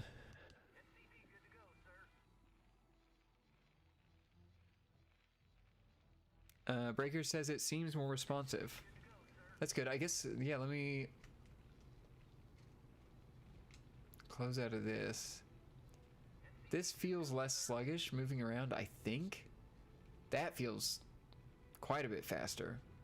Like getting from top to bottom of the screen, that feels really quick. So overall seems like it's more snappy. I wonder what the comparison would be because this is such a slow game. Supply depot to increase size. Okay, so that should be my 10.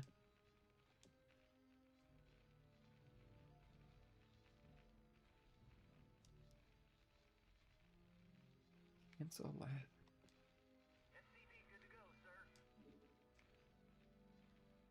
How do you...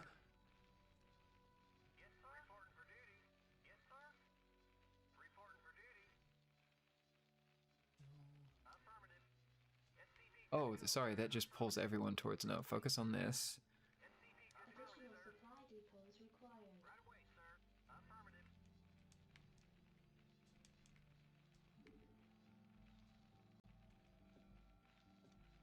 How do you build a supply?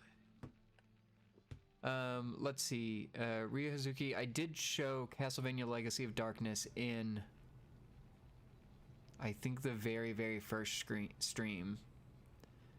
It should have a time code in there. But that one I have shown. The Fighting Force 64, I'm not sure about that one. I don't know. I'll have to see if I even have that loaded on the summer cart. Select one SCV worker. Okay. And then build, oh, supply depot, command center, barracks.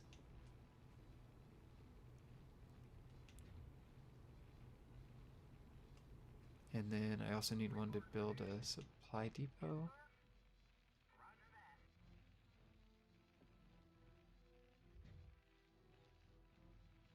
Okay. Yeah, this seems like my brother played a lot of RTS games. I tried to play a couple of them. This does seem like this would legitimately be a really good time to be able to play split screen like this. Because we certainly didn't have two PCs in the house to be able to play that stuff. Oh, whoa. This one's really sensitive. This is the 8-bit dough is what's on the second player right now. If I just hold up with both of them, it's really quick.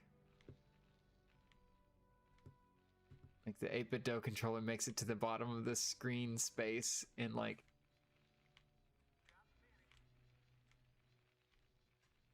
quite a bit quicker. Okay.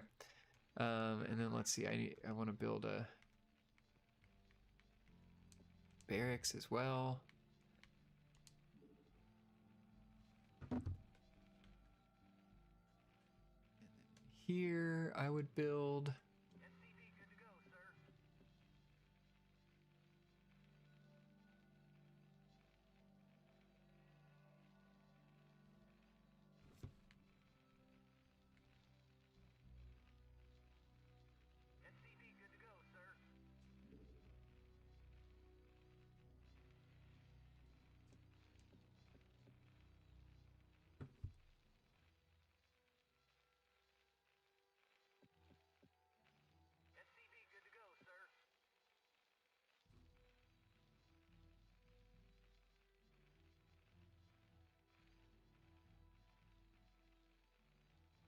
okay. I'm not going to spend much longer on this one, but it does seem to run smoother. This multiplayer mode seems actually really cool. So yeah, there's StarCraft Unleashed. Fighting Force 64, Castlevania Legacy of Darkness.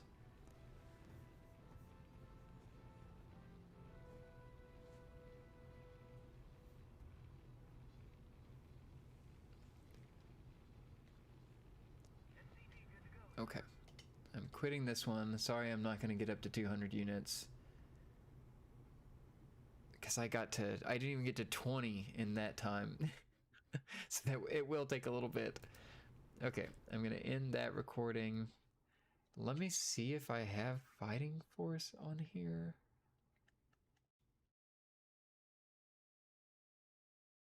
No Fighting Force. Quake 1. Yeah, I can do that one. Because I think I'd only looked at Quake 2? We'll see when I boot this up, because I don't remember the difference between these two games. Did I put it on the right mode? Let's see. Or did I just quit that game? No. Configure. Force Original. Because we had booted up one of the Quakes. And that's when I realized this 8-bit dough controller was not going to work super well for some of these games.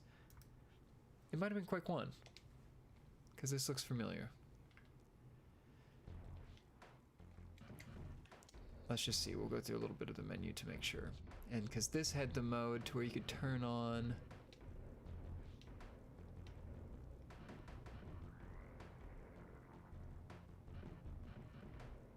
You're supposed to be able to turn off the filter, and I think that's what made it look better.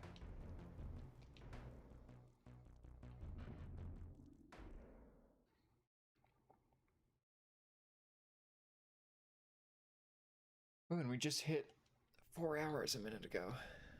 Okay, so this is original.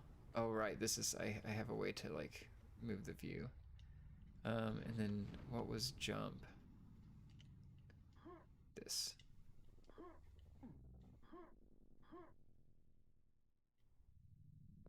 Okay, so it was Quake 1. So I played a little bit of Quake 1 on this so far. We can go check out Quake 2 because I did not check that one out last time. But this was the one that felt super squirrely with the Analog 3 controller, or sorry, 8-bit DOE 64 controller. And it just feels way smoother on this. Okay. I still don't like... I don't know how I would play this with... It seems really hard to play if you need to like aim with any precision, but I guess I don't know in Quake do you have to do that so often. I know the option was there, or is there seemingly, because I can aim in here, but I didn't know how important that was to do. Oh right, and I've got the strafe modes in here.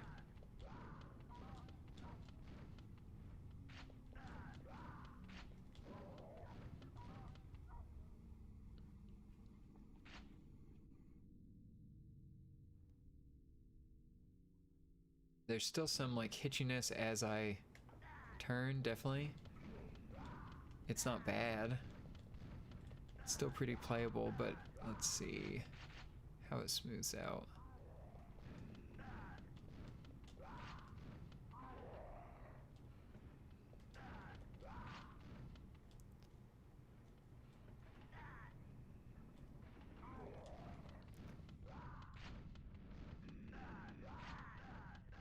See how far we can make it in this versus the other. Can we finish the level?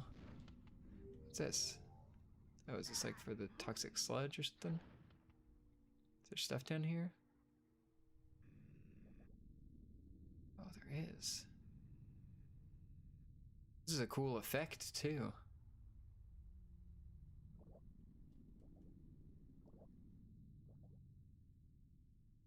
Uh-oh. Oh, wow, that's oh.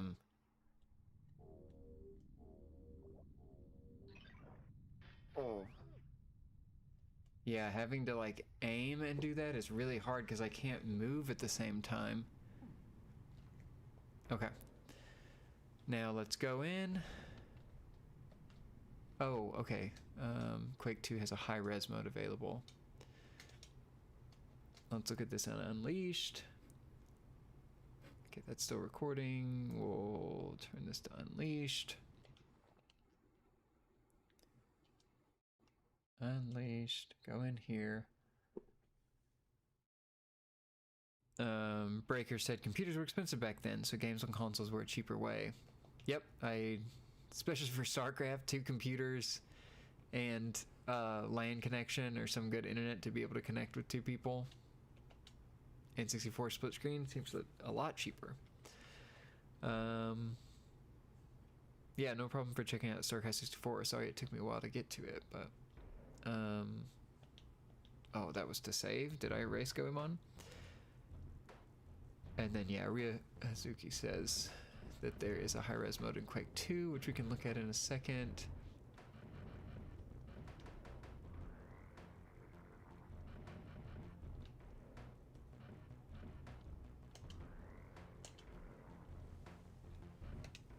Don't use the pack, we're okay.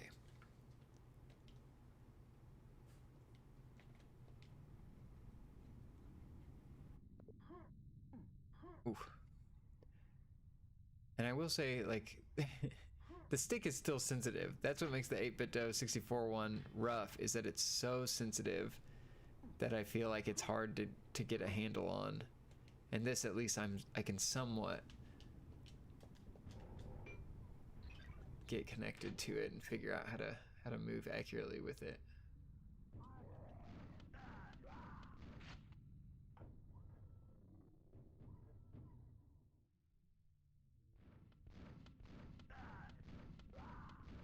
Also, I didn't dive into the controller options. Is there a way for me to do the C buttons as my walk and aim with the other hand or something? Like try to do a twin stick view? Because I know Turok has some modes for that. At least 3 did, and I was impressed with them at how close they feel to like a modern control scheme. Kind of like going back to the Alien Resurrection PS1 game and Saturn game. Well, actually, I don't know if the Saturn one does it. The PS1 game especially, is like, oh, this is just a modern control scheme. That's really cool to see. Okay. And I forget if it maybe Modern Vintage Gamer or someone talked about that game and how it got pretty blasted in reviews at the time because they were like, this control scheme is awful, and then it's like the control scheme of every game from then on. But it just took years to catch on, but they had like been one of the first and were criticized for it. It's just the wild west of controlling games back then. Okay, let's see. With my enhanced speed, this definitely feels faster. But it still seemed well optimized initially. Like, I'm impressed with a lot of these games that out of the box are pretty good experiences. It's weird to me that, yeah, I can move this view and then I can like snap it back to center as well as an option. So this game, oh, it's because I had my suit on. I was like, why is it so bright?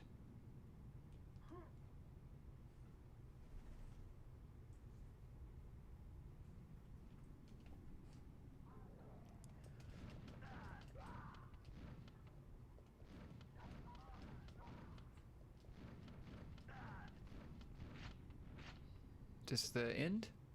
Nice, I did it. Okay, let's go see Quake II. I'm going to stop this recording, and we're hopefully still streaming.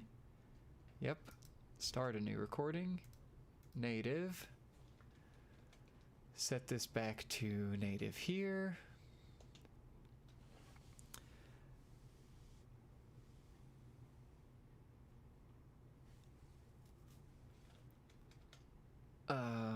Quake II,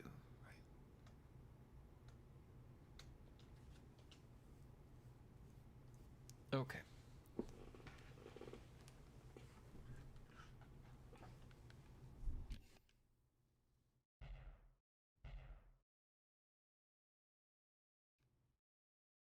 Okay, we got the expansion pack detected.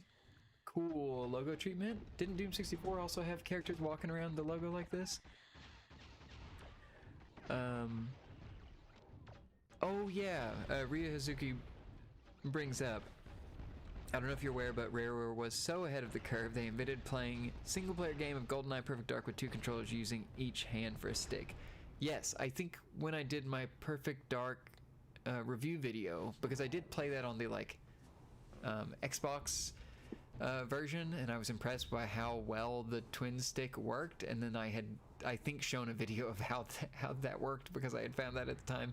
Still very cool. It was not at the top of my mind. Really impressive that that's a thing. And also, I would have loved to be at a LAN party where everyone was using dual N64 controllers or something. That would have been incredible. Like, the fact that it worked in single player is amazing, but I can't imagine the LAN or split screen setup with everybody having double controllers like that. That's so funny. I assume since expansion pack is detected, there's nothing I have to hit for this. So, we'll see. Oh, you have characters? Huh. And you can customize this stuff? That's pretty nice. Yeah, what does this have? Back for, oh, this does use look down, look up, turn, attack, weapon, jump, jump, jump.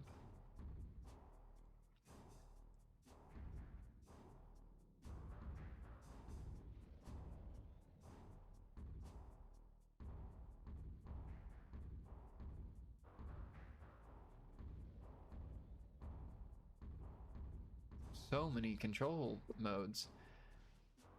Right step, left step. Wait, that sounds right, unless those aren't strafe, and that's gonna be a pain.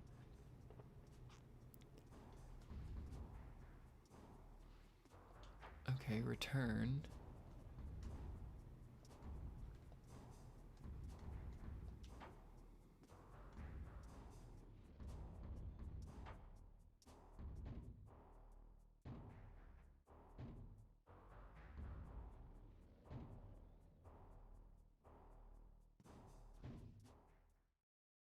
Okay.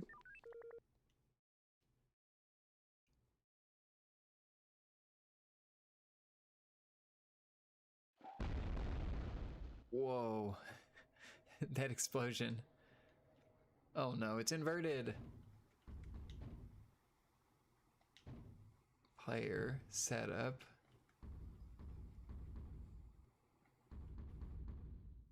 Auto center. No, I don't want that. Controller. Okay.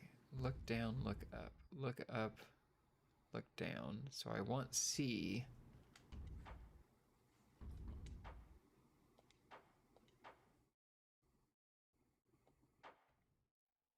Okay. Yeah. Wait.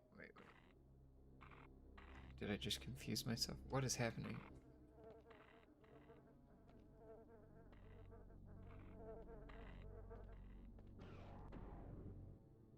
Wow, this is... I said I was impressed by what Turok did and of replicating the twin stick shooter mode, but I will say the like GoldenEye Perfect Dark where it auto aims for you is definitely helpful, because this is... There's a level of difficulty here of lining this up that's definitely there.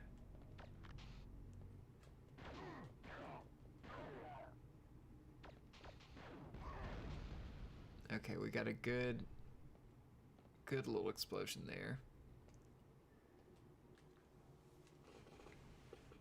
It is really, this is pretty hard to get used to. Okay, this is my jump. Oh, okay.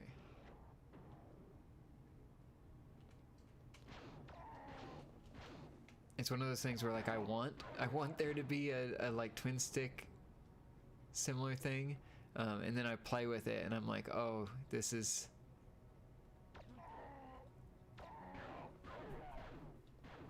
This is not what I expected. It's not exactly like if I was playing a modern shooter for some reason.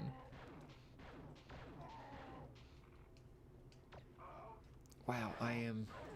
And I even changed the control scheme. Let me see, can I unplug and plug in the 8-bit Do controller?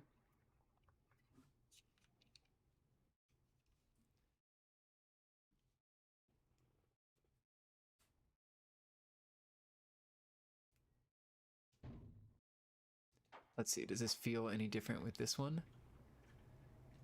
Okay, now I'm using the 8-bit Do controller. Oh, it's still really sensitive.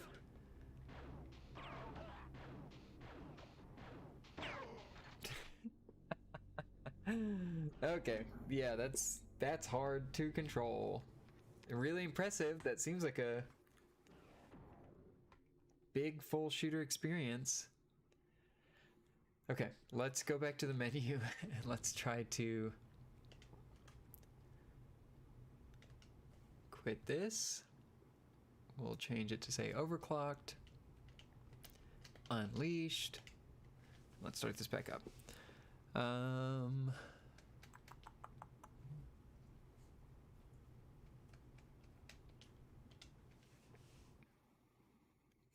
Let's see. Ryu Hazuki says, this is one of the N64 games to actually have loading screens. I guess I hadn't fully caught that. Oh, should I have left that playing to do a comparison? I don't know. Okay.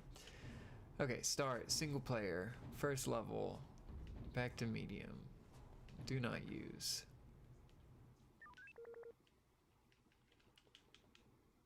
Oh yeah, full loading bar and everything. I guess Quake itself, that first one, wow, that was so much faster. No slowdown with those.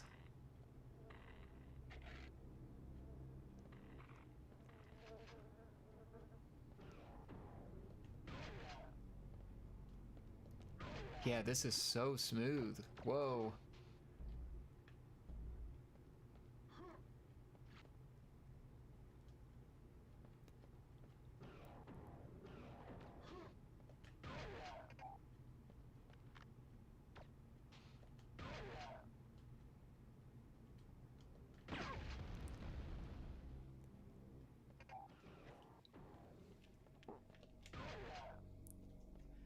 maybe it's just me, but it feels a little easier to control when the frame rate is smooth.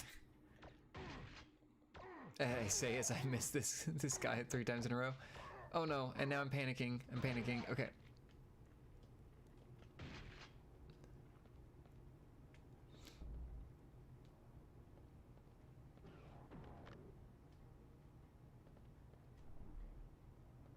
Okay, blue is health, red is bullets.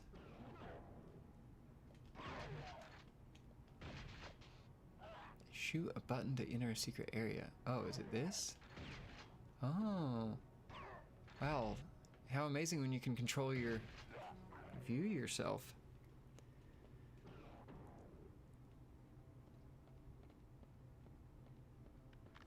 Yeah, Ryu Hazuka says, big difference here, which I will very much agree with. This feels way better.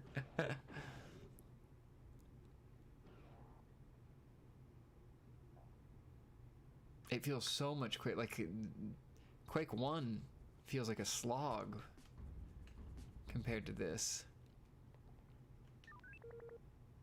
Let's see the loading bar.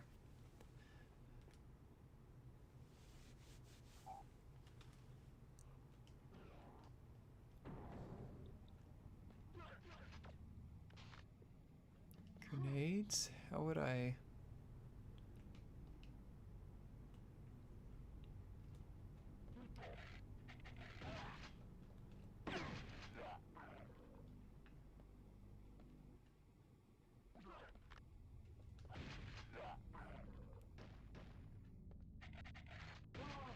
Oh no.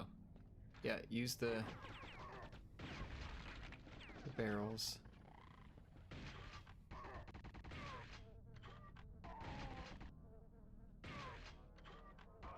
They take a lot of hits, huh? That's really impressive. Quake 2 on this is pretty great. Now, would I have better luck at not dying with a modern control stick on like the Quake 2 port that came to all the consoles? Probably. And with a mouse and keyboard, I'd be unstoppable. But this is still really impressive.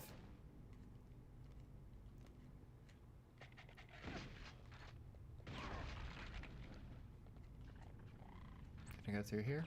Cool.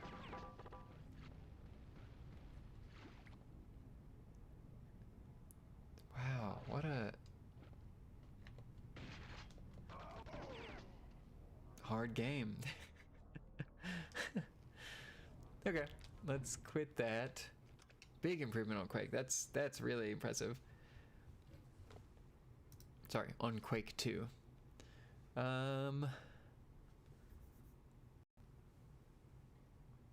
Let's see, it's been 4 hours and 33 minutes since we started this.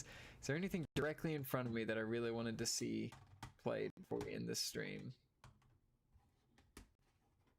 We've done most of those.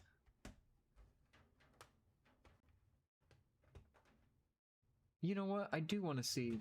Let's do Kirby 64. I remember it having quite a bit of slowdown when you would attack enemies.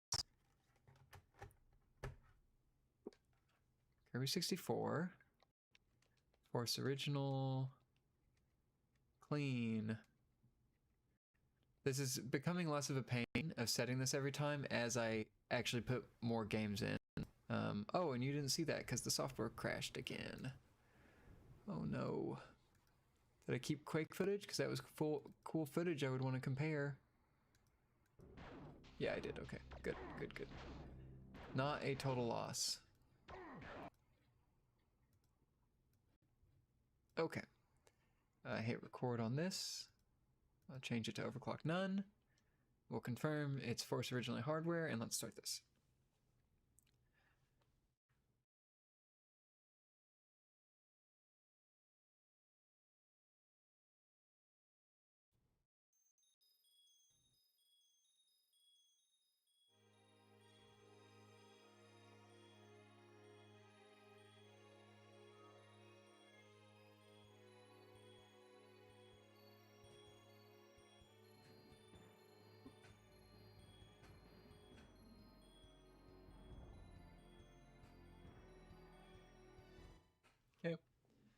I don't want to stick around too long in the cutscenes if we can avoid it. I just want to see if anything looked especially out of the ordinary. Wow, whoever had this game has made a lot of progress.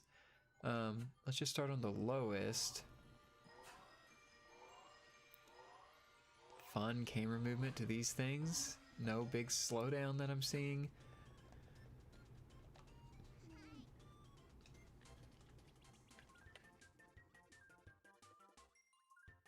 I really want to play through this Kirby game at some point. I remember being blown away by that. The fact that you could combine two powers to do something, and no other Kirby game has done this. It seems so cool. I don't know if there's like if it's super limited how many combinations there are, but as a kid when I saw this, it was like, oh my god, you can make anything. Like, this is a world of endless possibilities. What will you find later that you'll combine that will do something like wild? It's so cool. I just can't. It's so confusing to me that no other game has tried this since then. And I did, like, Kirby in the Forgotten Land was really, really fun. That DLC I played through as well was really, really fun. But I so want to see the return of a combination game like this because it's so cool. I like thinking about, like, oh, what should I put with the other one? But I don't know if this game was limited, that because of the combinations they only had a couple copy powers because there were so many options or something, but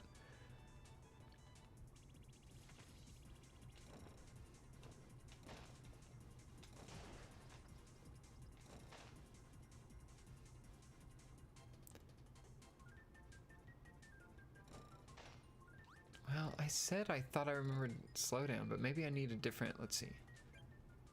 Nope. Okay, get rid of that. Let's do this in sword.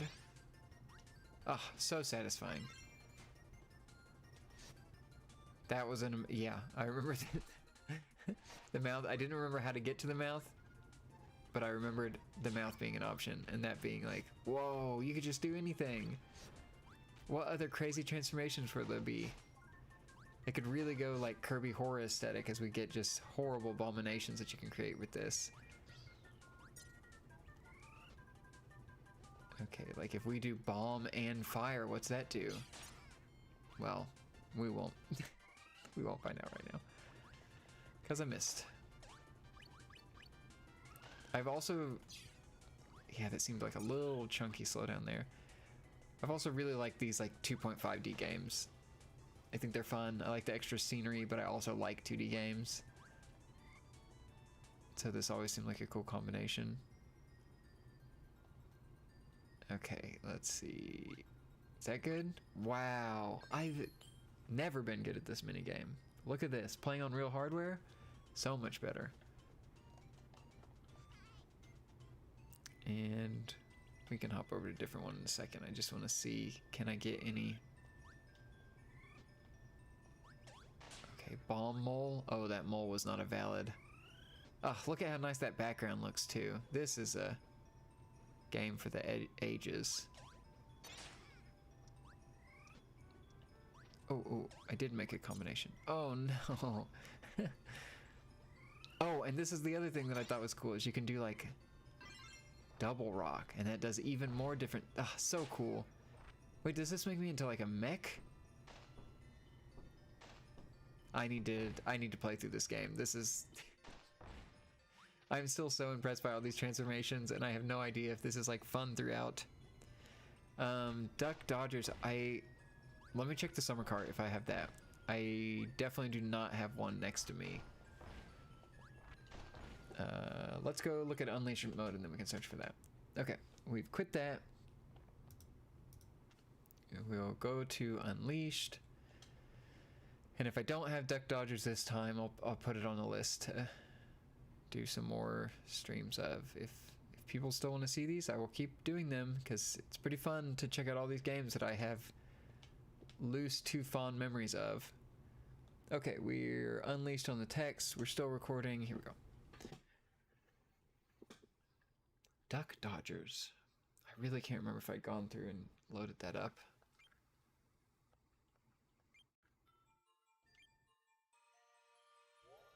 Popstar. First one here.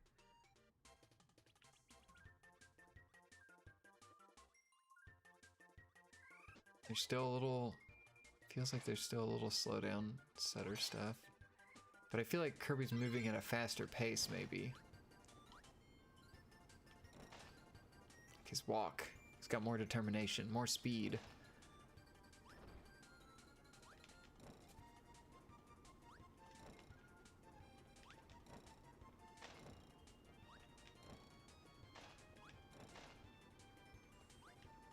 Oh, I forget you can double tap to run. I didn't know if that would be in this game. Okay, let's get rid of this one. Let's see what else we can do. Oh, that was... Yeah, gosh. Also, what a weird way to show the cutter ability in this game. That you throw your face. Like, now Kirby just puts on a hat. That's not nearly as shocking.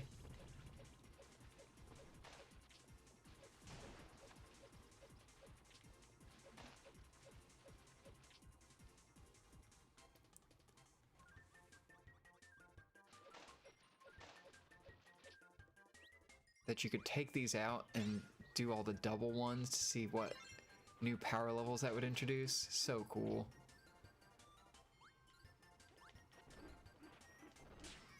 Oh, I can't even float when that ability's out though. That's a downside.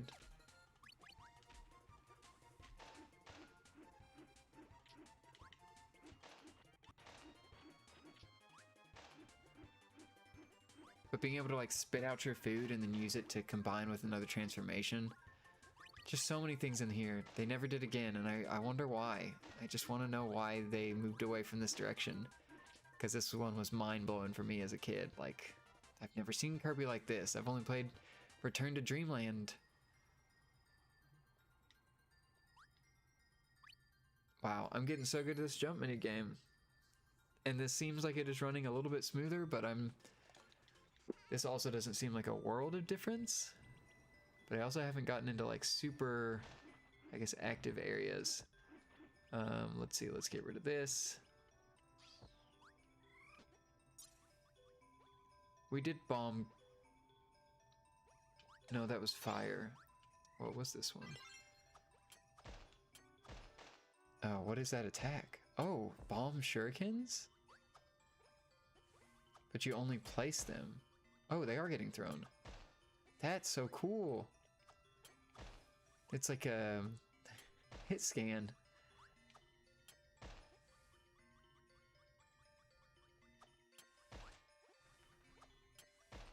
Like none of these powers were even extrapolated out into hat powers for modern Kirby. They're just never seen again. I've never seen this shuriken in any other game ever of Kirby's.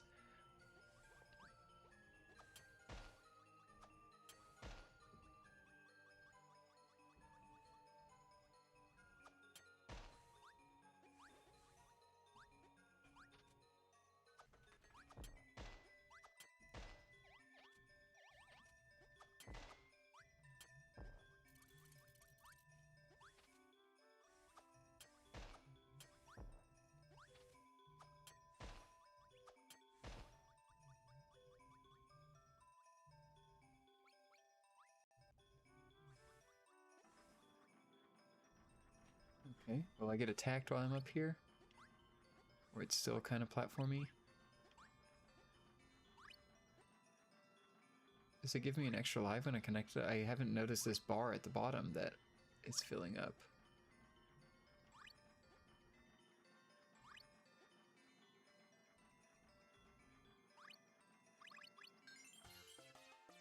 Oh, I'm supposed to float out of that pit probably.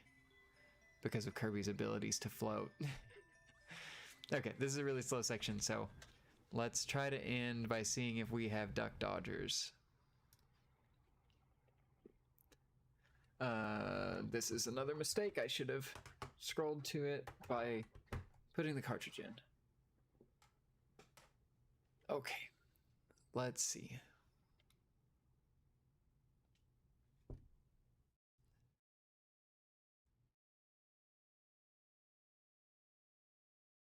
No duck dodgers. I'm sorry.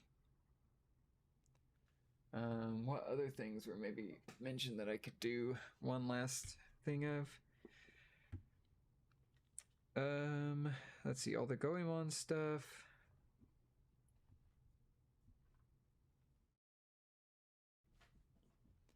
Oh, Rocket Robot on Wheels was mentioned, and that was always a game that I was very interested in. Let's see. Force Original. Cartridge. Let's see.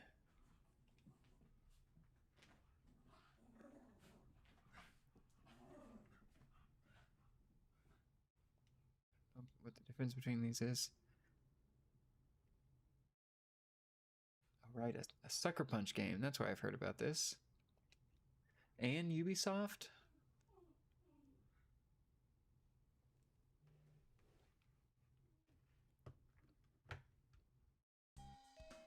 Okay, I'm gonna let this intro play for just a second. It seems like my dog needs outside, so I will be right back.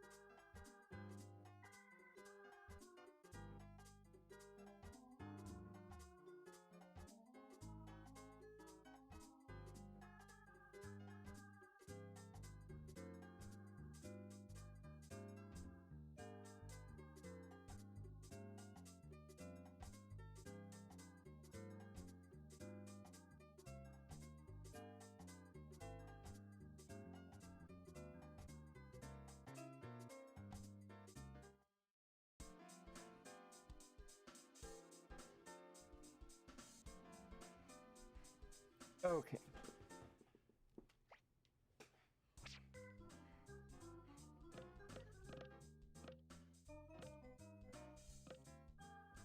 Let's just run around in a level and see what this feels like.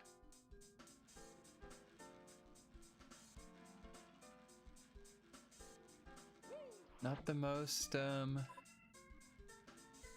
unsmooth. Okay.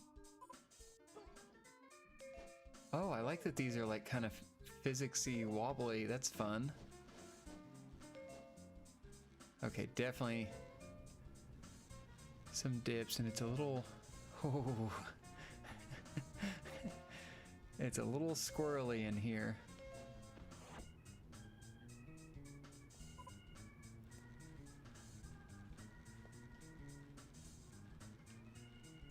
You have a little flashlight. That's fun.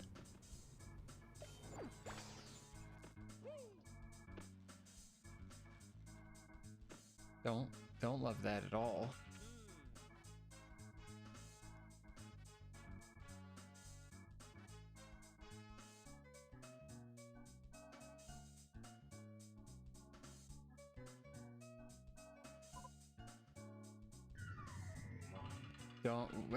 I really don't like the look of this level. The animation is really nice in this game, though. What a fun way to warp in the level.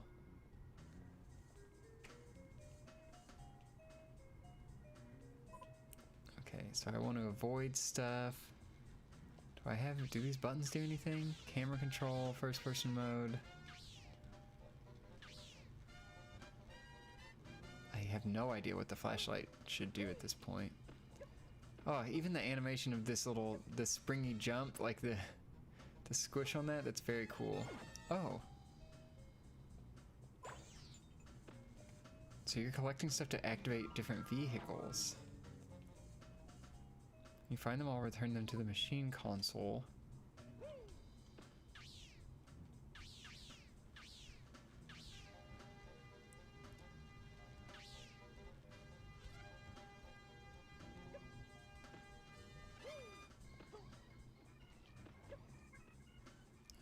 Okay, I don't die in the water. That's nice to know.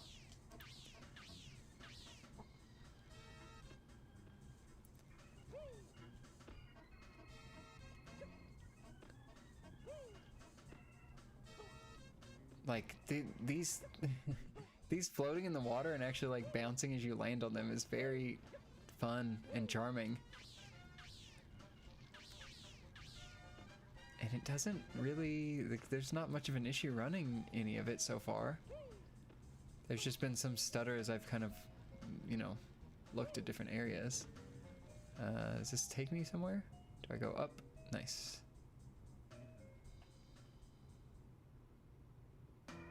Oh, to a different part of the stage. That's cool. Okay.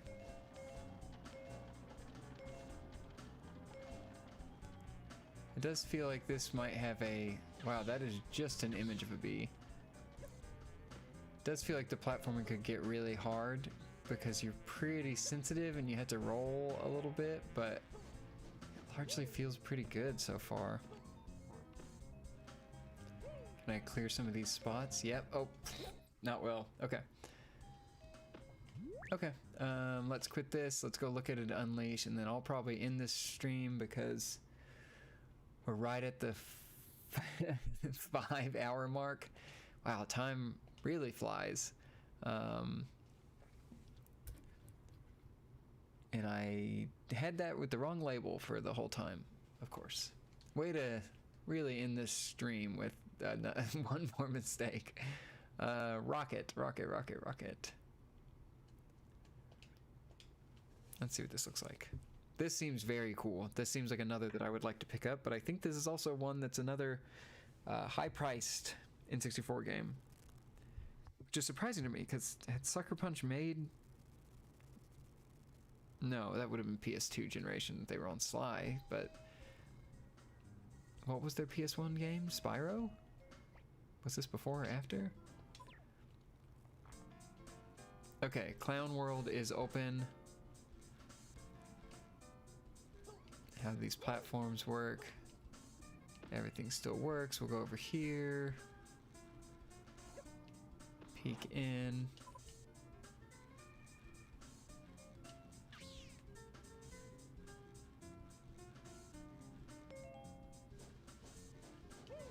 How do I... Can I bring these into the other world and activate my hot dog cart?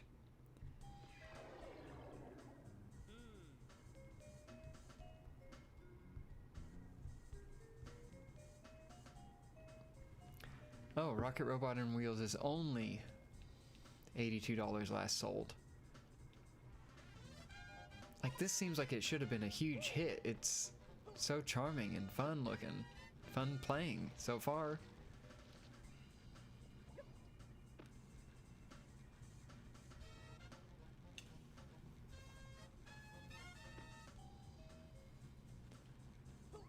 And I still... Well, let's see. Do I have 30 coins now? Is that... Okay. 11 more to go. And then we'll get the hot dog cart.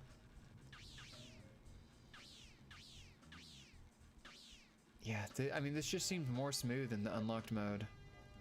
It doesn't... It was certainly not unplayable before. It didn't really have any big noticeable dips. Oh, do I need a power or something for this? That's a grapple hook?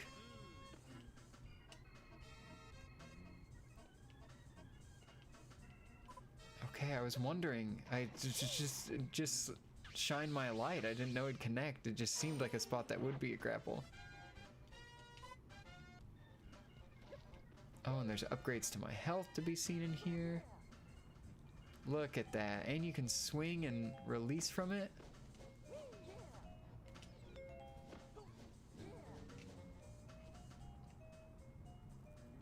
Okay, so I do have to hold... I do have to actually swing on this. I have to like build up momentum and everything. That's cool. I bet I would have learned that if I had talked to this person, huh? Yeah.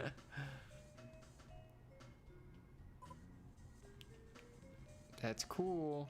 Wait, do I have enough? Nope. I need one more coin. Okay, let's get in this hot dog mobile. Look at coins, coins, coins. Are these the bad bots that I'm supposed to avoid? Okay.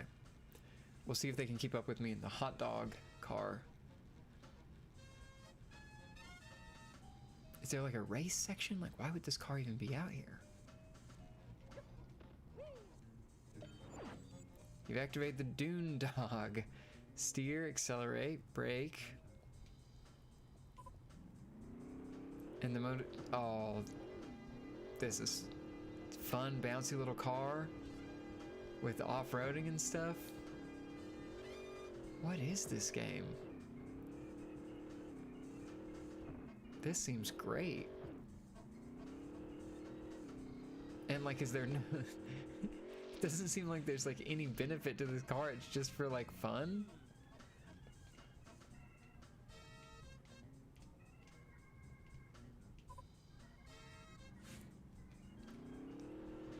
Wow. This is just a game of joy.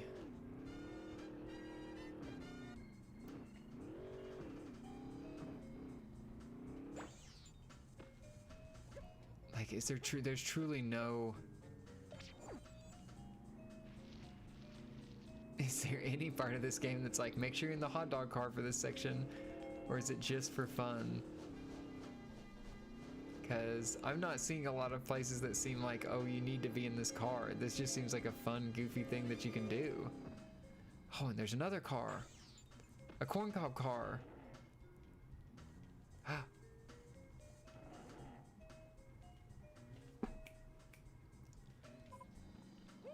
Okay, so there are races. And I bet it's easier when you're in this car, huh? Oh, you even have to go line up at it? What a realized world. Yeah, I wonder if you try initially, they're like, you need to go get the hot dog car to be able to participate in here, because you couldn't keep up when you're a robot on wheels.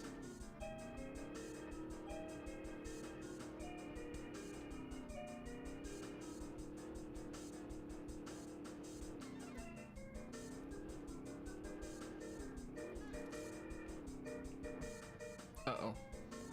Uh-oh. Not good, not good.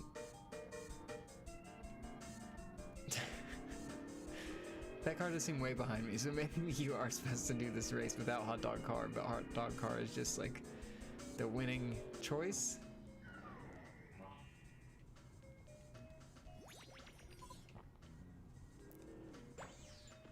Yeah, this game seems great, and you know what? It runs a little better in the Unleash mode, but it seems just fun regardless. Now I want to go look at what were reviews for this at the time. Like, this seems like one of the most hidden gems. We found another thing. Okay. Well, we've been at this for 4 hours and 59 minutes. So I hope this has been fun. It seems as I didn't encounter as many technical issues this time, but there were still issues with the recording software crashing. But hopefully that wasn't too troublesome viewing this. If anybody has any other games they want to see on the Analogue 3D, let me know. I feel like just based on like the amount of comments and stuff that this might be, you know, maybe we'll do one other stream or something if people really want it, but it seems like the interest in this is dying down a little bit, just because people seem to be getting their Analogue 3Ds and playing with it, and we're getting more like answers on what it can do and updates and everything. So oh, I got thrown by that mole. But yeah, so it seems like we might start winding these down unless y'all want to see something specific or have something you want to see, or maybe if an update comes out. This could certainly be something. If they come out with cool updates, then we hop back on and stream to show you know, how things have changed. So yeah, keep an eye out if you're interested in more streams like this. Definitely let me know in the comments of games you'd like to see tested or shown on this. And otherwise, I did have some like pickup streams of recent games that I wanted to do, and to showcase things like the Saga Saturn Saru flashcard I got, or the Dreamcast ODE I set up, or the GameCube one I set up. So maybe those would be fun to do. So let me know what y'all like to see in streams.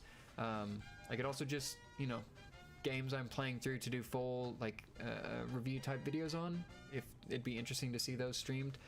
Just let me know. But yeah, thanks for everybody for joining in and viewing the stream, and let me know if you want other games to be shown. So thanks, see y'all later, bye.